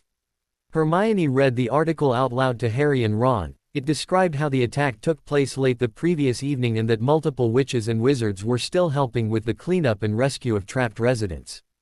When Hermione finished reading the article, the trio looked around the Great Hall and discovered the attack was the main topic of discussion at every table. Like Hermione, several students subscribed to the Prophet, so news was spreading quickly. Hermione noticed that the Gryffindor, Ravenclaw and Hufflepuff tables were all looking worried while the Slytherin table looked as though nothing untoward was happening. Even the professors were looking anxious as they read the papers. "Look at them gits," Ron snarled as he gestured to the Slytherins, in particular Draco and his friends. "They're enjoying this. Of course they are. Half of them have parents who would have caused the damage," Harry said, looking just as disgusted as Ron with the Slytherins. "You can't know that for sure, Harry," Hermione argued. "You don't know any of their parents to say what they're like." "We know enough about Slytherins in general, Hermione," Harry said. "They're all as bad as each other and like nothing more than to hurt others." "If you say so," Hermione huffed, turning back to her paper as the boys started talking over her head. Hermione read the rest of the paper while everyone was finishing breakfast. Just as breakfast was drawing to a close and Hermione was gathering her books to leave, a silvery phoenix Patronus flew into the Great Hall and landed on the professor's table. The whole hall stopped to watch as the Patronus spoke to Professor Sprout before dispersing into thin air. Once the Patronus had disappeared, Professor Sprout stood up and called for silence. "I have just received word from Professor Dumbledore that all potions, transfiguration and defense against the dark arts lessons are cancelled today," Professor Sprout announced to a small smattering of cheers. "If you have any of those lessons today, you will come to the Great Hall instead of the classrooms at the appropriate times. There you will spend what should be your lesson doing homework and studying for upcoming exams." Several groans were heard as Professor Sprout finished talking. For a few minutes it looked as though free periods were on offer, but instead they had turned into study sessions. As Professor Sprout dismissed the students, the breakfast dishes started to disappear, so the 4 house tables were clean for the studying that would take place later. "Can you believe it? We have both transfiguration and defense against the dark arts this afternoon," Ronmo.net as the trio stood up and started making their way out of the Great Hall. "We'll be stuck in the hall for hours on end. Some of us have potions as well," Hermione said. Neither Harry nor Ron had achieved good enough exam results to carry on with potions in 6th year, so they no longer took the subject. "I'll be back in the hall in a few hours. Look on the bright side, my own," Ron said, throwing his arm around Hermione's shoulders. "At least you're not stuck in the dungeons with Snape and his Slytherins." Hermione was about to protest and tell Ron she enjoyed potions and the class wasn't full of Slytherins when someone bumped into them from behind, causing Ron to let go of her and stumble forward. Ron regained his footing and turned to glare at whoever had ran into him. "Watch it, Weasley." Draco's voice caused Hermione to turn around quickly. The second Hermione caught a glimpse of the way in which Draco was glaring at Ron, she knew the push had been intended to stop the redhead from touching her. "You watch it, you were the one who bumped into us," Ron snapped back. "I can't help it if scum gets in my way," Draco shrugged. "You should learn to move out the way when people more important than you are walking." "I hope you aren't talking about yourself, Malfoy," Harry said, pulling his wand out and standing next to Ron as the redhead also produced his wand. "Because from where I'm standing, you're the scum." Draco growled quietly as he reached for his own wand. Draco had only just produced his own wand when Hermione stepped in between the arguing boys. "Stop it everyone, or I'll have to deduct house points," Hermione said, addressing Harry and Ron. "I don't want Gryffindor to lose points." "Then just take them off Malfoy, he deliberately pushed us," Ron argued. And you and Harry drew your wands, Hermione stated. If I take points off Malfoy, I'll have to take them off you two as well. That's not fair, Harry protested, putting his wand away. Actually it's very fair, Hermione sighed. Now come on, let's get to herbology before things escalate even further. Ron opened his mouth to protest but Hermione shot him a glare as she hustled her two friends away from her boyfriend. Glancing back, Hermione spotted Draco watching them leave with a smirk. When he spotted Hermione looking at him, he shot her a quick smile before turning and heading for his own class. Settling down in between the boys in herbology, Hermione prepared herself for a day of moaning. She knew from experience that after a run-in with Draco there was nothing her friends liked more than to spend the rest of the day moaning about him. Severus collapsed into a chair and mumbled a thank you as Lily placed a cup of tea in front of him. He'd spent all day in the village of Wolverstone helping with the cleanup and now he was back at Order headquarters. Normally Severus would have just returned to Hogwarts, but there was a growing sense of unrest amongst the Order and he had heard several people demanding answers from Dumbledore. Eager to see what Dumbledore would say, Severus had hung around and was now awaiting Dumbledore's arrival.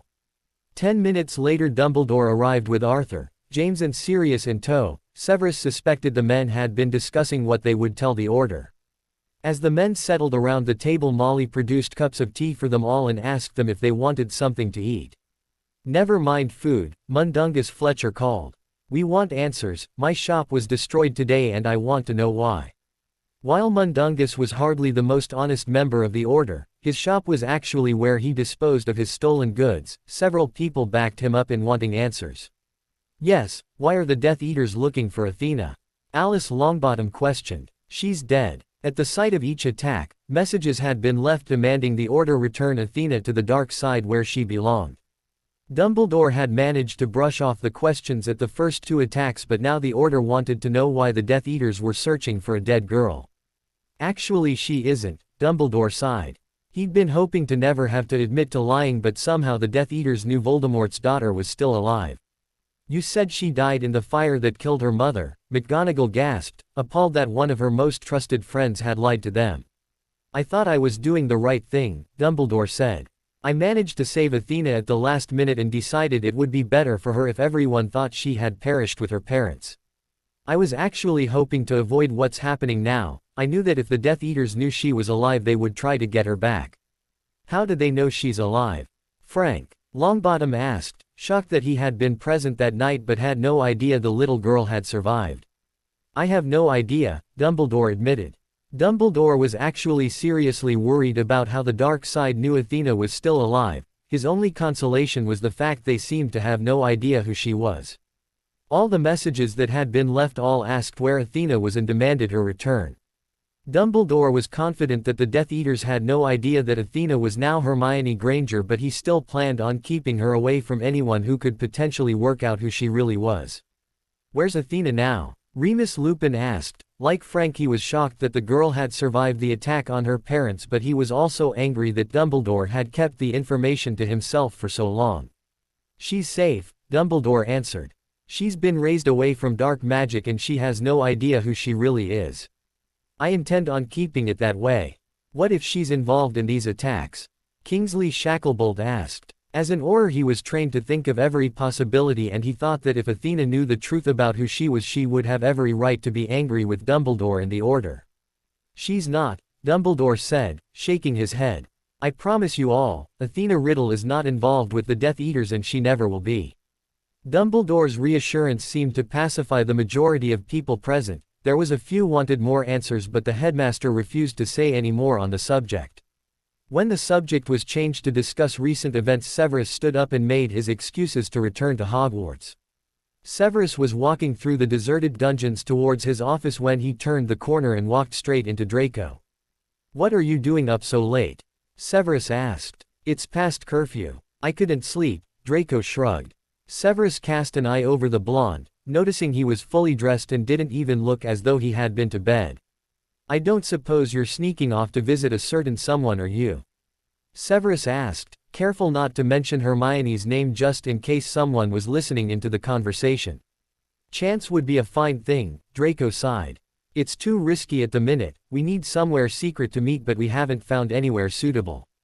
Severus stood looking at Draco for some time before he made a decision. "Follow me," he said, striding deeper into the dungeons. Draco followed Severus as he walked straight past his office and past even the most distant classroom. Draco had never been so far into the dungeons before, as he was under the impression the classroom they passed a minute ago was the last room in the dungeons. Draco was just about to question Severus when he turned into an alcove and stopped. "What are we doing here?" Draco questioned. "It's a dead end." "It's not," Severus replied. "It's actually a secret room only accessible to Slytherins, those that know of its existence, of course." Draco watched as Severus ran his hands over the alcove until he found a small, round hole. Making sure Draco was paying attention, he placed the end of his wand in the hole and whispered the password, Serpent's Tongue. Severus then removed his wand and the stones in the alcove suddenly started inching to the side, revealing a cozy room decorated entirely in Slytherin colors. "This is amazing," Draco said, stepping into the room. The room was half sitting room and half bedroom. In one half of the room there was a roaring fire with a comfortable-looking sofa in front of it, while over the over half of the room there was a large 4-poster bed with silver and green covers. "You can bring Hermione here to talk," Severus explained. "Don't forget you need to discuss the Weasley children and what happens after her friends know of her existence." "Thanks, Severus," Draco said, pleased he and Hermione finally had somewhere they could meet up privately. "Make sure you use the room carefully, we don't want anyone to get suspicious if the pair of you are missing too often," Severus warned as they departed the room and it disappeared behind them. "Don't worry, we'll be careful," Draco reassured Severus. "Make sure you are. Now get to bed before I have to take points off you for wandering the hallways in the middle of the night," Severus said, as the pair headed back towards his office. Once at Severus's office, Draco said goodnight and went off to the Slytherin dorms while Severus entered his office. Severus didn't stay in the office, instead he went into his private quarters and collapsed onto the chair. He knew he would have to inform Lucius of what had happened with the order, but he would do that the next day. Right now he was too exhausted to do anything other than crawl into bed. Draco's cold gray eyes were fully focused on the couple sitting over the other side of the Great Hall. Weasley currently had his arm wrapped around Draco's girlfriend, and the blonde was fighting the instincts that told him to get up and tell Weasley exactly who Hermione belonged with. The only thing stopping him from causing a scene was the fact that Hermione would kill him for ruining their cover. She wanted vengeance more than anything, so Draco was prepared to control himself and not get too annoyed at the ginger idiot touching his girl.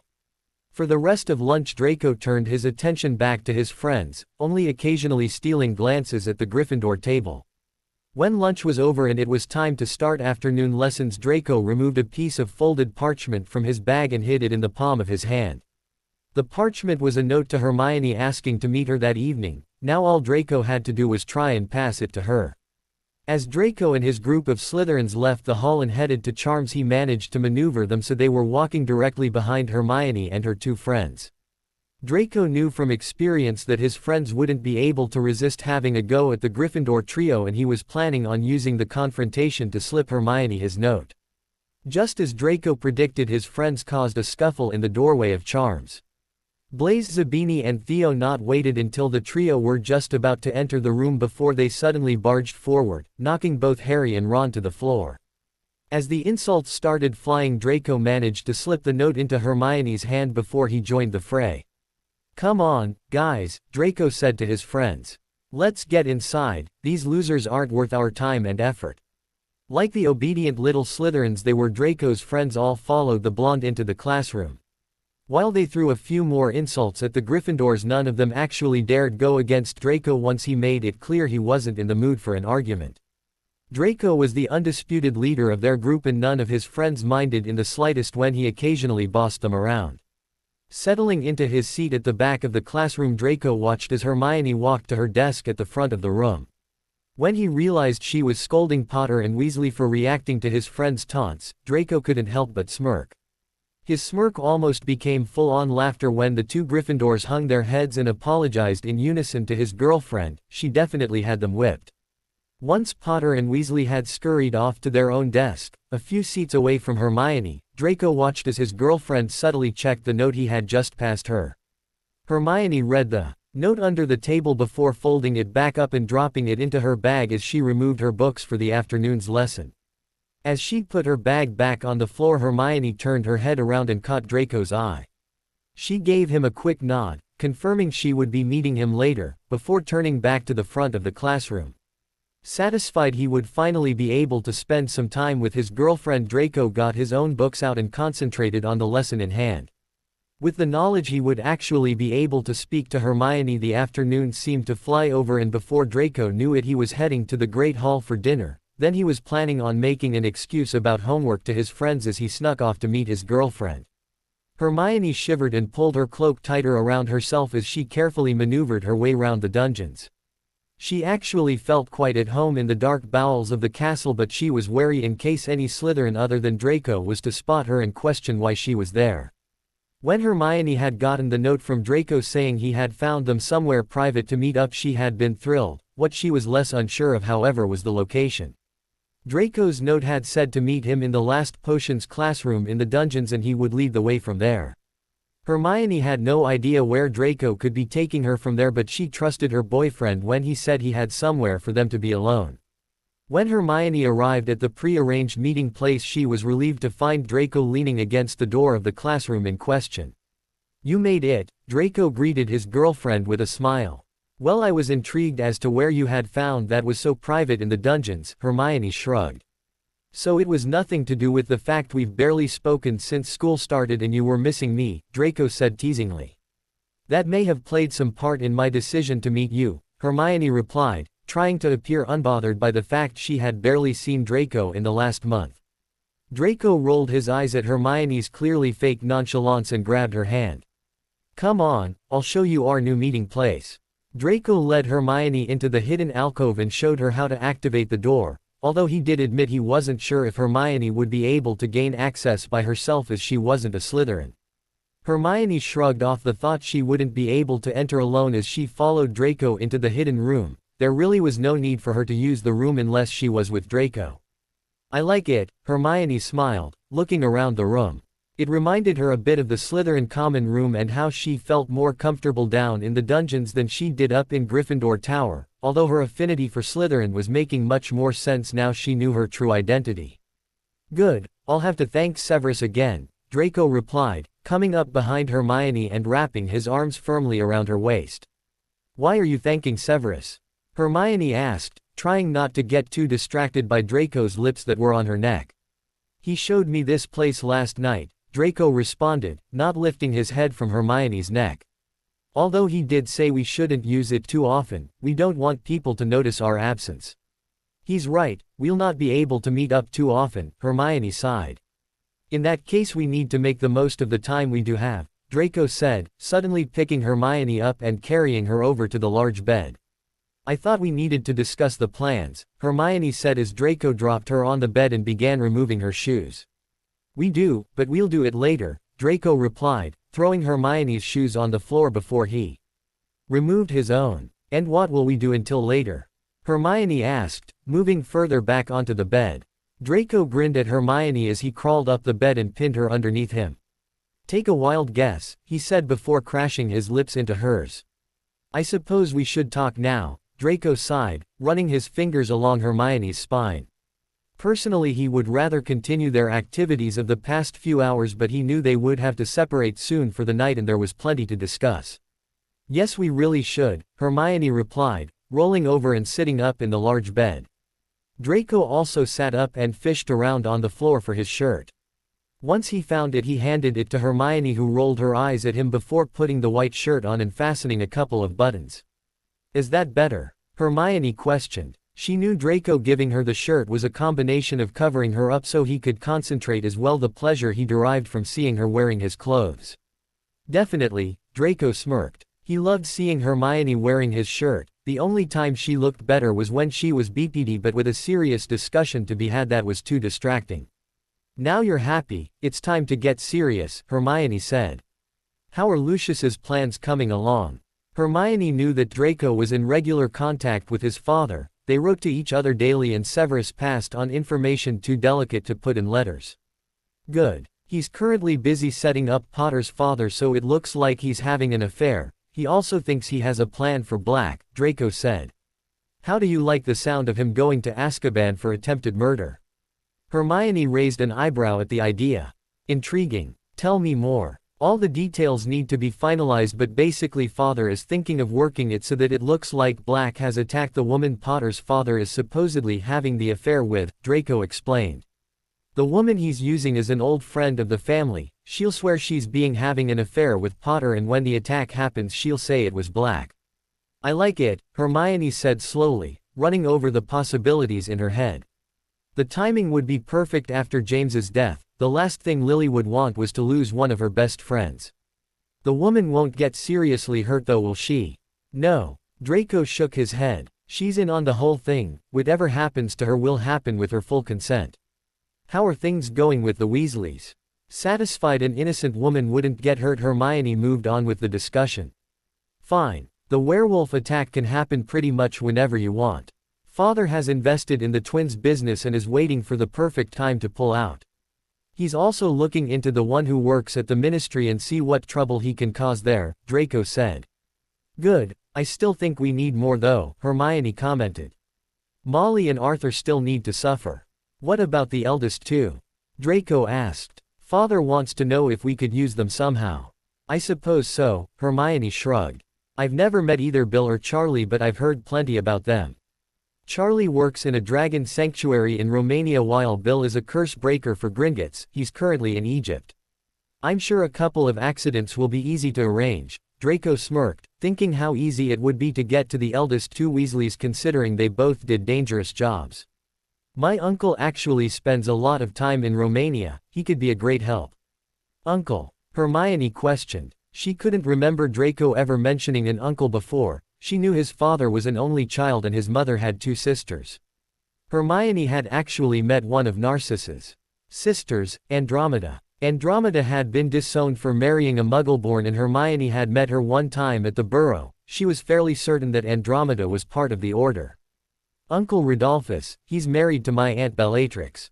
Draco explained. They spend most of the year traveling, although they usually visit over holidays. Both Bella and Rodolphus were supporters of your father and they will definitely want to help you in any way they can. Good, the more support we have the better, Hermione said, smiling wickedly at Draco.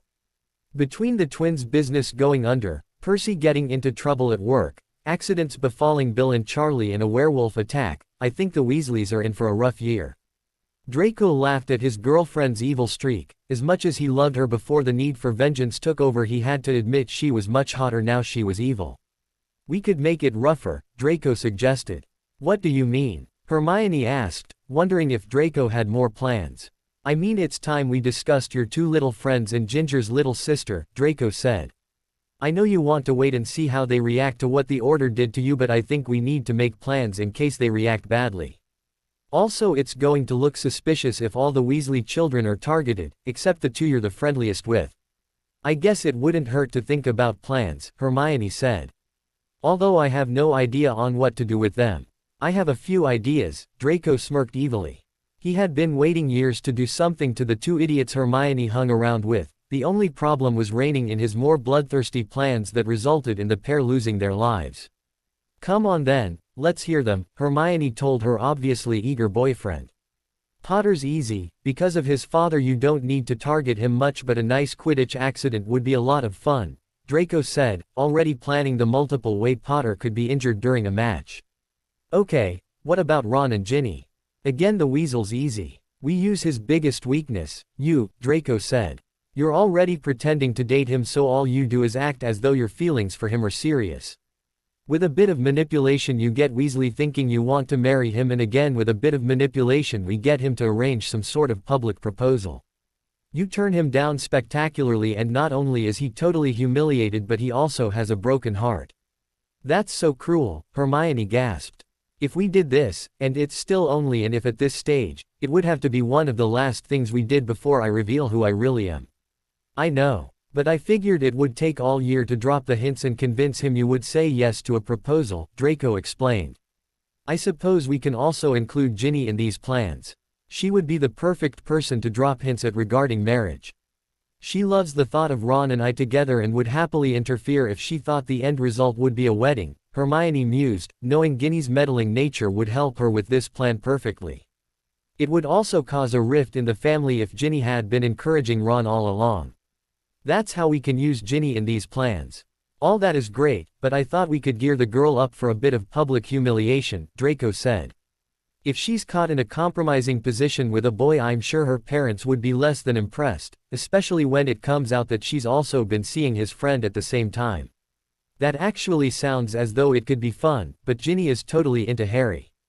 There's no way she'd fool around with two boys at the same time. Draco looked at Hermione in bewilderment before he burst out laughing. You're serious, aren't you? He gasped, getting his amusement under control. You really don't know about her reputation. What reputation? Hermione asked. I know she's dated a few boys to try and grab Harry's interest, but that's all. Hermione, that is not all, Draco told his girlfriend. The Weaselette has a reputation as being loose. She'll spread her legs for anyone. How do you know this? Hermione asked, still shocked that innocent little Ginny put it about a bit. Guys talk, Draco shrugged. It's quite a source of amusement in the Slytherin common room that the biggest slapper in school is a Gryffindor. I had no idea, Hermione said. But how does Ginny's reputation help us? For your plan we need a couple of boys who would help us. I happen to know two such men, Draco grinned. Both Blaise and Theo would happily shag her, and if I ask them I can arrange everything so she's seeing them both at the same time.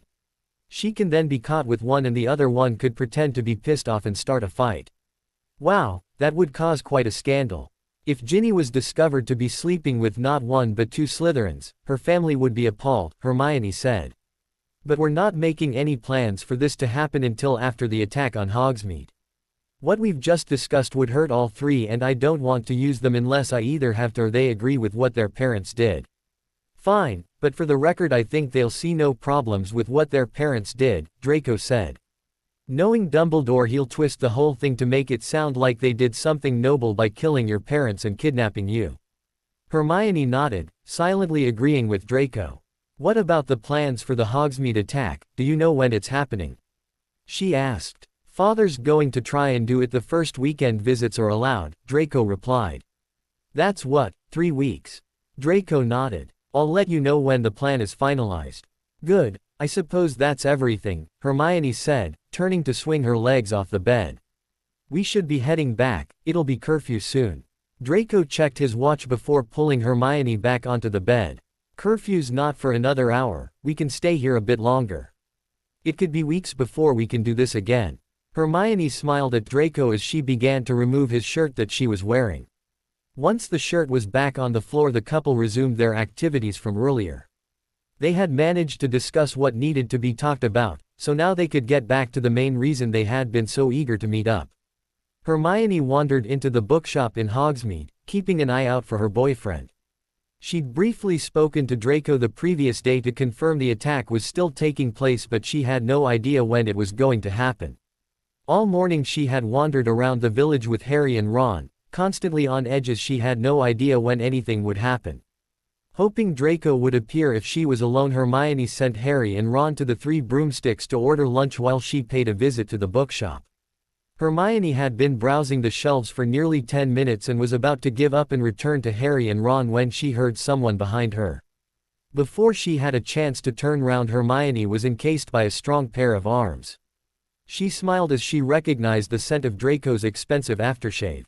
Someone might see, Hermione protested as Draco nuzzled into her neck. I've cast a privacy spell on the aisle, Draco said. If anyone comes near, they'll suddenly decide to change directions. Sneaky, Hermione commented, ning as Draco's lips brushed a sensitive spot on her neck. I'm a Slytherin, it's in my nature, Draco muttered. Against Hermione's skin. Hermione chuckled as she lost herself in Draco's embrace. For a few minutes all talk of the upcoming attack was forgotten by Hermione as she just enjoyed being held by Draco. All too soon, however, the need to return to business entered her head and she reluctantly stopped Draco's lips and turned round in his arms. What time is the attack happening? She asked. About 1:30, Draco replied. And don't worry, Father has instructed everyone that the students aren't to be targeted. Basically we're just leaving a message. I just hope Harry and Ron get it, Hermione said. After all, this is a pretty big waste of time if they don't find out I exist. They will, Draco smirked. Father is going to make a big show of this, even Dumbledore won't be able to cover this up. And as for Potter and Weasley, it's my job to make sure they know exactly what's going on. You're going to approach them? Hermione asked, wondering when this had been decided. Yeah, Draco replied. I'm going to personally deliver the message about you. What if Dumbledore starts questioning you on what you know? Hermione demanded, not at all sure of the plan. I can withstand his questioning, Draco declared confidently. Besides, all I have to do is plead ignorance. I was just passing on a message, I have no idea what it meant. Hermione studied her boyfriend for a while, trying to decide if he could pull off the innocent act. Deciding that he probably could, she nodded her agreement with the plan. I should be going, she sighed reluctantly. Leaving to spend time with Harry and Ron wasn't what she wanted to do, but today was vital for her plan. Today she would work out whether or not her friends would feature in her plans for vengeance. Maybe tonight we can meet in our room, Draco suggested. Maybe. I'll try, but if not we can meet as soon as possible, Hermione replied, not able to make plans just yet. Good luck this afternoon and be careful. I'm always careful, Draco smirked, before giving Hermione a long key. You be careful as well, I don't want you hurt by accident. I won't be, Hermione reassured Draco, giving him a final key.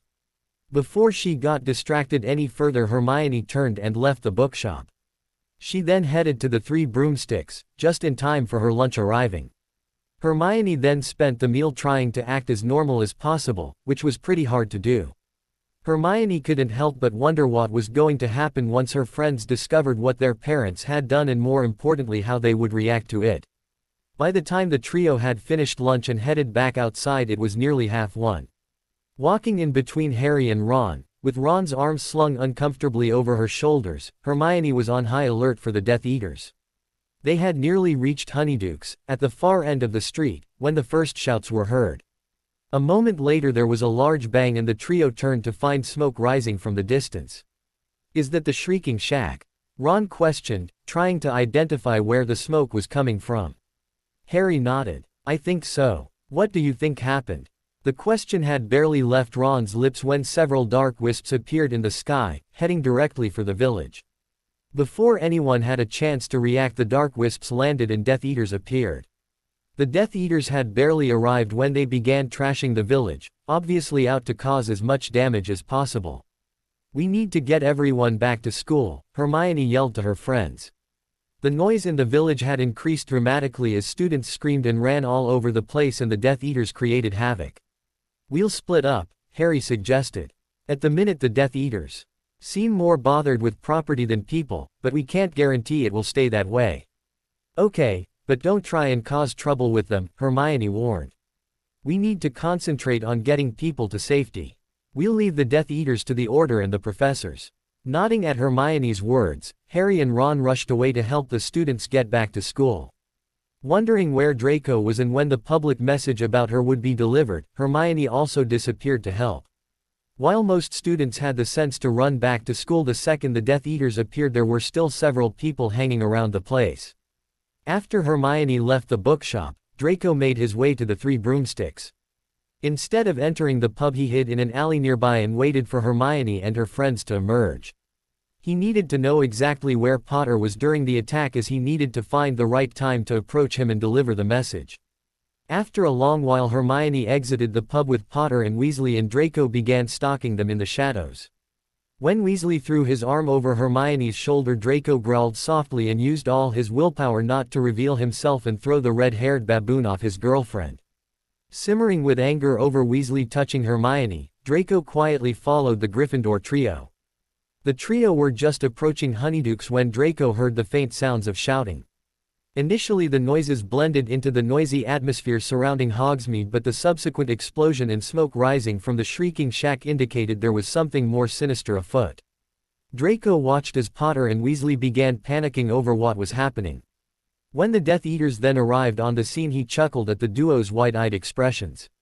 When Hermione and her friends split up, Draco made sure to follow Potter, watching from the shadows as the Gryffindor ordered students to head back to the castle.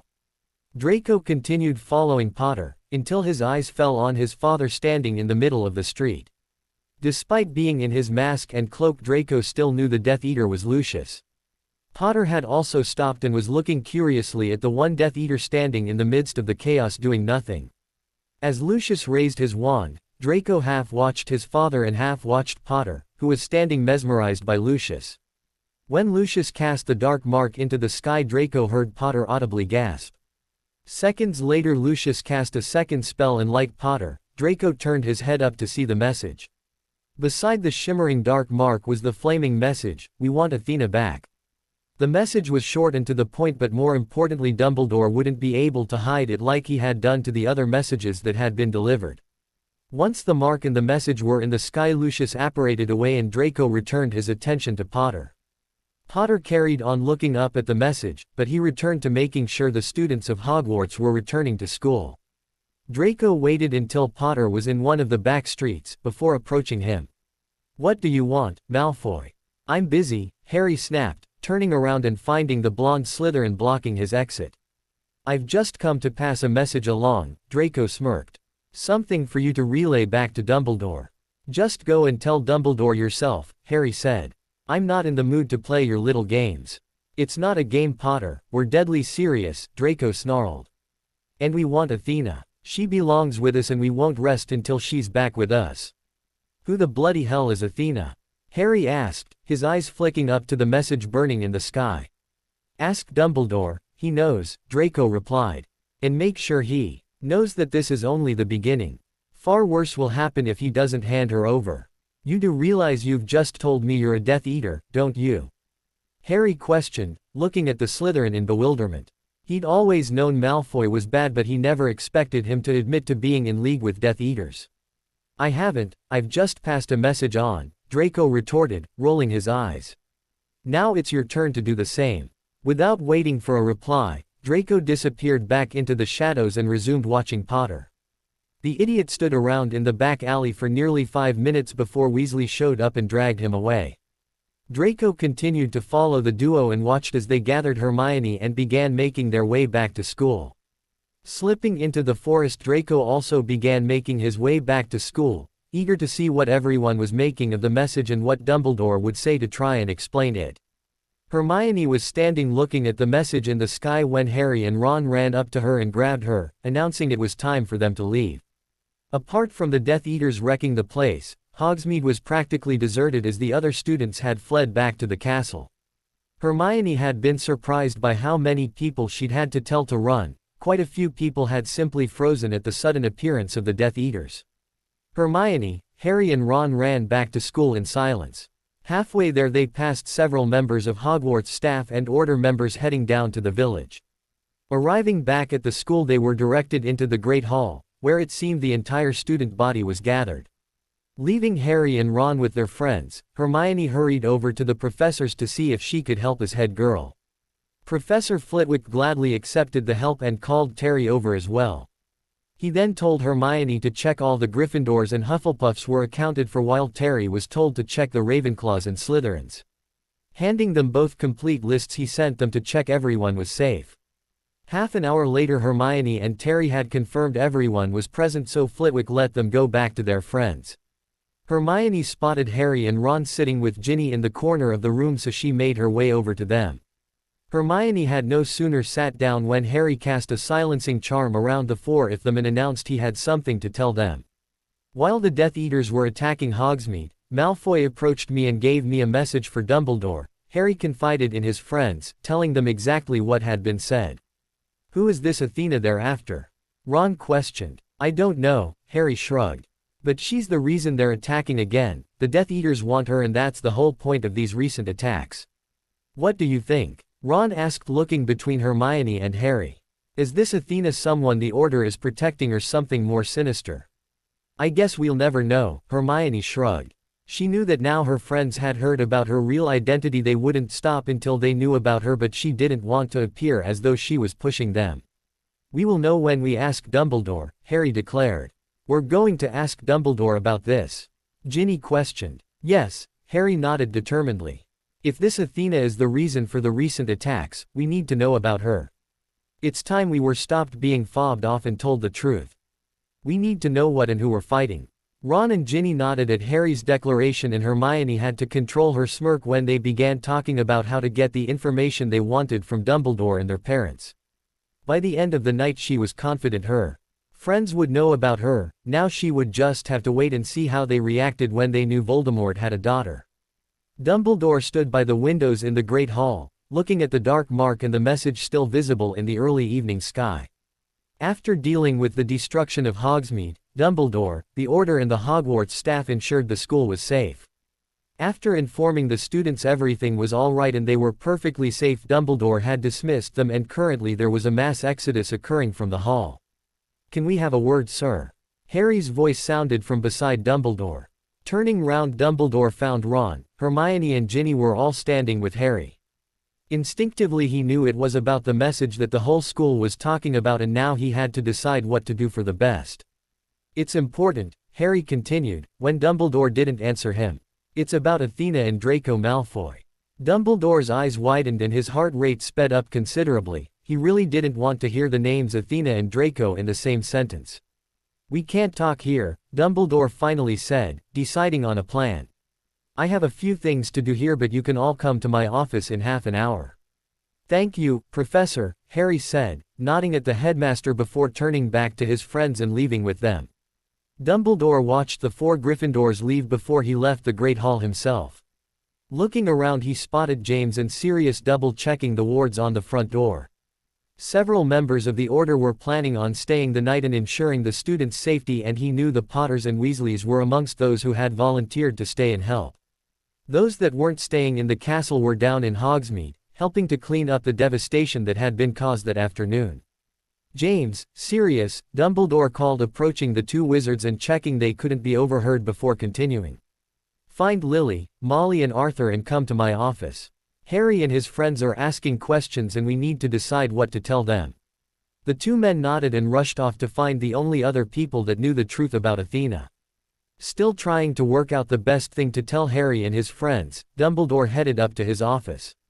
Once in his office, Dumbledore made a pot of tea and he had just laid out the cups when the others arrived.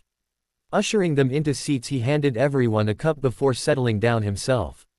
"What do you mean Harry is asking questions?" Lily questioned. "What is he asking questions about?" "Technically he hasn't asked any questions yet," Dumbledore admitted. "But he did approach me and say he needed to talk about Athena." "He's probably curious about the message," James said. "I'm sure Ron and Hermione are just as curious. It's only natural they want to know what's happening, but it doesn't mean we have to tell them anything." "He also mentioned Draco Malfoy," Dumbledore said, causing everyone else to gasp. "Do you think the Malfoy boy knows the truth about Athena?" Molly asked. "I don't know. But I would say it's likely he knows she exists," Dumbledore admitted. "If he has said anything to Harry we need to be prepared to answer questions." "What are we going to say?" Arthur asked. "Are we going to mention who Athena is now?" Dumbledore vehemently shook his head. "No." He was confident that the Dark didn't know who Athena now was, but he didn't want to risk anyone finding out, and the more people that knew of her identity the more chance it would have of leaking out. "I'm thinking we tell Harry, Ron and Hermione the same thing the rest of the Order knows. That Voldemort and his wife died in battle and we rescued their daughter seconds before she was killed along with them," Sirius said, repeating the story everyone else knew. "Yes. But what if they ask about her whereabouts?" Lily asked. "Do we tell them she's Hermione?" "No, that must stay between us," Dumbledore insisted. "No one can find out Hermione's true identity, not even Hermione herself. Hopefully we can get rid of the Death Eaters and Hermione need never know of her terrible parentage." "Poor girl, it would destroy her if she knew she was a product of that evil man," Molly said. "I agree, it's best that she never knows about her true parents." Dumbledore just had time to make sure everyone was on board with telling the official story when there was a knock on the door. Dumbledore got up to answer the door and he quickly ushered the 4 Gryffindors into the room. "Ginny, what are you doing here?" Molly questioned, spotting her daughter at the back of the small group of Gryffindors. "Go back to Gryffindor Tower immediately." "That's not fair," Ginny pouted. "I want to stay." "Let her stay," Ron said to his mother. "We'll only tell her everything that's said, so she might as well hear it firsthand." "Fine, you can stay," Molly tutted at her daughter. "But I'm not happy about this." "Thank Mum," Ginny said, smiling at her mother before settling into the seat next to Harry, who had settled himself next to his godfather. "Okay, Harry," Dumbledore said, settling back into his own seat. "You said you needed to discuss something important." "Yes, I've got a message to give you," Harry said. "In Hogsmeade this afternoon Malfoy approached me and told you to pass on a message to you." "What was the message?" Dumbledore asked. "They want Athena and they won't stop until they get her," Harry said. "Malfoy also said that this was only the beginning. That things would get worse if you didn't hand her over. Should we bring the Malfoy boy here and talk to him?" Arthur asked Dumbledore. "Maybe he can tell us what the dark know." "I think Mr. Malfoy was merely the messenger," Dumbledore sighed. "And as for what the dark know, I doubt they know anything solid, hence the attacks. They somehow know Athena is alive but that's all, they have no idea where she is." "Who is Athena?" Harry asked, getting sick of the cryptic discussions going on around them. "Athena is the daughter of Voldemort," Dumbledore told the stunned teenagers. "The night her parents died, we managed to save her." "Save her, how?" Harry asked, still trying to get his head around the fact that Voldemort had a family. He'd heard a lot about Voldemort growing up and not once had a family been mentioned. "I take it you all know the story of the night Voldemort was defeated?" Dumbledore asked. When the four teenagers nodded their heads he continued.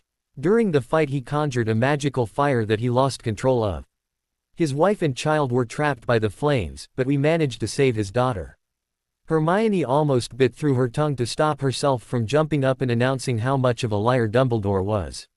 He was making it sound like he had done a heroic thing in taking her from her family. He never once brought up the fact he had toughly murdered people in their beds and stole her from their home. "What happened to Athena?" Ron asked. "She was raised well away from the dark and is completely safe and happy," Dumbledore replied. "Where is she?" Harry questioned. "That doesn't matter," Dumbledore answered. "The important thing is that she's nowhere near the dark and they will never get to her." "But they know of her existence," Ron pointed out. "They won't stop until they get her back." "That won't be happening," James scoffed. "They will never get Athena." "How can you know that?" Harry asked his father. "They seemed really determined to get her." "We will never let that happen, Harry," Dumbledore said. "Believe me, we will all fight and the dark will never triumph." "What if this Athena wants to fight for the dark?" Ron asked. "How can you stop her?" "She doesn't want to fight for the dark," Dumbledore replied. "I know her and there isn't a bad bone in her body." "Yeah right," Ron snorted. "She's Voldemort's daughter, no matter how she's been raised she'll still be an evil by.ch. "Ron," Molly scolded her son. "Don't use language like that. I assure you Athena is not evil," Dumbledore told Ron, who still looked skeptical. "But her existence has to remain a secret." "But it's not a secret," Ginny said. "There's a big bloody message over Hogsmeade announcing the Death Eaters want her back." "I'm going to be dealing with that over the next few weeks," Dumbledore replied.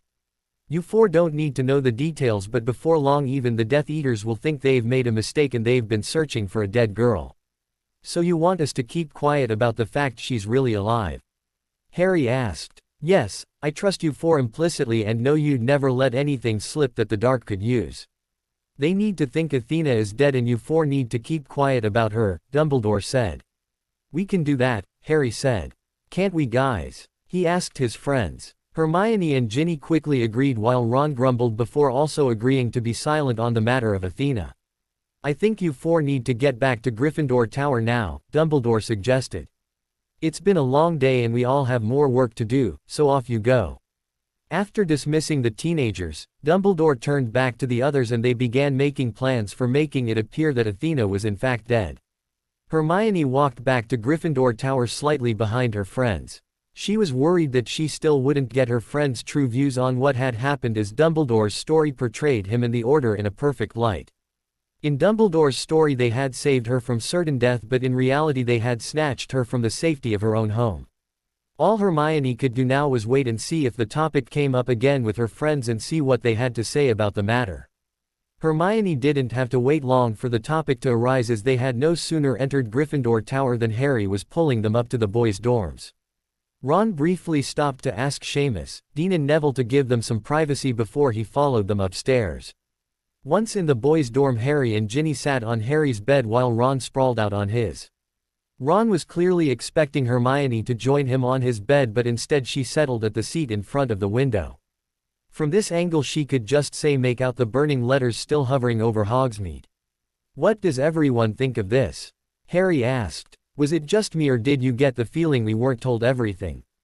"Does it matter?" Ron shrugged. "We know enough, and personally I'm not really interested in hearing about Voldemort's offspring.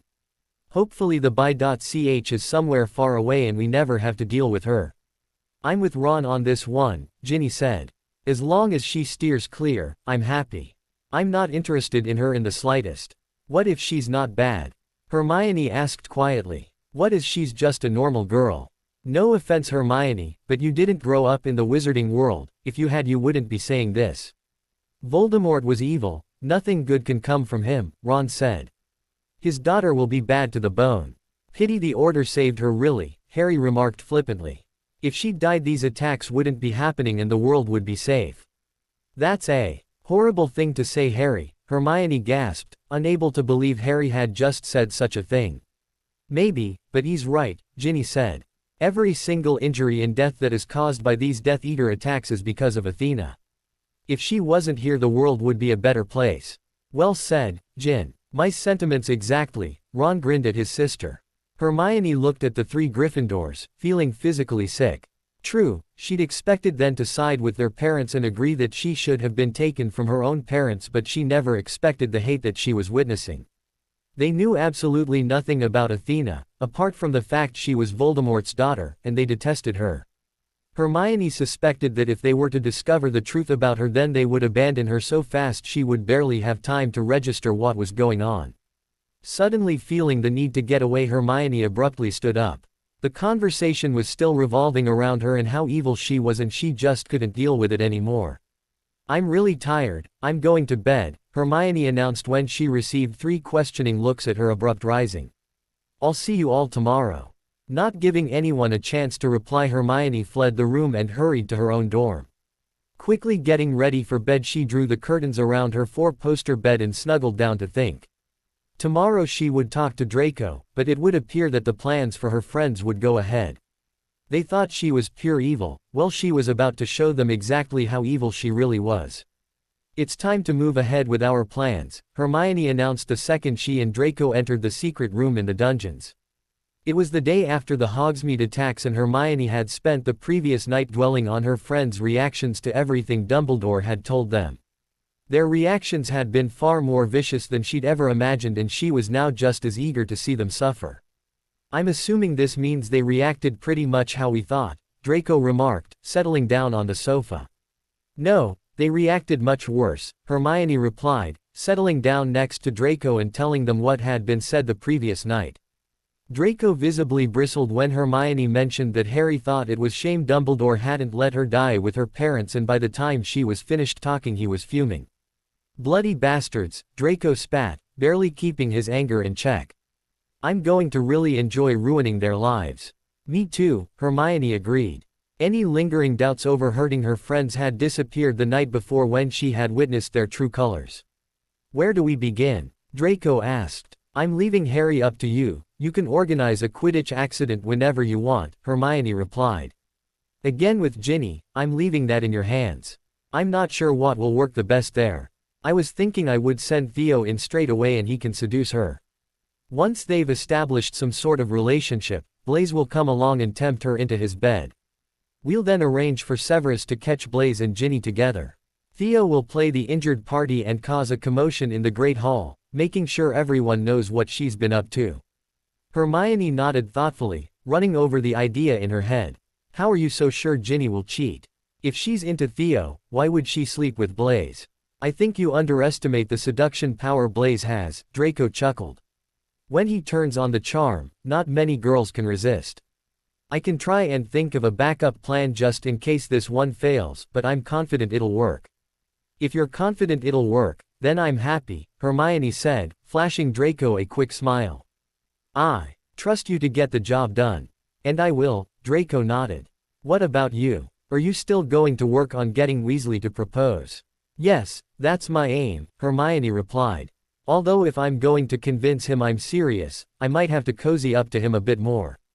Draco grimaced at the thought of Weasley laying his filthy hands over his girlfriend. How far will you go?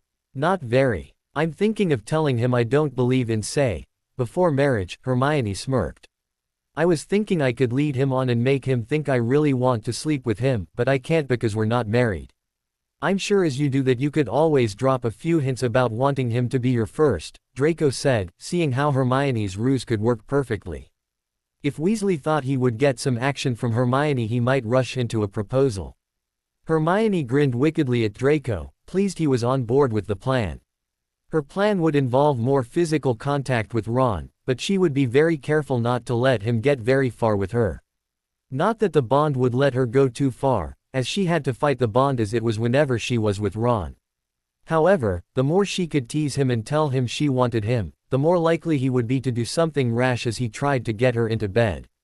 Okay, so now that's sorted, how's the rest of the plan coming along?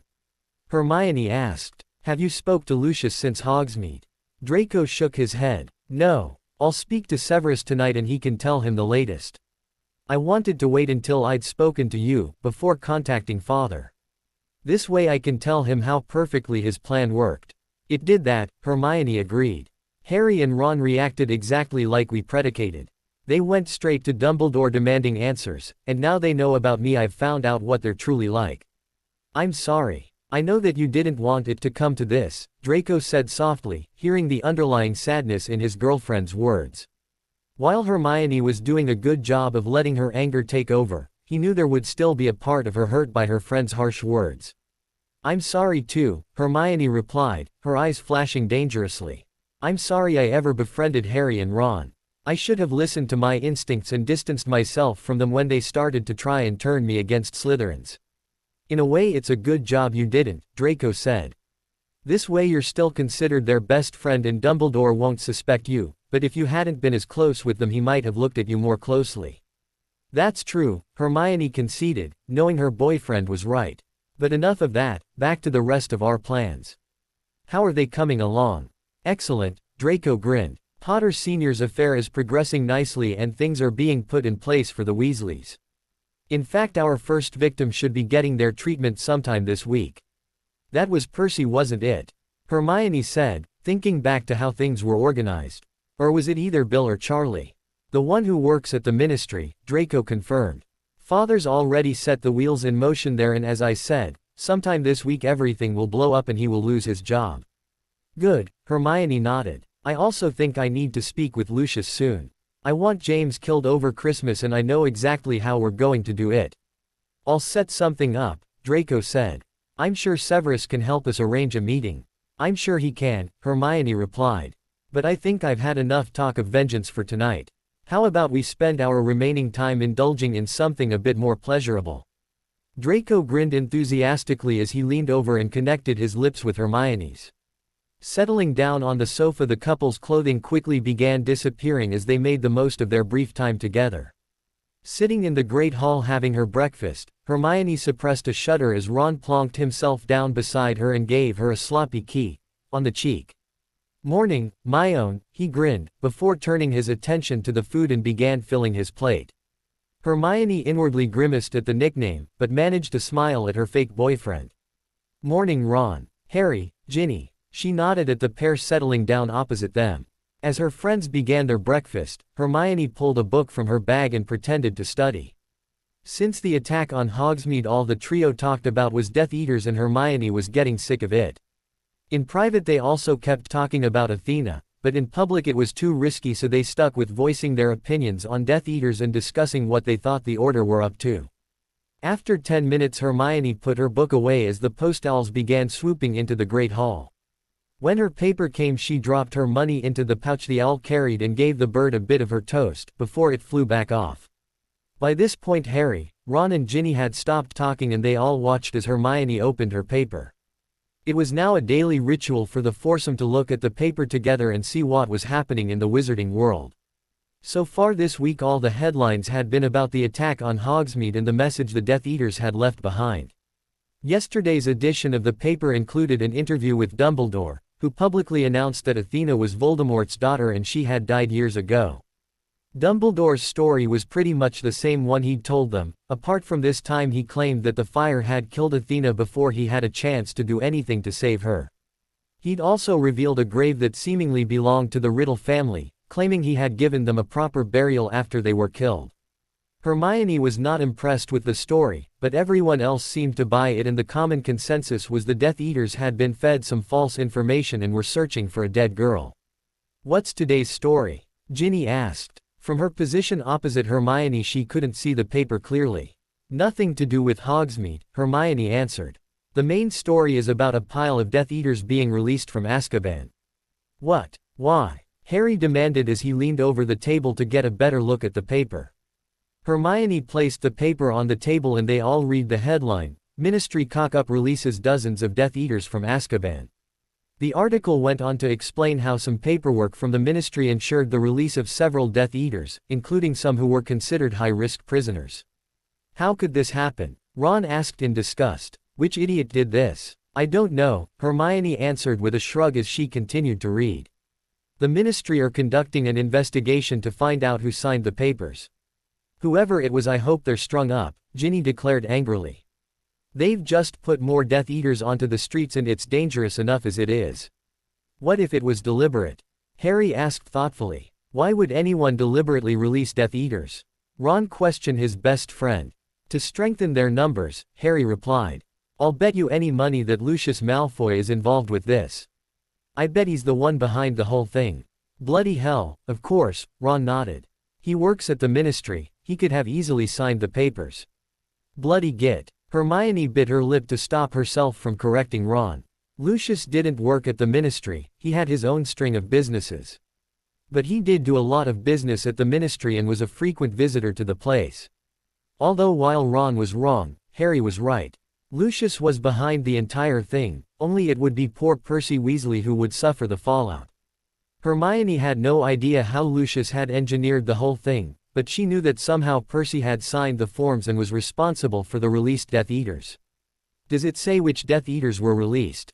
Harry asked Hermione. "It mentions a few of the high-risk prisoners," Hermione said, finding the bit that mentioned names. "Rabaston Lestrange is one of them.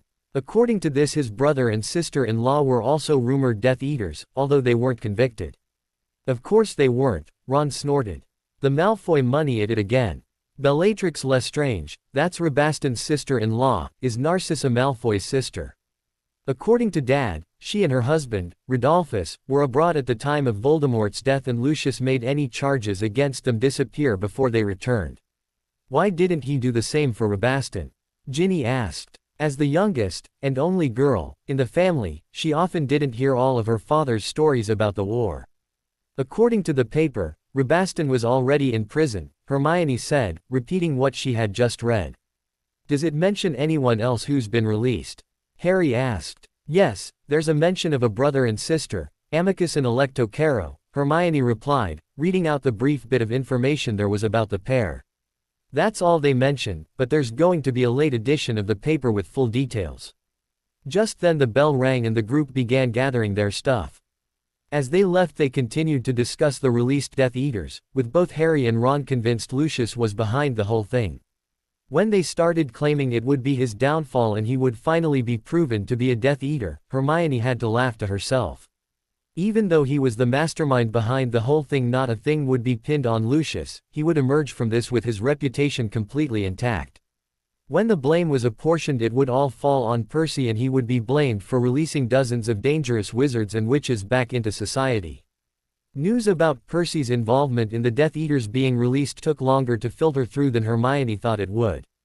Almost a week passed without mention of Percy and Hermione had started to get worried.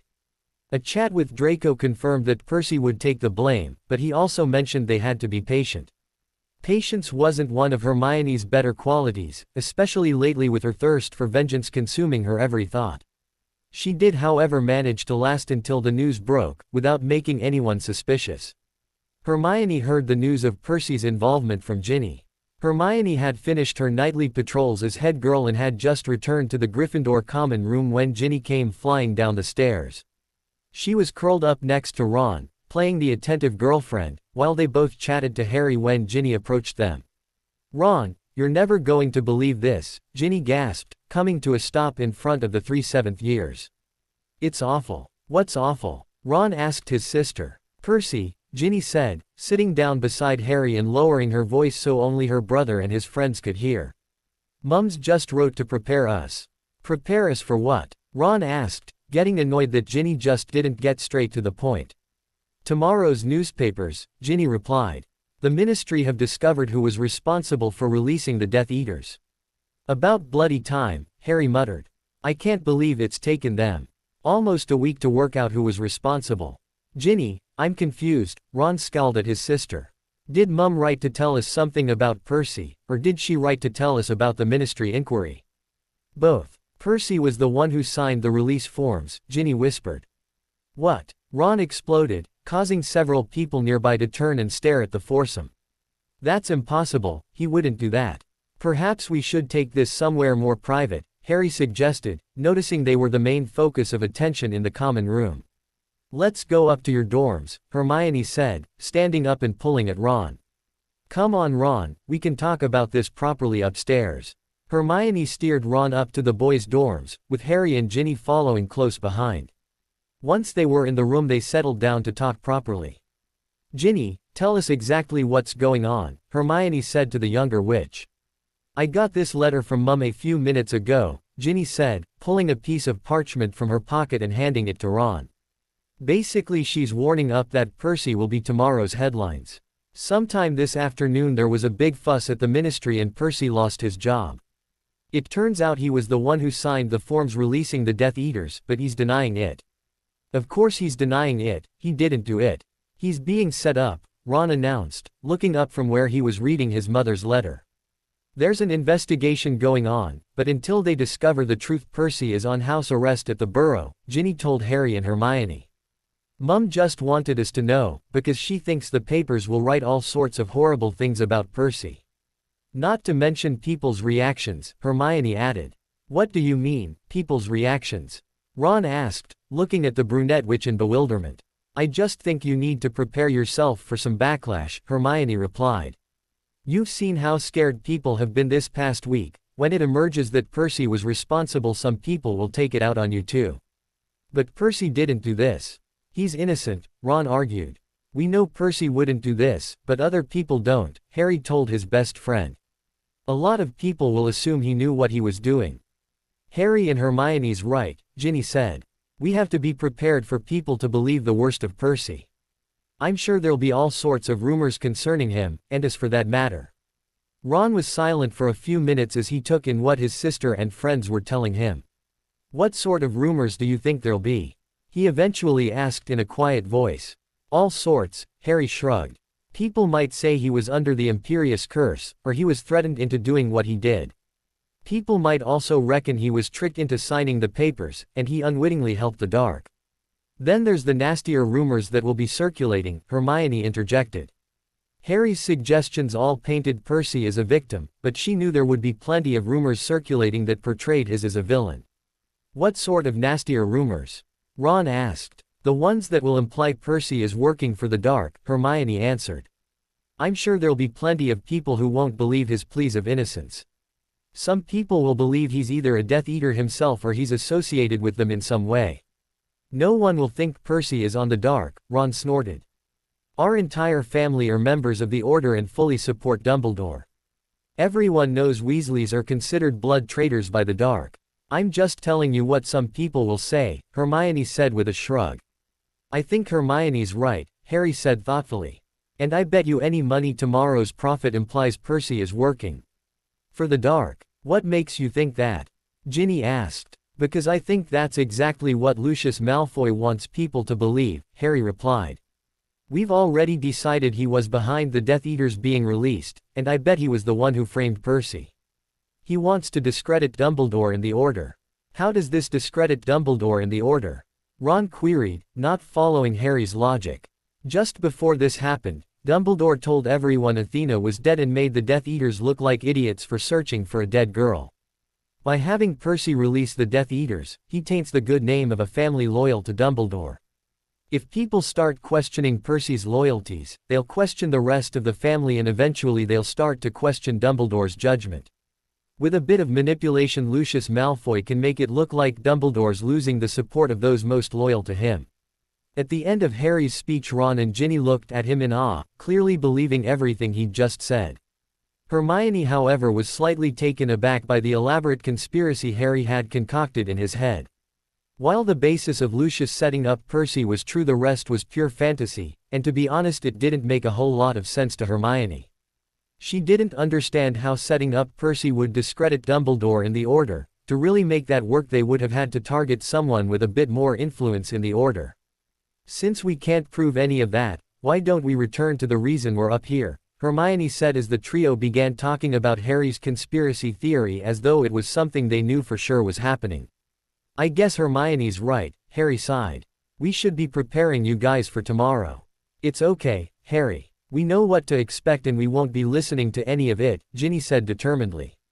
Yeah, we know Percy is innocent and we won't let anyone badmouth our brother, Ron added. Hermione watched the two redheads closely, wondering if they would really be able to cope with all the gossip and rumors surrounding Percy. Personally, she doubted the hot-headed pair would last a week before getting into a fight over their brother with someone. As it turned out, Hermione was right about both Ron and Ginny not being able to rise above the taunting. 3 days after the news about Percy became public knowledge, Ginny got into a slanging match with a Hufflepuff girl in her year and the pair of them ended up brawling outside of the Great Hall. Ron lasted almost a week before he clashed with a Muggle-born Ravenclaw who made it clear that if anyone was hurt by the Death Eaters Percy had released, then the Weasleys were to blame. The resulting argument ended with Ron throwing a punch and both boys ending up falling in the Black Lake. The two incidents landed both Ginny and Ron in detention until the end of term. Hermione acted all sympathetic towards Ron, but secretly she was thrilled. With Ron in detention, he wouldn't be around as much, so she was free to spend a little bit more time with Draco. Hermione was still very careful about how much time she spent with Draco, and how they acted in public. Things were going so well she didn't want anyone getting suspicious of her absences. With Ron and Ginny in detention, Harry turned his attention towards the upcoming Quidditch season. With Harry absorbed in his Quidditch plans and the Weasleys being punished, Hermione took the opportunity to spend a Friday evening with Draco. It had been a few weeks since they had spent any quality time together. In fact, the last time they had been down in their secret room was the day after the attack on Hogsmeade, when Hermione announced they were including her friends in her plans for vengeance. Almost as soon as they entered the room, the couple pounced on each other, eager to get reacquainted after going a few weeks without being together. Their clothes quickly scattered around the room as they made their way to the large bed and collapsed onto it in a tangle of limbs. It was a good few hours later that the teenagers finally tore themselves away from each other and settled down to talk. "How's the plan working?" Draco asked. "Are the Weasleys suffering yet?" Both Ginny and Ron have earned themselves detention until Christmas, and from Molly's letters to the pair of them, things are stressful at home. Percy's still under house arrest, as the Ministry still haven't worked out if he made a genuine mistake in signing the papers or if it was deliberate. Father said to tell you he can push the investigation in either direction, all you have to do is say the word, Draco told his girlfriend. He can also just leave well alone, and let the Ministry draw their own conclusions. Leave it, I'm more than happy for them to come to their own conclusions. No matter what they decide, Percy's reputation is in tatters and that reflects badly on the rest of the family, Hermione replied. But for now I want to talk about our other plans. Which ones? Draco asked. We do have a lot to work on. First of all, how are you coming along with Harry and Ginny? The first Quidditch match is next week and poor Potter will find himself playing with a bewitched bludger, Draco grinned. I've got everything in place, all we have to do is wait and see how he handles the situation. He might not get hurt, but that's a slim possibility. More than likely he'll break a limb or something. What about Ginny? Hermione asked. How's Theo coming along with her? He's not, Draco sighed, clearly unhappy. With her detentions she had very little free time, so he's struggling to get near to her.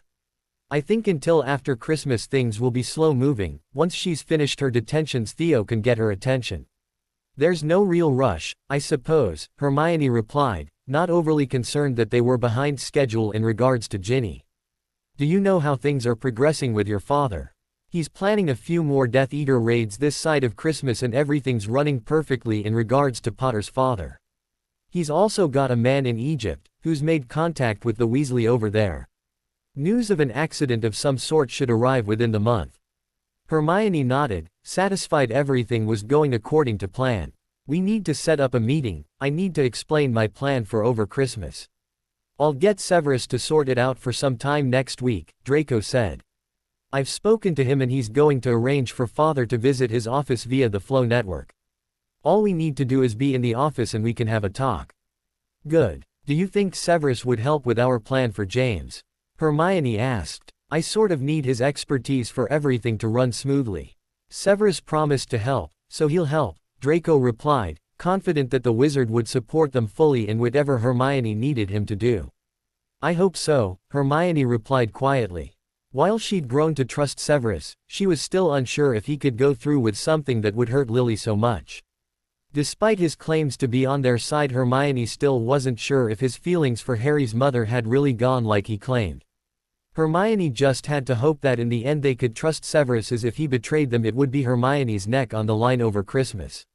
While Lucius would be the one to actually kill James, it would be Hermione who was taking all the risks, both before and after the murder. Hermione settled into the Gryffindor stands, for once looking forward to a Quidditch match. Even though she'd attended matches since first year, she wasn't a big Quidditch fan. Even after she got together with Draco, she would watch his matches to witness him in action, but she still never really grasped the appeal of the sport. It wasn't the Quidditch action she was looking forward to, it was the enchanted bludger she was looking forward to seeing. Hermione wasn't 100% sure how Draco had managed to get the enchanted bludger into the game, but he'd reassured her that nothing could be traced back to him. As the players from both teams entered the pitch, Neville slid into the seat next to Hermione. With Neville were the other 7th-year boys, Dean Thomas and Seamus Finnegan. Hermione greeted all three boys, before returning her attention back to the pitch. Harry, Ron and Ginny were all lining up with the Gryffindor team while the Ravenclaws were setting up opposite them. After the two captains had shaken hands, Madame Hooch released the balls and the game got underway. The first 10 minutes of the game ran smoothly, and Hermione was beginning to wonder if Draco had messed up somehow and the enchanted bludger wasn't in play. Looking over at the Slytherin stands, she easily picked her boyfriend out of the crowd. The fact that Draco looked perfectly happy and not at all worried, calmed Hermione somewhat. Surely if there was a problem with the bludger, Draco would be looking concerned, as it was he looked to be thoroughly enjoying the match. Hoping her boyfriend was right not to be concerned, Hermione turned her attention back to the match. A few minutes later, Hermione was pleased to see a bludger whiz past Harry, narrowly avoiding displacing him from his broom. The action made several of the crowd gasp, and the gasps only got louder when the bludger stopped in midair, before zooming back towards Harry. Hey, that's not right, Seamus cried as Harry narrowly avoided the bludger for the second time. How did that bludger change direction? No one hit it. No one got a chance to answer Seamus's question, as they were all too concerned with watching Harry. Yet again the bludger had changed direction without being hit and was flying past Harry. This time Harry had barely managed to stay on his broom, and he was barely settled when the bludger came at him again. It looks like someone's cursed the bludger, Dean cried. It's just chasing Harry. Dean was right, and now Harry had realized the bludger was circling him. He'd set off to try and outrun it. However, the bludger was following him and several times he was nearly unseated from his broom. By this point the entire crowd was watching Harry, and even the other players were keeping one eye on what was happening with the Gryffindor Seeker. Ron was so concerned in goal that Ravenclaw managed to score 3 goals and level the scores. We need to stop this, Ginny called as she flew past Madame Hooch. If you stop you forfeit the game, Madame Hooch replied. No, we're not stopping, Harry called. He'd been flying past the two witches and had heard what was being discussed. But you're being chased by a bludger, Ginny argued, gasping as Harry quickly darted away from the oncoming bludger before returning to her side. I can avoid it, and look for the snitch, Harry replied, keeping one eye on the bludger that was heading his way again. Just play. Leave the bludger and snitch to me. Leaving Ginny to spread the word that the game was continuing, Harry shot off to avoid being hit by the rogue bludger. Much to Hermione's frustration, Harry managed to avoid the bludger for quite a while. At one point he slipped off his broom, but he was able to right himself. As the bludger kept getting closer to hitting Harry and he looked to be struggling to avoid it, Hermione half expected Dumbledore to step in and halt the match. Luckily for her, Dumbledore did no such thing and the match continued. When Harry suddenly got the snitch in his sights, Hermione was worried that the bludger wasn't going to do its job. Luckily, when Harry's attention turned to the small golden ball, he lost focus on the bludger. Just as Harry was about to catch the snitch, the bludger snuck up behind him and hit him on the right shoulder with an almighty crack. The blow sent Harry off balance and the snitch fluttered away as Harry toppled off his broom and went plummeting towards the ground. The entire crowd watched in stunned silence as Dumbledore slowed Harry's fall and cushioned the ground for him to land on. The second Harry landed, he let out an agonizing scream and clutched at his right shoulder. Knowing she would be expected to be at Harry's side, Hermione jumped up and pushed through the crowds as she made her way down to the pitch. By the time she ran onto the pitch, Ron and Ginny were gathered around Harry, with the rest of the team looking on, while Madame Hooch was making sure he kept still. Following Hermione onto the pitch were Professors Dumbledore and McGonagall. "Let's get Harry up to the hospital wing," Dumbledore announced. "Minerva, can you dispense the crowds and send them back to the castle?" McGonagall nodded and headed off to deal with the crowds as Dumbledore helped Harry to his feet and ushered him to the hospital wing. Hermione, Ron and Ginny all followed Dumbledore and Harry to the hospital wing and they watched as Madame Pomfrey fixed the broken bones in his shoulder and put his arm up in a sling. "You can stay here overnight," Madame Pomfrey told Harry. "There's a few small bones that need time to fix before I'll let you leave." "Are you still in pain?" "I'm okay," Harry replied. He'd already downed one pain potion, and his shoulder was just throbbing. "What are you going to do about the bludger?" Ron demanded of Dumbledore. "It was clearly cursed." "I'll look into it," Dumbledore reassured the four concerned Gryffindors. "What's to look into?" Ron snorted as Dumbledore exited the hospital wing. "Clearly the Slytherins tampered with the bludger." "Why would the Slytherins tamper with the bludger?" Ginny asked her brother. "I could understand if they were playing, but they weren't. The match wasn't anything to do with them. Maybe it was just Harry they were targeting," Ron suggested. "The Slytherins would use any opportunity to try and get to him." "Ron's right. Malfoy especially would love to see me seriously injured," Harry said, backing up his friend. "Well, luckily you weren't seriously injured," Hermione said. "Let's just leave it at that, and let Dumbledore look into things. I'm sure he'll find the person responsible and they'll be suitably punished." The day after the Quidditch match, Hermione and Draco were settled in Snape's office awaiting Lucius's arrival for their meeting. Hermione had easily been able to slip away from Gryffindor Tower, claiming she had head duties to attend to. Even if she hadn't been head girl, she was confident she would have slipped away unnoticed as Harry and Ron were too busy bemoaning Harry's accident the previous day. Neither of them were impressed that Dumbledore had found nothing to prove who had been behind the enchanted bludger. He'd found enough to know that Harry was its target, but he didn't know who had enchanted it. Thoughts of Harry's accident slipped from Hermione's mind as the flow network suddenly activated and Lucius emerged from the flames. After greeting everyone and checking they wouldn't be disturbed, Lucius sat down and the reason for his visit was mentioned. "I understand you have a plan for dealing with Potter," he said to Hermione. "I do," Hermione nodded. "I've managed to get myself an invite to the Potters for the first few days of the holidays. On my last night there, we're going to kill him. I assume you have a plan for getting into the house undetected," Lucius said.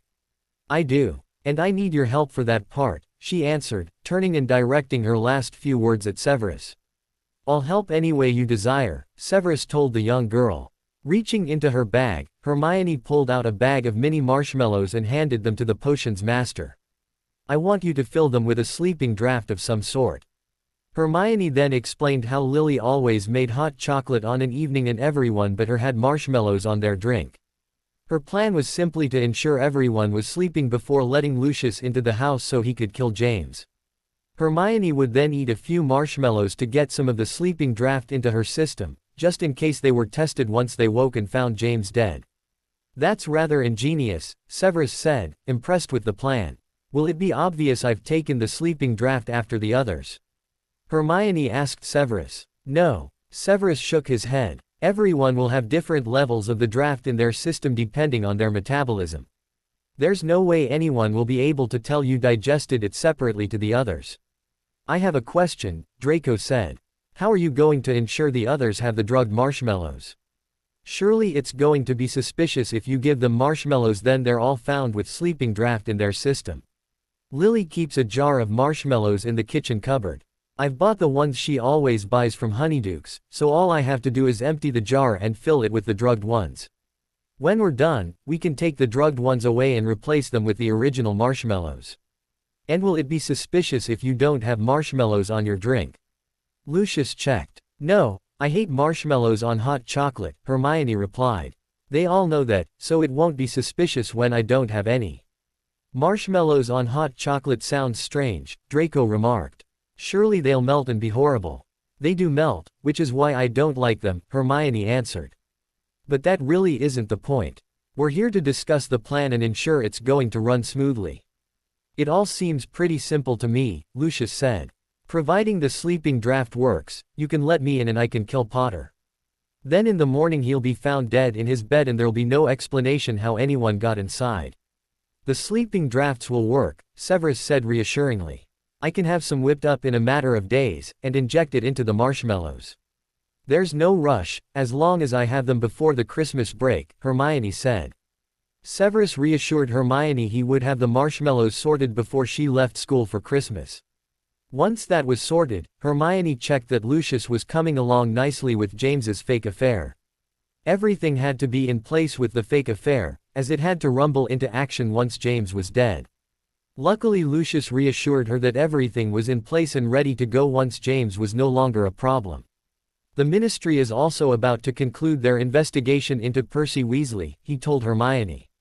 It looks as though they're going to come to the conclusion that it was a mistake on Weasley's part. They are however going to sack him. After a mistake like that they can't keep him on the staff. Is that okay, or do you want me to point them in the direction his actions were deliberate? No, I'm happy with their conclusions, Hermione replied. Percy losing his job will be hard for the Weasleys to cope with. Even if the Ministry concludes it's an honest mistake, there'll still be people questioning him. We'll leave Percy alone now. Lucius nodded, more than happy to do whatever Hermione wanted. Also over the next few days the Egyptian-based Weasley will be having an accident. Let's call it an early Christmas present for the family. Hermione chuckled in response, before the meeting was wrapped up and she and Draco left Snape's office.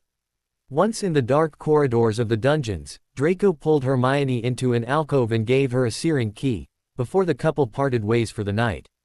Hopefully they would be able to manage a few hours together before the end of term, but right now they both had their respective houses and friends to get back to. It was the last week of term when news came of Bill's accident. Hermione was sitting in the Gryffindor common room, watching a chess match between Harry and Ron, when Ginny came into the tower carrying a letter. Hey Ron, this is addressed to both of us, Ginny called. It's from Mum. Open it up and tell me what it says, Ron replied, not looking up from the chessboard. The game with Harry was tighter than he would like and he was looking for a move that would ensure victory would be his. Ginny did as her brother asked and ripped open the letter. The second she started to read she went pale and let out a choked cry. Ron and Harry both looked up from their game, wondering what was wrong with Ginny. What is it? Ron asked warily as a few tears began to fall down his sister's cheeks. It's Bill, Ginny sniffed. He's been in an accident and is in a coma. Are we leaving early? Ron queried. Is someone coming to get us so we can go and see Bill? No. Ginny shook her head as she continued to read the letter. Mum says he's stable and in no real danger. She's heading over to Egypt now and Dad will take us when we break up for Christmas. I guess that's something, Ron sighed deeply. If we're not being taken out of school, it means he can't be too bad. Not too bad, he's in a coma Ron, Ginny screeched at her brother. That is pretty bad. I just meant he's obviously in no danger of dying or anything, Ron replied. If he was, we wouldn't still be here. Ron's right, Harry said quietly as he stood up and wrapped an arm around Ginny. Even though they weren't a couple, Harry cared about Ginny and was hopeful something might develop between them once she was older and more mature. You have to remain positive. You just read that Bill is stable and is in no real danger, at least that's something. I suppose so, Ginny nodded, wiping at her tears. I'm sorry for shouting, Ron. It's okay, you're just upset, Ron answered. Did your mother mention what exactly happened? Hermione questioned as Ginny sat down with Harry still comforting her. A curse he was trying to break had a hidden security feature he hadn't found, Ginny replied, as she yet again turned back to the letter in her hand and read what her mother had written. He was hit by the backup curse and fell into a coma. Mum doesn't know all the details, but whoever informed her of the accident reassured her Bill would eventually be fine. I don't like the sound of eventually, Ron frowned. That makes it sound as though he could be in a coma for a while. That's all Mum said, Ginny shrugged. I'm guessing she doesn't know anything more. You can find out more in a few days, Hermione said to Ron, when it looked as though he was going to continue to badger Ginny. I'm sure by the time we break up, your father will have all the information about Bill. Yeah, you're right, Ron smiled at Hermione. I usually am, Hermione retorted lightly. While Ron chuckled at Hermione's attempt to lighten the mood, Ginny stood up and announced she was going for a walk. Harry quickly offered to go with her and the pair left the common room, without even bothering to ask if Ron and Hermione wanted to join them. I'll go and take the chess set upstairs, Ron told Hermione as he gathered everything up. I'll be back in a minute. Hermione nodded, and settled down to read the paper while she waited for Ron to return. She was pleased to see that the Death Eater attacks were still going on, despite Dumbledore's efforts to make everyone think Athena was dead. While the general wizarding public thought the Death Eaters were mistaken, they were refusing to stop the attacks until they had Athena back. Harry, Ron and Ginny had been complaining about the continued attacks earlier in the week. They were unimpressed by the fact the Death Eaters weren't believing Dumbledore. By the time Hermione had finished reading the paper, Ron still hadn't returned from taking his chess set up to his room. Wondering what was keeping him, Hermione headed upstairs to see what was wrong. When she found Ron sitting on his bed with his head in his hands, she couldn't help but smirk. She could only imagine that Molly's reaction to Bill's accident would have been even more severe than Ron's. Hermione was half tempted to turn around and leave again, but she knew that wasn't the response of a loving girlfriend. Instead, she forced herself to walk over to Ron and sit down beside him, gently wrapping her arm around his back. "Are you okay?" she asked tentatively. She was half hoping that Ron would ask to be left alone, so she wouldn't have to try and comfort him. "I guess," Ron replied quietly. "I knew Bill did a dangerous job, I just never thought about him getting hurt before."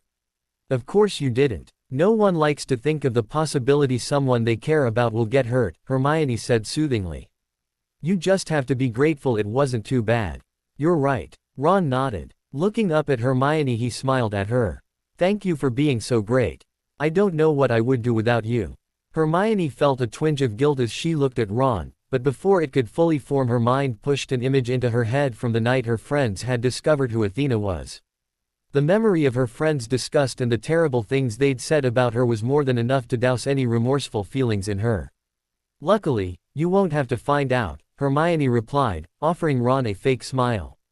Ron looked at Hermione for several seconds, before brushing her hair away from her face and leaning towards her. "I love you, Hermione." Hermione didn't have chance to respond before Ron's lips were slapped over hers. As usual when they kissed, her entire body screamed out that she was betraying Draco, and she had to work hard not to give in to the urge to forcefully push Ron off her. Instead, Hermione forced herself to move closer to Ron and act as though she was thoroughly enjoying the kiss. Ron took her pressing closer to him as an indicator to deepen the kiss, and Hermione found herself having to deal with his enthusiastic tongue. For the first time since the beginning of their fake romance, she also had to contend with his wandering hands. One hand was on her neck, but the other was rubbing her thigh, teasing at the bottom of her skirt. Luckily for Hermione, she was able to break the kiss moments later, without offending Ron. A slight blush and a lowering of her head was enough for Ron to realize she was shy about what they were doing. At times like these, Hermione was pleased that Ron thought of her as an innocent bookworm. It certainly made keeping their fake romance on an innocent level pretty easy. "Sorry, I didn't mean to push you," Ron said quietly. "You weren't," Hermione replied, looking up at Ron shyly. Now would be the perfect time to start laying the foundations to get him to propose. "I'm just nervous, I've never done more than exchange a brief peck before you." "I'm not going to push you into anything," Ron said. "We can take things as slow as you want." "That's the problem, I'm torn about what I want," Hermione confessed. "I've been brought up to believe that you don't have say. before marriage, and I intend to stick to that. But I want you to be my first, and I don't want to be too old when we have say." Ron's eyes bulged at the mention of say, and Hermione almost laughed as the redhead tried to formulate a sentence. Several times he opened his mouth to speak, but all that came out were a series of strangled squeaks. "Oh God, I've freaked you out," Hermione said, jumping off the bed. "I never should have mentioned this." "I'm not freaked out," Ron protested, jumping off the bed and stopping Hermione before she could leave the dorm room. "I'm flattered you want me to be your first, and I want the same thing. I want you to be my first. But we're still at school, there's no rush to make any decisions, is there?" "Of course not," Hermione smiled. She knew the idea was firmly planted in Ron's mind, it just needed time to grow.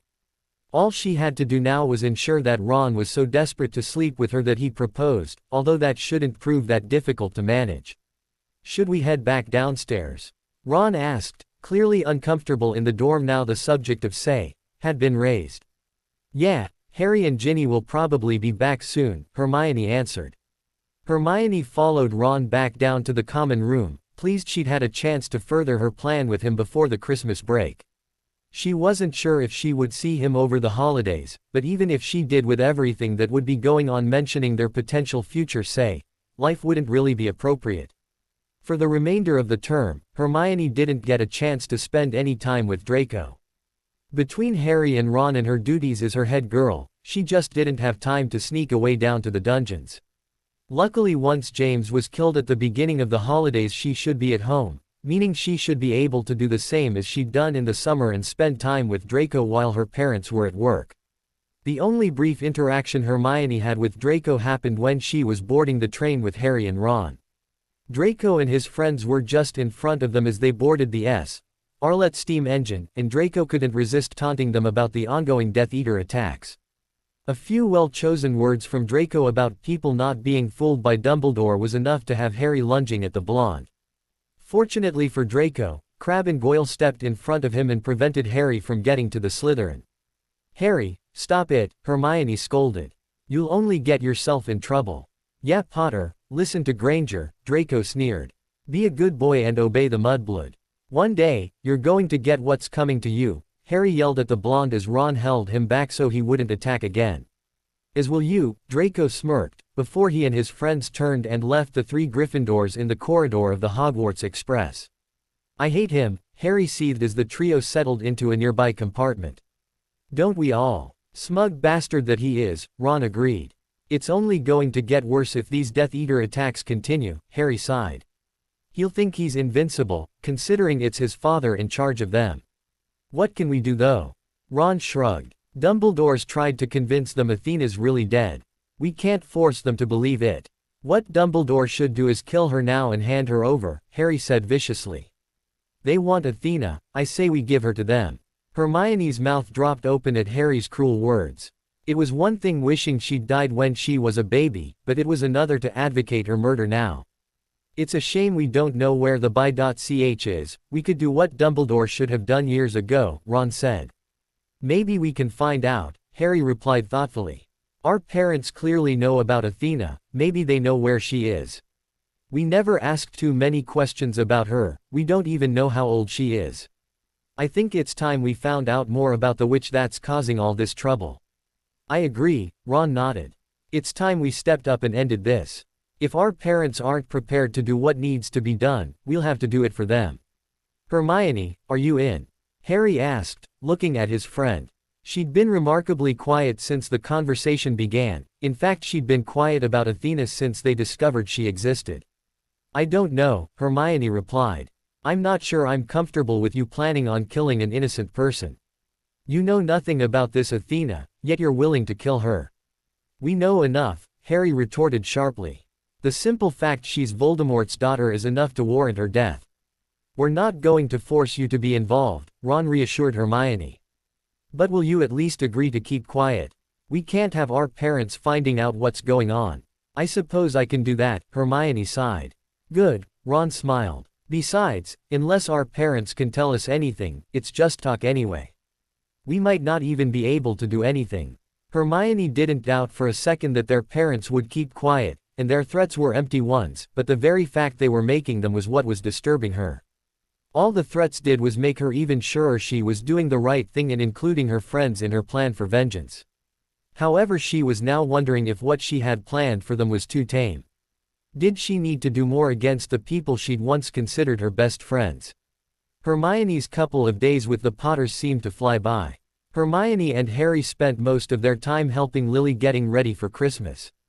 They decorated the tree, went shopping for last-minute gifts and helped her wrap them and place them under the tree. However, the entire time, Hermione fought an inner war with herself. Spending time with the people she was seeking vengeance against was giving her serious second thoughts, but every time she remembered why she wanted vengeance, her anger returned. Hermione was still fighting with her doubts as the day they'd arranged James's death for arrived. In order to give herself time to think, Hermione settled herself at the kitchen table with her school work. In her bag were the drugged marshmallows, if she decided to go ahead with her plan. If she did decide to abort, she would just keep the marshmallows, and when Lucius turned up she would tell him there'd be a change of plan. Hermione spent all morning debating with herself over what to do, but when lunch arrived her mind was made up for her. For the first time since the train ride, Harry brought up Athena with his parents. Neither James nor Lily would tell Harry anything, but Hermione noticed the concerned looks they exchanged. She also noticed the wary looks James kept throwing her way. When his parents wouldn't give him any information about Athena, Harry wandered off in a bad mood once they were finished eating. Hermione meanwhile headed off to the bathroom, and when she returned she overheard the tail end of a conversation James and Lily were having. "I just don't think this is a good idea. I don't like having her here," James hissed at his wife. "Not now, all this is kicking off with the Death Eaters." "It's got nothing to do with Hermione," Lily retorted. "She's hardly behind it, is she?" "How do we know that for sure?" James asked his wife. "She is the daughter of that monster." "But she doesn't know that," Lily argued. "Hermione is an innocent girl. She's anything but innocent. She's Voldemort's daughter," James snorted. "We never should have listened to Dumbledore and let Harry befriend her. It's too dangerous. If the Death Eaters discover who she is, our son could be in real danger." "They're not going to find out who she is," Lily stated. "Only a handful of people know and none of us are going to tell." "Now stop talking about this, before Harry or Hermione hear." James huffed and told Lily they would discuss it later, before he left the kitchen. From the hallway, Hermione waited a few minutes before entering the kitchen. After the conversation she'd just heard, she was more determined than ever to go through with her plan for vengeance. Lily gave Hermione a bright smile as the young witch settled back down at the table and once again pulled out her books. "I'm going to head upstairs to change the beds," Lily told Hermione. "Will you be okay?" "I'll be fine," Hermione reassured Harry's mother. Once Lily was gone, Hermione waited a few minutes before grabbing her bag and making her way across the kitchen. From her bag she pulled out an empty bag, and a bag full of marshmallows. Hermione then pulled out the jar of marshmallows from the cupboard and using magic she emptied them into the empty bag. Putting the now full bag of marshmallows back into her school bag, Hermione emptied the drugged marshmallows into the jar and replaced it in the cupboard.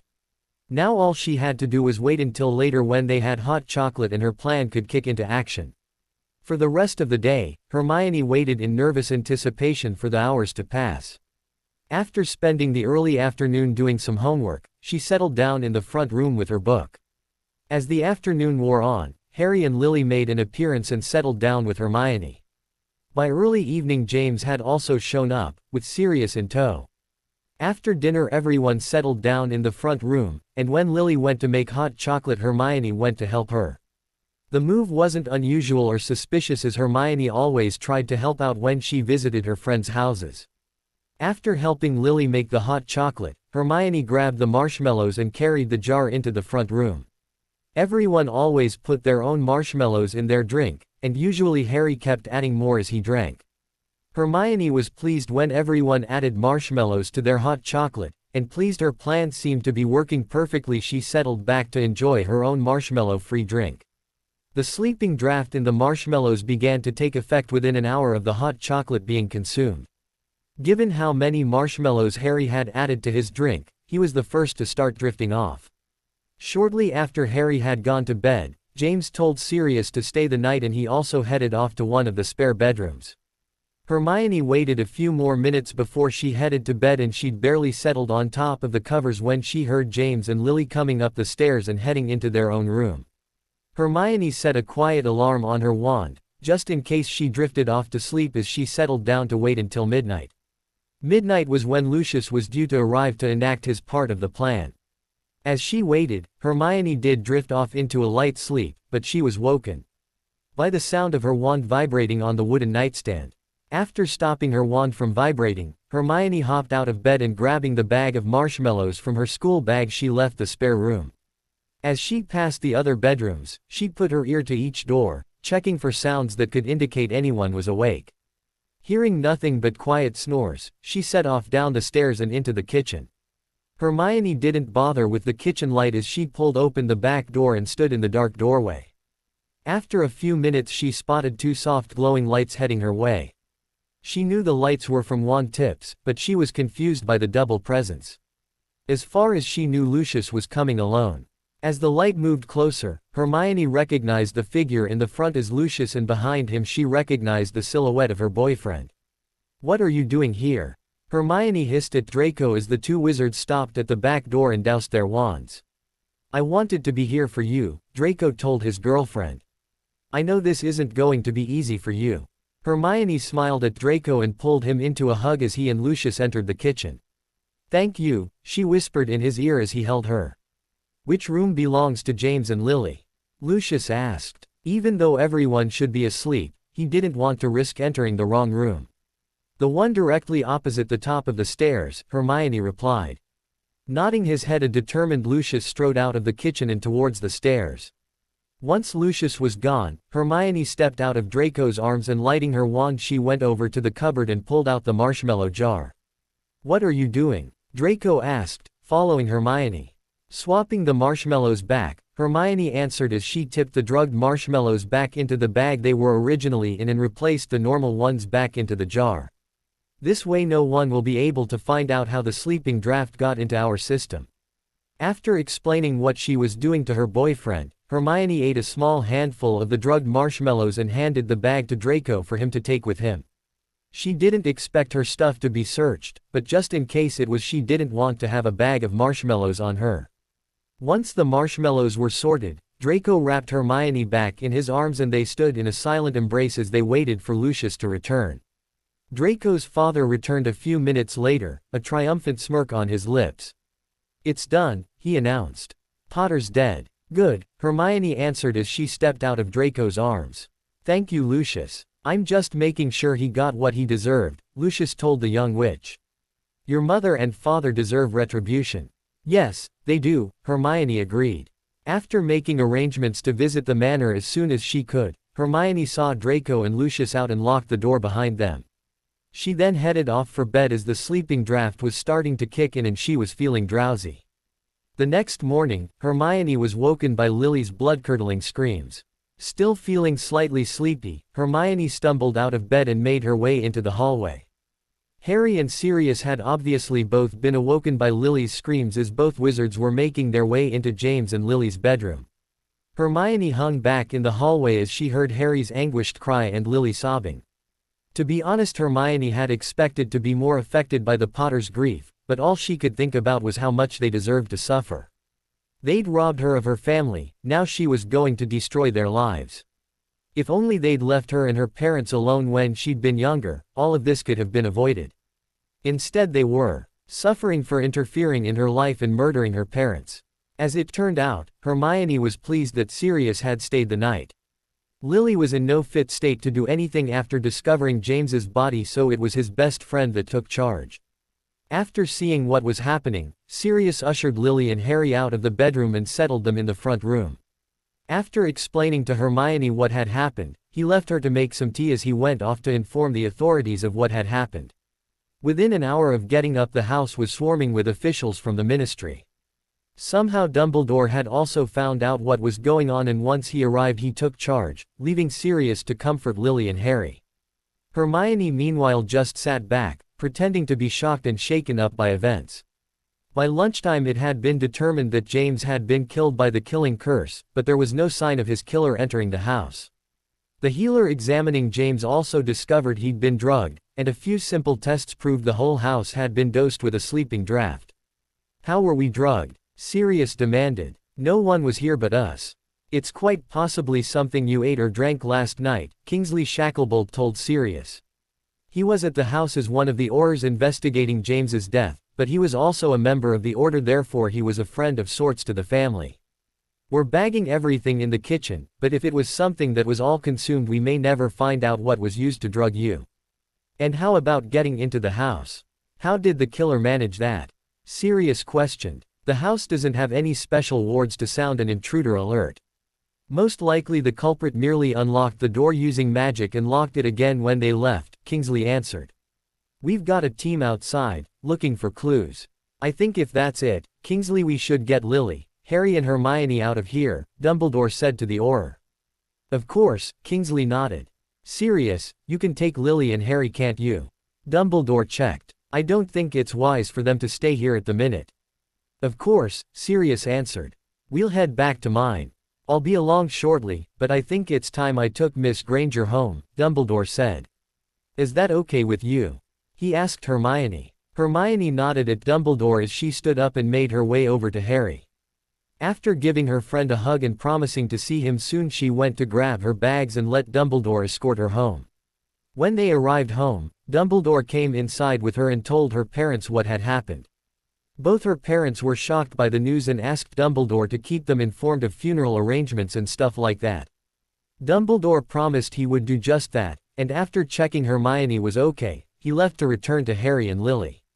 No doubt he would be worrying about the way James had died and what it meant for him and the others who had been present at Voldemort's murder. Spending the first few days of the holidays with the Potters meant it was practically Christmas when Hermione returned home. As such, her mother had already started her holidays and Hermione couldn't get away to the manor. Draco had visited a couple of nights, but he was also busy with his family over the holidays. As much as Hermione wanted to visit the manor, she also wanted to spend some time with her parents. She had no idea what would happen once she left school, and for all she knew this could be the last Christmas she really spent with Jean and Richard, and she was determined to have a good time. In the end, Christmas wasn't quite as fun as Hermione had hoped for. James's death was still so recent that it cast a shadow over events. Jean and Richard were clearly upset at his death, and several times they wondered out loud when his funeral would be. By the time her parents headed back to work the day after Boxing Day, Hermione was thrilled to be rid of them. At least now she could visit the manor a couple of days before they heard when James's funeral was, and she was obliged to attend. The first day her parents headed off to work, Hermione grabbed her bag and had left the house within an hour of her parents leaving. Heading to a quiet spot nearby, Hermione pulled out her wand and apparated to the manor. The wards of the manor still prevented her from apparating directly into the house itself, but Hermione was more than happy to arrive in the grounds of the beautiful house. Besides, she knew her arrival would still trigger a warning inside the house so Draco and his family should know she was arriving. Sure enough, by the time Hermione reached the front door, Draco was waiting for her.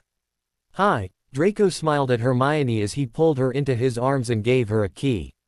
Hi, Hermione replied. You don't mind me visiting, do you? You can visit whenever you want, Draco answered. Your parents don't mind me just popping up, do they?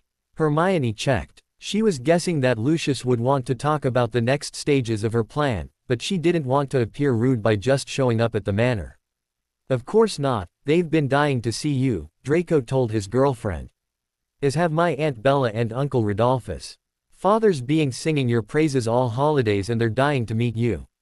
I hope I live up to their expectations, Hermione muttered as Draco took hold of her hand and led her towards the front room, where he told her his parents, aunt and uncle were waiting. When Hermione entered the front room, she didn't get too much of an opportunity to check out Bellatrix and Rodolphus before Narcissa was in front of her and sweeping her into a hug. Athena, it's so good to see you, Narcissa said. It's good to see you too, Hermione replied, smiling at Draco's mother. She'd missed Narcissa, and actually she missed being called Athena. Lucius also greeted Hermione and checked everything was okay, although he refrained from hugging her. Narcissa then gestured to her sister and her brother-in-law, who were seated together on one of the sofas. Athena, this is my sister Bellatrix and her husband Rodolphus. It's nice to meet you both, Hermione said to the couple. It's nice to meet you too, Bellatrix replied, appraising Ly looking Hermione up and down. Do you use the name Athena, or Hermione? She checked. While Narcissa always called Voldemort's daughter Athena, Draco tended to call her Hermione. I'm still getting used to really being called Athena, so I tend to use Hermione, Hermione replied. But if you would rather call me Athena, I have no problems with that. Athena is the name we know you as, Rodolphus said. I think we might stick with that. That's fine, Hermione said as she sat down next to Draco. Lucius said you were like your father, and I have to admit I can see a bit of the Dark Lord in you, Bellatrix mused. And your plan for vengeance is impressive, your father would be incredibly proud of you. Thank you, Hermione said. Did you know my mother and father well? I'm afraid we barely knew your mother, Bellatrix answered. Rodolphus and I were loyal supporters of your father, but we spent a lot of time traveling. We knew your mother in passing, but she seemed like a good witch. You knew my father very well though, didn't you? We did, Rodolphus nodded. Your father was an inspiration to a lot of the wizarding world. I know you've been in contact with the Order, but you really shouldn't believe half of what they say about him. Yes, he was dark, but he wasn't completely evil. I believe nothing the Order says, Hermione said fiercely. They claim to be the light side, but they're more sinister than the dark side from where I'm sitting. The whole lot of them are rotten, and Dumbledore is just as power-mad as my father ever was. The old fool definitely craves power, Bellatrix cackled. And unfortunately your father stood in the way of him gaining that power. Without the Dark Lord around, he's considered the most powerful wizard in the world. He won't be by the time I've finished with him, Hermione vowed. In a few months Dumbledore's reputation will be in tatters and he'll be 6 feet under. I take it your plans for Dumbledore are falling into place, Lucius said. So far Hermione hadn't divulged her full plans for Dumbledore, all he knew was that he was going to end up dead. They are, Hermione nodded. I'm working on a plan as we speak. Once I'm sure it's going to work, I'll fill you in on it. But for now we've got plenty more to discuss, starting with the witch James is supposed to be having an affair with. I take it you have everything sorted there. I do, Lucius confirmed. All I need is the time and date of the funeral and we're good to go. I'll pass it along when I know what's happening, Hermione said. What about once we return to school? Do you have things sorted with Sirius? Everything is in hand, Lucius promised. All you have to do is worry about your friends. I'll deal with the other Weasleys in black. Thank you, Hermione smiled at Lucius. I don't know what I would have done without you. Don't worry about it, that's what family is for, Lucius replied. Oh yes, I forgot you were part of the family, Bellatrix grinned. Have you thought about your marriage yet? Slow down Aunt Bella, Draco told his aunt. We may be bonded, but we don't need to get married just yet. Hermione's going to get her revenge before we think about the future. Don't wait too long, Bellatrix warned. The future has a nasty habit of popping up before you're ready for it. You've only got another 6 months of school, and they will fly past, believe me. I don't really think this is something that needs to be discussed right now, Narcissa said, deciding to move the subject along to save her son and his girlfriend from embarrassment.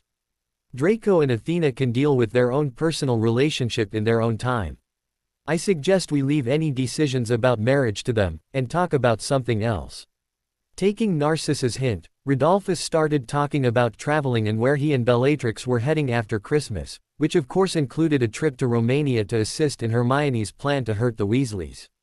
As Rodolphus and Bellatrix were talking about their travels, Hermione mouthed a thank you to Narcissa. She'd never really considered that the bond she had with Draco would mean they would get married, but now the topic had been raised, it was all she could think about. All morning thoughts of marriage plagued Hermione, and she was still dwelling on the topic after lunch when she and Draco headed up to his wing of the manor.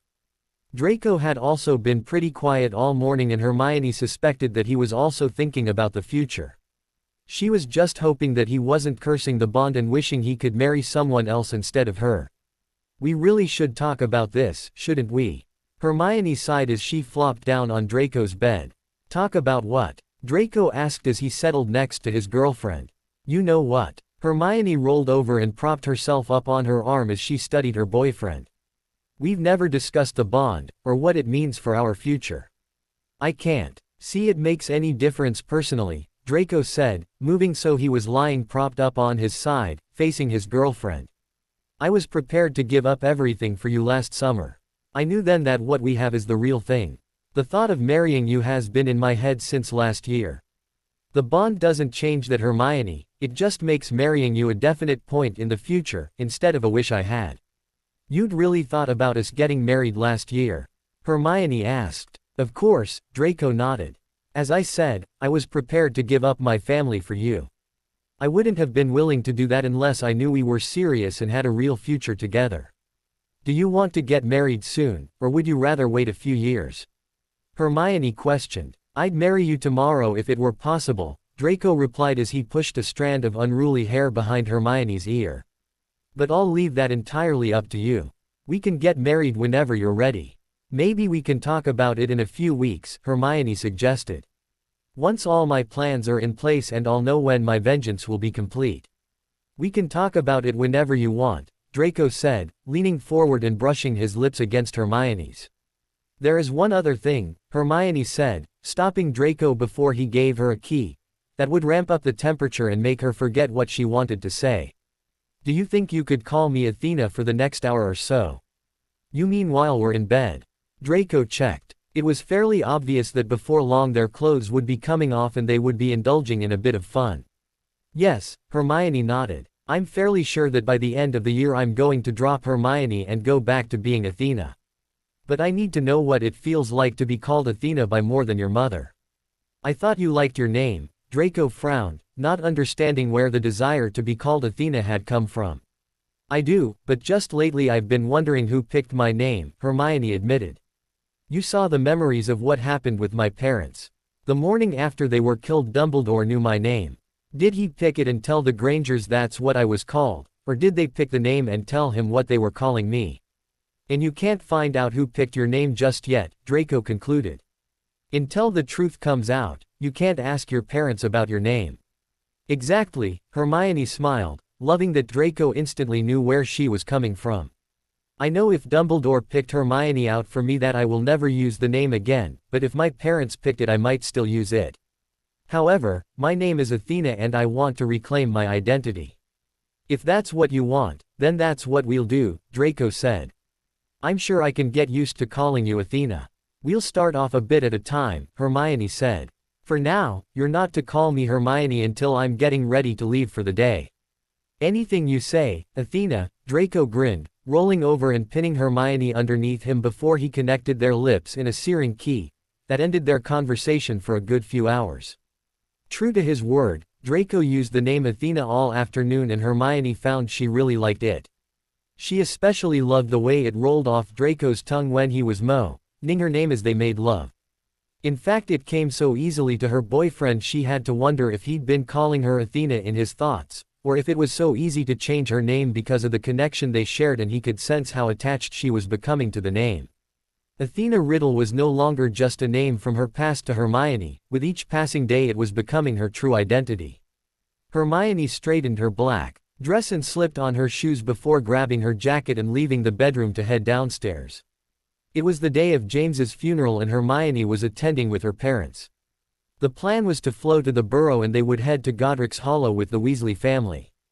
The Weasleys themselves had only just returned from Egypt, and since Hermione hadn't spoken to any of them she had no idea what the situation with Bill was. However, she did suspect that most of them were home to stay as school started again in a few days' time. Come on, we're going to be late, Jean called as Hermione entered the front room. We've got plenty of time, Richard told his wife. Hermione, do you want to go first? He asked his daughter. As usual, Arthur had ensured the flow network was set up so they could get to the Burrow easily. Grabbing a handful of flow powder, Hermione stepped into the flames and headed off to the Burrow. Her parents followed close behind and within minutes the Grangers were standing in the front room of the Weasleys' house. It's all so sad, isn't it? Molly sighed as she entered the room and greeted the family. It's tragic, Jean said sadly. Have you seen Lily? How's she's coping? I haven't seen her yet, Molly answered. I've spoken to Sirius, and he reckons she's in a bad way. What about Harry? Hermione questioned. Do you know how he is? Sirius mentioned he's been awfully quiet, Molly said. I'm sure having you and Ron around will help him cope. Hermione nodded politely, not really knowing what to say. Luckily her father changed the subject easily enough by inquiring about Bill. Molly told them that Bill was still in a coma, but they were arranging to have him transferred to St. Mungo's so that visiting him would be easier. Hermione was also quite pleased to hear Molly mention the cost of moving Bill wasn't cheap. Between hospital bills and the twins' impending trouble, it looked like things were about to become even tighter for the family. "I guess we should be going," Molly said, checking the time. "I'll go and round up my lot, then we can leave." It took Molly all of 5 minutes to gather her family in the front room. Of course, the moment Ron saw Hermione, he gave her a hug and she had to endure him holding onto her hand. Luckily the hand-holding only lasted a few minutes before Molly announced it was time to leave. Aside from Ginny, everyone had their apparition license, so it was decided that apparition was the best way of traveling. Molly and Arthur had already decided to each take one of Hermione's parents, and Ginny was entrusted into the care of the twins. For once Fred and George weren't their usual joking selves, and they both held onto Ginny as they apparated them to Godric's Hollow. Jean grimaced the moment her and Molly landed at Godric's Hollow. "That's an awful way to travel. Side along apparition is never very pleasant," Molly remarked. "Especially if you're new to the experience." Once everyone had arrived, the group made their way to the chapel that stood at the far end of the village. The chapel was already packed with people, but Sirius was standing outside greeting people and thanking them for coming. "How's Lily and Harry?" Molly asked as the family greeted Sirius. "Harry's being strong for Lily, but she's a bit of a mess," Sirius replied quietly. "They're both inside. I volunteered to thank people for coming." "You're a good friend, Sirius," Arthur said to the other wizard. "I try," Sirius replied with a sad smile. "How are you, Hermione?" he asked, spotting Harry's friend with the Weasleys and wondering how she was coping after being present when James had died. "I'm okay," Hermione replied. "We best get inside," Molly said as Remus Lupin approached and told Sirius that it was nearly time to bring James into the chapel. Hermione followed her parents and the Weasleys inside the chapel, all the time looking at the guests. Most of them she recognized, and she couldn't see anyone who looked like they were there posing as James's lover. Hermione had passed on the funeral information to Lucius, and he'd promised her there'd be fireworks. Trusting that Lucius would deliver, Hermione slid into her seat in between Ron and Ginny. The family were sitting in the row behind Harry and Lily, and both Potters had turned and sadly greeted their friends. "Harry looks terrible," Ron whispered to Hermione. "So would you if your father had just died," Hermione whispered back. "He didn't just die though, he was killed," Ron replied, still keeping quiet. "That has to be worse for Harry." "I'm sure it does," Hermione agreed. "Hopefully we'll get to talk to him after the service." Ron nodded, but before he had a chance to speak, low music began to play and everyone stood up.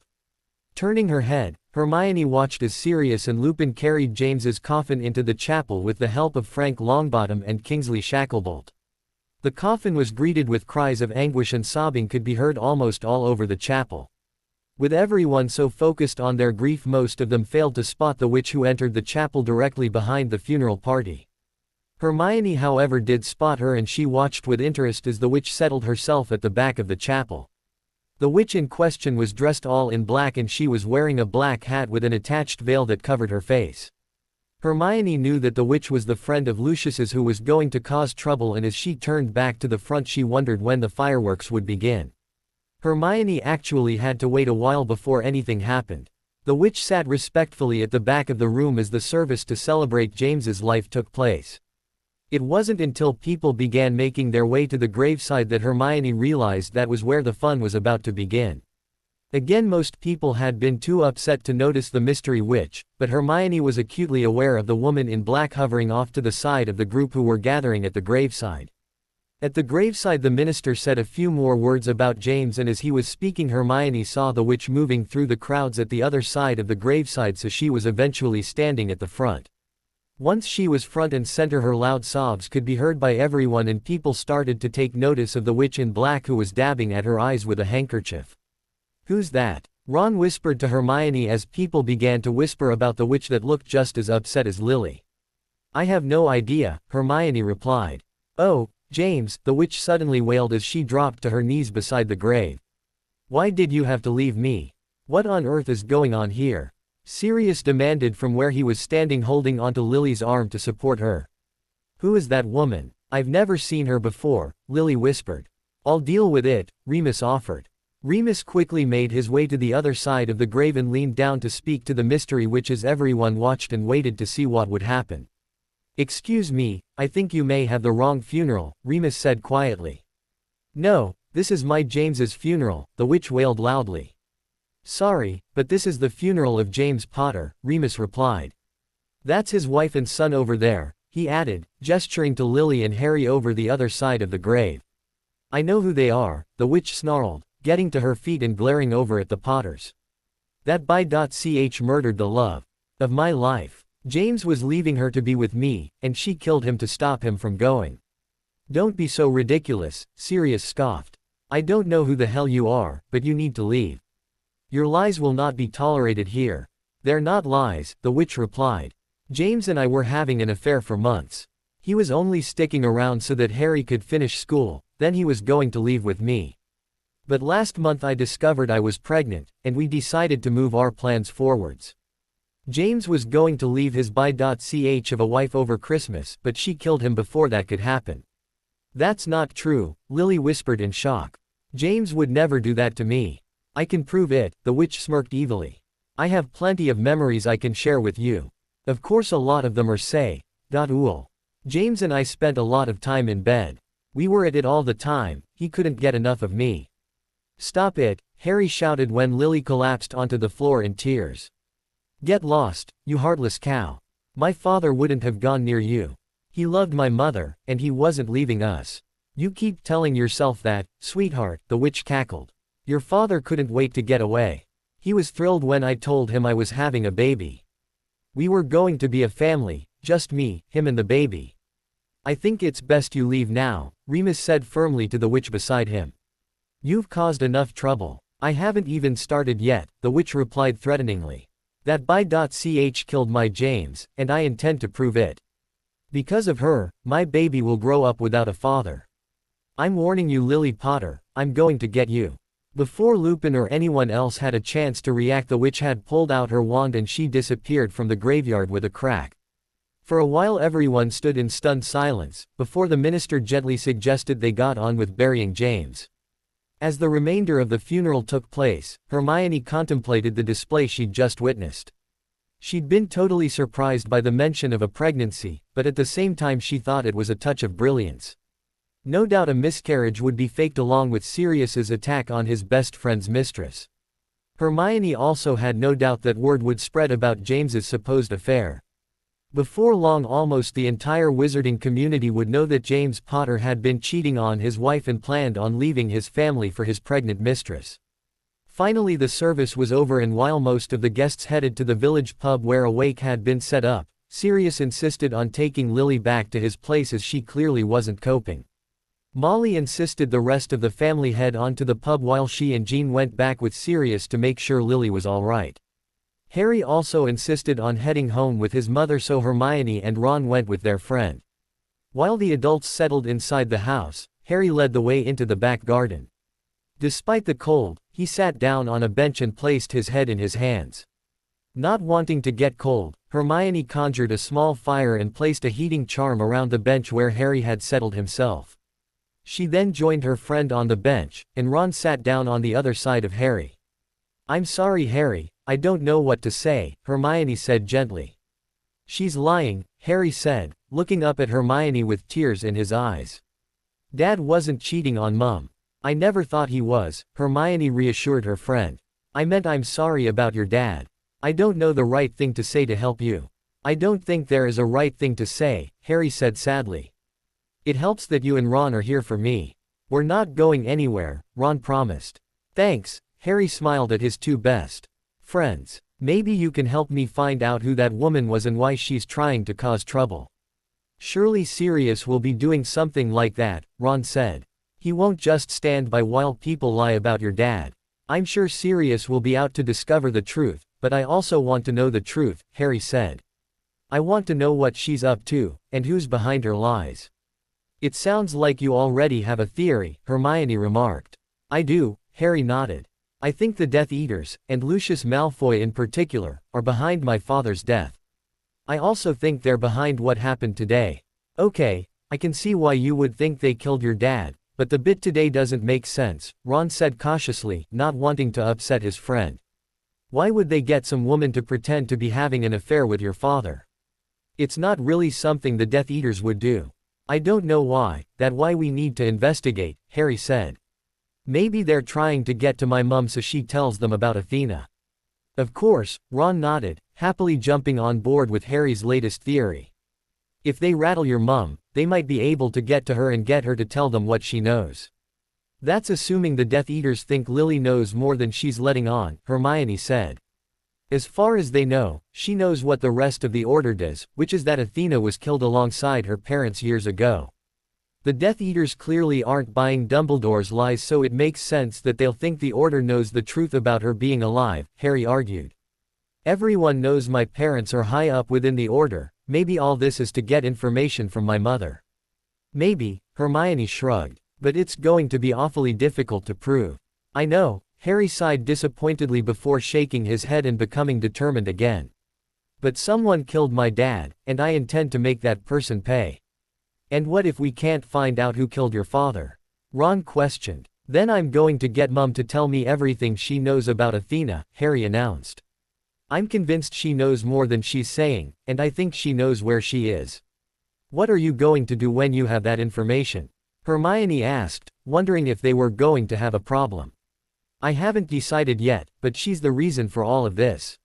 She might not have killed my father with her own hands, but she's the reason for his death.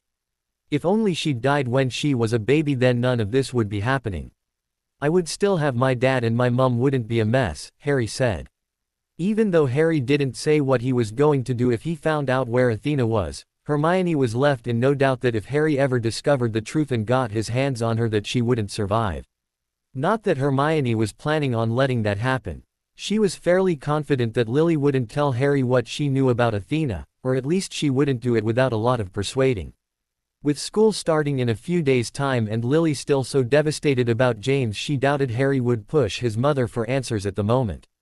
The very earliest he could press her for information was the Easter holidays, so Hermione would just have to make sure her friend was too distracted to think about finding out more about Athena. After that, it wouldn't matter as she was planning on revealing her identity to everyone before the end of the year anyway, and when she did reveal who she truly was, she was going to make sure she was completely untouchable when she did so. Hermione was pleased to find that once they returned to school in the new year, Harry wasn't quite as insistent on finding out more about Athena. On the train ride up to Hogwarts, Harry explained that he'd had a long talk with Sirius and his godfather would be handling things with the mystery woman who'd appeared at James's funeral. So we're just forgetting about Athena? Ron questioned with a frown. No, I'm still interested in finding out more about her, but I promised Sirius I would let him handle things, Harry explained. He promised to get to the bottom of what was happening with that witch that ruined Dad's funeral, and I promised to keep my head down and stay out of trouble. Sirius did promise me he would speak to me more about Athena once things had calmed down. How much do you think Sirius knows? Ron asked eagerly. It hadn't really been appropriate to bring up Athena with his parents over the holidays, but he suspected they wouldn't have told him anything anyway. I think Sirius knows as much as my mum, Harry replied. Like Mum and Dad, he's a major part of the Order, and like Dad, he was there the night Voldemort was defeated.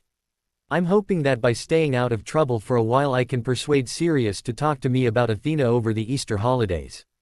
Did he not give you any clue about what he knows? Hermione asked. She wasn't worrying about Sirius talking to Harry, as by Easter he would be in Azkaban, but she was curious to know if he'd mentioned anything else about her. Not really, Harry sighed. But he's just as adamant as Dumbledore that she's not involved in the attacks or my dad's death. We already knew that, Ron snorted. We know she isn't behind the attacks, because she's the reason for the attacks. The Death Eaters are looking for her, not taking orders off her. Is there any official word on who killed James? Hermione asked Harry, who was busy agreeing with Ron's logic regarding the Death Eater attacks. Officially the Aurors are stumped, but unofficially Dumbledore and the Order are treating it as a Death Eater attack, Harry replied. I don't know all the details, but from what I've heard they think Dad was targeted as a prominent supporter of Dumbledore's. Everyone else is on high alert in case they strike again. Do you think that's likely? Ron asked worriedly. His entire family were well-known supporters of Dumbledore and he hated to think one of them would be targeted. Who knows? Harry shrugged. I hope not, but I guess it's better to be prepared. Well, we can't spend all our time worrying, Hermione said, trying to dispel the gloomy atmosphere that had fallen in the carriage. We're safe up at Hogwarts and we just have to trust that Dumbledore and the Order can keep everyone else safe as well. Hermione's right, Harry said. I don't want to dwell on what's happened or what might happen. I say we forget about the Death Eaters for a while and try and enjoy our last few months of school. I know Dad wouldn't want us worrying all the time, he would want us to get on with things. Harry's declaration lifted spirits somewhat and the somber atmosphere lifted as Harry and Ron settled down to play Exploding Snap. Hermione sat reading in the corner for nearly an hour before a few of the other Gryffindors poked their heads into the carriage to see how Harry was coping. As their other friends sat down with them and the talk switched to James and how much Harry missed his father, Hermione excused herself and left the compartment. Luckily she was able to use the excuse she needed to check everything was okay as her position as head girl. Hermione wandered up and down the train corridors for nearly an hour. She even encountered a few students who needed her help with various things, which managed to keep her away from the compartment for even longer. Eventually though she couldn't avoid heading back to Harry and Ron any longer, and she was forced to return to her compartment. Luckily everyone else had dispersed again and it was just Harry and Ron sitting quietly as they both had magazines propped in their laps. Was everything all right? Ron asked as Hermione settled down beside him. The Slytherins weren't causing trouble, were they? Harry checked. I only saw a couple of Slytherins, and they were sitting in their compartments, Hermione answered. There was no major trouble, everything was nice and quiet. Let's hope it lasts the rest of the term. Harry said wistfully as the trio settled down to enjoy the remainder of the journey up to Hogwarts. Within a fortnight of being back at school, Hermione was getting increasingly frustrated with her inability to see Draco. It was clear almost immediately that Dumbledore was keeping an even closer eye on her than normal. Almost everywhere Hermione went, Dumbledore showed up and several times Hermione had to blank Draco as she passed him because the headmaster was prowling around. Luckily he didn't seem too suspicious of her, just wary about who she was interacting with. Because of Dumbledore's watchful actions, Hermione hadn't managed to spend any time with her boyfriend, meaning not only did she miss him personally but she was missing out on knowing what was happening with various things in her plot for revenge. As a result of not being able to spend time with Draco, Hermione found herself spending more time with Ron. In one respect it repulsed her to be dating Ron and acting as though she loved him, but in another way it helped her move her plans along. While had never been mentioned since their initial conversation, Hermione had made sure their were slightly more heated and she was very aware of how she affected Ron. Hermione was confident that Ron's mind was constantly filled with thoughts of taking her to bed, now all she had to do was manipulate him into a position that he felt the time was right to propose. Luckily for Hermione she got unwitting assistance in her plan when Ginny arrived in her dorm room, asking if she could talk. As head girl, Hermione had her own private room so the pair knew they would be undisturbed as they settled down for a girly chat. Is everything okay? Hermione asked Ginny as the redhead settled down at the bottom of Hermione's bed. Everything's fine, Ginny smiled. I just fancied a chat. I feel like I haven't really seen you since before Christmas. Head girl duties tend to keep me pretty busy, Hermione replied. Unfortunately since Christmas it had been head girl duties that were keeping her away from Gryffindor Tower, not more pleasurable activities like spending time with Draco. Rather you than me, Ginny said. I don't know how you handle all the responsibility. It would bore me to death having to arrange the prefects and doing all those extra patrols as head girl. It's not so bad, Hermione shrugged. I actually like it. I'm sure you do, Ginny chuckled. I'm sure you didn't come up here to talk about head duties, Hermione said, studying Ginny and wondering what exactly she was up to. Why exactly are you here, Ginny? Do you want to talk about Harry? No. Ginny shook her head as she sat up and crossed her legs. With everything Harry's going through, I've decided to just be there for him as a friend.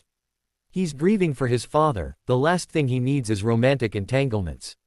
I don't suppose his decision-making will be the best right now, Hermione mused. Chances are if he did get involved with someone it would be as a result of his grief and it would never work. Exactly. Ginny smiled as Hermione nailed the reason she was backing off from Harry for the time being. Hopefully Harry and I can eventually get together sometime in the future, but it's not the right time at the minute. Okay, so if it's not Harry you've come to discuss, who is it? Hermione asked. She was beginning to wonder if Theo's charms were working on Ginny and it was the Slytherin boy that her friend had come to discuss. I'm not here to discuss my love life, I'm here to discuss yours, Ginny replied. You can tell me to mind my own business, but I was just wondering how things were going with you and Ron. You seem to be getting along rather well. We are, Hermione said, smiling at the opportunity that Ginny had presented her with. This was the perfect time to make sure Ginny thought she was serious about her brother. I'm so pleased for you too, Ginny grinned. I know last year Ron was so upset when you knocked him back, I'm so pleased you changed your mind and gave him a chance. So am I, Hermione lied. I was worried he wouldn't want to know after I rejected him, but luckily for me he was still interested. Of course he was, he's been in love with you for years, Ginny replied with a laugh. You could have knocked him back a million times and he still would have jumped at the chance to go out with you. Do you really think Ron is in love with me? Hermione asked, pretending as though Ginny was telling her something she didn't already know.